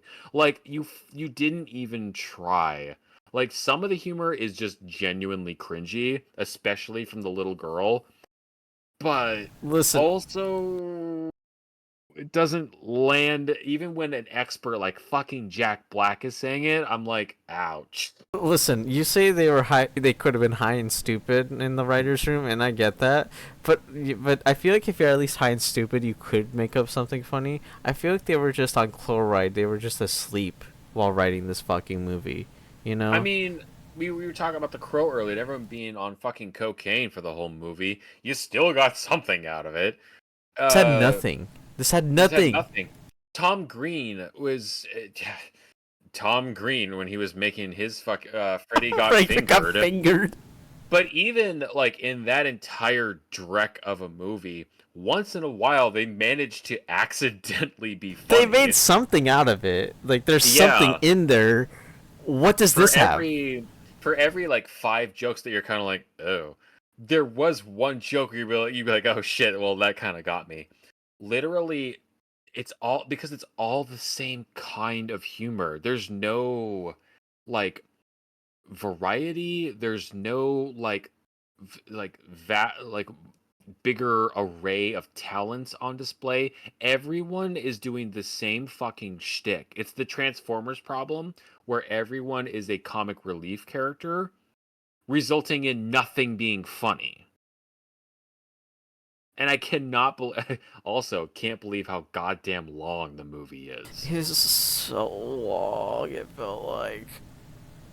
It had that like it has the same kind of uh cosplay element that the Hellboy Crooked Man has, where God, you're the kind of costumes were awful in this fucking movie too. like out in a vacuum, like on like a convention floor. Oh, that would look fucking great. But That would be but for a considered really well done. $200 million movie though, For a movie that has to convince me that this is a real world that a narrative works into, where I'm supposed to buy into the characters being real and not just surface value like photo ops, I need it to look better than this. No yeah, joke. this A a Borderlands movie I say this as someone who doesn't even really click with the games, but I genuinely don't think they work as live action. It has to be animated yeah, in some no, I way. totally agree. It Why was this live action in the first place? I I don't know. I I could be biased because I just started watching Cyberpunk Edge Runners, but That's like such a great show. I'm all in on that show. I'm only two episodes in. Arcane is supposed to be really good. Just do the same goddamn thing with Borderlands. Like, It doesn't and make sense. you could still fuck it up because look at the Mario movie. But like You could still that, do it though. you could still do it. You can still do it, and if you really let them like run loose, like if you keep with the dirty humor and shit, like accidentally, you should be able to get at least a couple of the jokes right. God, it was so I. The last thing that I'll say about Borderlands is that I couldn't watch the movie in one sitting. I'm You had not to kidding you. do multiple times to sit through it. Holy shit! I got through like 40 minutes and I was kind of like, okay, I'm done. I can't fucking do this anymore. I can't pay attention. I had to come back to it multiple times. And one of those times I had it up on my PC desktop while I was grinding Mortal Kombat 1 on a different one. I was listening to the movie and occasionally looking over at what was happening, but for the most part, I was playing Mortal Kombat. Like, I was not invested in the least. How not to do a video game I had to adaptation. take shifts to to get through the movie. No other movie on that's what ultimately kind of made me be like, no, this is the number one. Because at least all of the others, like, I was checking the time, sure, but I made through the like in one sitting. You had, Borderlands is yeah. the only one that genuinely I was kind of like, I have too much self-respect for myself. And I'm so not invested in the world at hand that I've forgotten about time. I'm very aware of the time that I am burning away with this, and I can't do it in one sitting. Wow, what a year, man. What a year for film. It's like a hangnail in my brain. Wow, we had quite the number ones this year for our worst. It, Yeah, for as excited as I was about the top 10, I'm so exhausted from talking about the I worst. know it can be quite mentally exhausting talking about our worst stuffs, honestly, because it's just they are just so bad. Honestly, they're really repulsive to talk about sometimes. Um, but before we go, I do want Mm. to do just a quick rapid fire of like anticipated films that we have for this year, like maybe just like 5 of them. I do have some posters posted up here. In no particular order, really. Like in terms of like my excitement level, this is just in release order.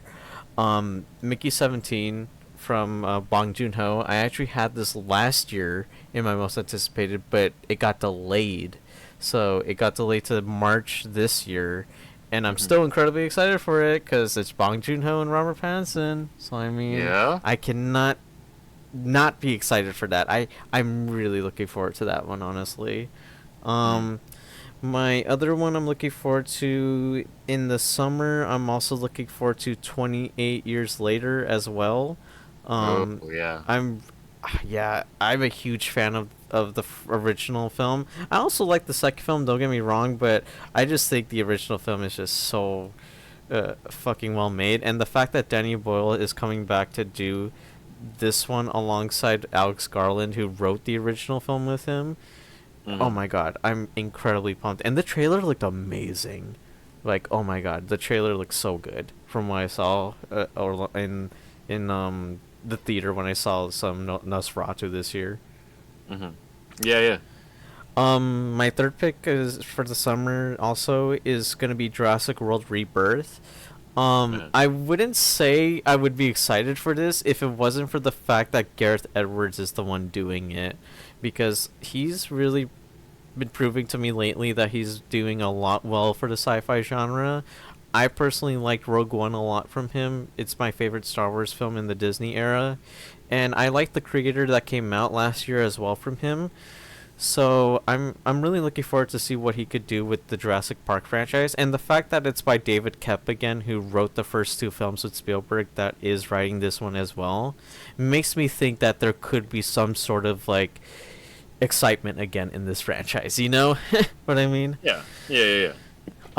The second to last film I have on my list here is actually a December film. It's coming out early, before Christmas, and that is Avatar. Oh wait, no, it's not. Sorry, I got that wrong. Oops, I got that wrong. Actually, sorry. My most anticipated film also in the summer is, God damn it, I got that wrong. Is also Superman. I'm looking forward to Oh, Superman. yeah, yeah, yeah. I'm very, very much looking forward to Superman this year. I would say honestly that's probably my most anticipated film this year, honestly, because I'm really, really looking forward to Superman, because it's just about time that we get a new Superman film, honestly, because that is actually like hopeful and bright, not this dark shit that I have to see all the time with Superman. That's not what Yeah. I grew up with when I read the Yeah. comics. So it's about fucking time that a director actually knows what Superman. Well, yeah, it's not out yet, but from what I've seen in the previews, seems to know what Superman is. He's supposed to be a man full of hope, and like, I think James Gunn will definitely prove that he can portray that, in my opinion, from what I've Mm. seen of his films so far. And the last film I do have is for December. It does. This is my December film. Sorry, I thought this was my December film coming up, but this is my December film coming up before Christmas. Avatar: Fire and Ash. Really excited for Mm. this one. Avatar: The Way of the Water was my favorite film of 2022. Cannot wait for this third one. James Cameron hasn't let me down yet. Cannot wait. Did you have any to say real quick before we wrap it up for the night? Oh yeah, I do. Oh, all right. What do you got, man? Because managers at the end of the night were waiting for movies to end at the movie theater, and the new year is upon us, and we're looking at the schedule for what's to come in 2025, and what's what we're dreading and what we're looking forward to, and there's a bunch of shit, and I kind of already have a list. Mm-hmm. I'm also looking forward to 28 Years Later. I didn't think I would Hell be. yeah. The idea, like, I didn't have strong feelings about 28 Months Later, but the trailer execution really has me sold on that one. Oh yeah, absolutely. But in that same vein, zombies, they are doing, and I'm not often excited for remakes, but they are going to redo Return of the Living Dead Really? as a Christmas movie Are you serious? that takes place in 1985. So the same year as the original. Yes. Oh wow, So that's pretty fucking sick. I've always loved that movie as being like the black sheep, oddball out of like all the zombie stereotypes. I like how like unapologetic the original is, and I'm very, especially as a Christmas movie, I'm really curious how the fuck that's gonna work out. Sadly, there's no Um, poster for it, but it does seem like it is announced. So. yeah, it's announced. There's not a whole lot floating around. I'm looking forward to. I really liked A Simple Favor, and it's getting a sequel. Oh right, yeah. Purely just because Anna Kendrick is on my celebrity hall pass list, and I will watch anything.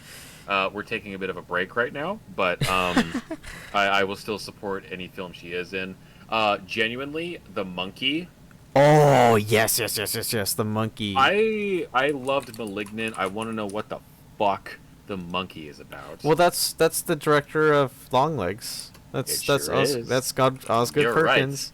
right. It sure is. I'm really excited for the monkey as well, honestly. Predator Badlands. Ooh, yeah, Um, yes. The ballerina Ana de Armas is it makes me feel a certain kind of way about brunettes and how much they kick ass, and so I would definitely be all about that. I wasn't looking forward to a new Silent Hill movie. Well, I was kind of apprehensive because they've Silent Hill media has been kind of mixed, but the Silent Hill 2 remake is Yes. apparently very, very good. So that has me kind of a little more optimistic about a new Silent Hill film because it's a lot of the same team. I'll say this: I Um, I did play Silent Hill 2 remake last year, and it was tied with my game of the year alongside Indiana Jones. yeah, a lot of people really dug the fuck out of it. It was So fucking great. if they put the same effort into the new movie as they did with the game, then I'm on board. Um, Ironically, Popeye the Slayer Man looks fucking great. Can't wait to Oh see right, it. I did see an image of that. That looks so fucking ridiculous, but I can't It's honestly. so stupid. But it looks great. And in that same vein, the last one I want to talk about is they are remaking Anaconda. Oh yes, I did see this. It's with Paul Rudd and Jack Black And in Jack it. Black, literally, I'm going to read this to you.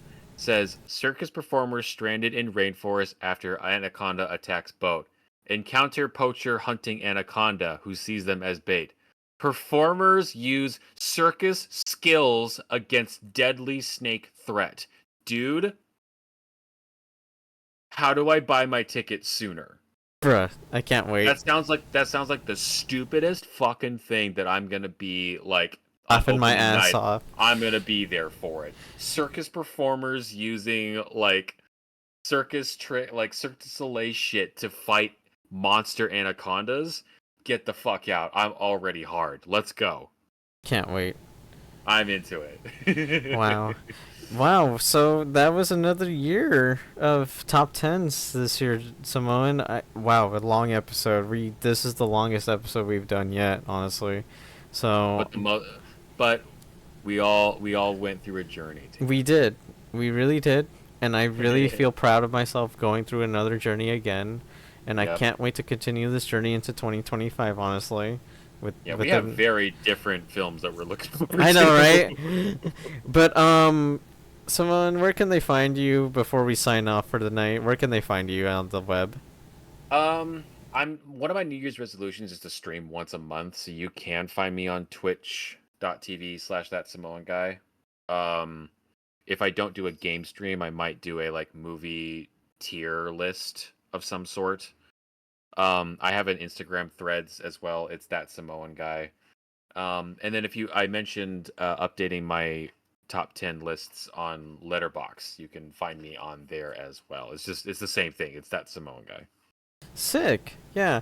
And I am taking a break from Twitter right now, so I'm not really active on Twitter anymore. So Yeah, if good for I you, know, right? honestly. I don't want to really be on there anymore after a whole bunch of shit. But anyways, so you're not gonna be finding me on there anymore, sadly, as active. So if you want to find me, you can find me on Letterbox as well. It's Sean_98. That's my Letterbox. I always post reviews. I always post ratings every day. I always watch a new movie every day, so you'll probably see something there that I'm probably watching that I've never seen before, or rewatching, of course. Um, That's daily content. yes, exactly. And of course, you can find me here on Twitter whenever I post a new episode of One Take Podcast.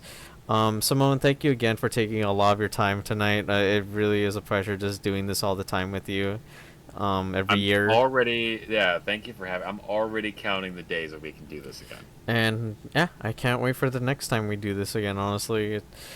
With that being said, that's another top 10 of the year, and we'll see you guys next time. Thank you guys for watching, and goodbye. Bye, y'all.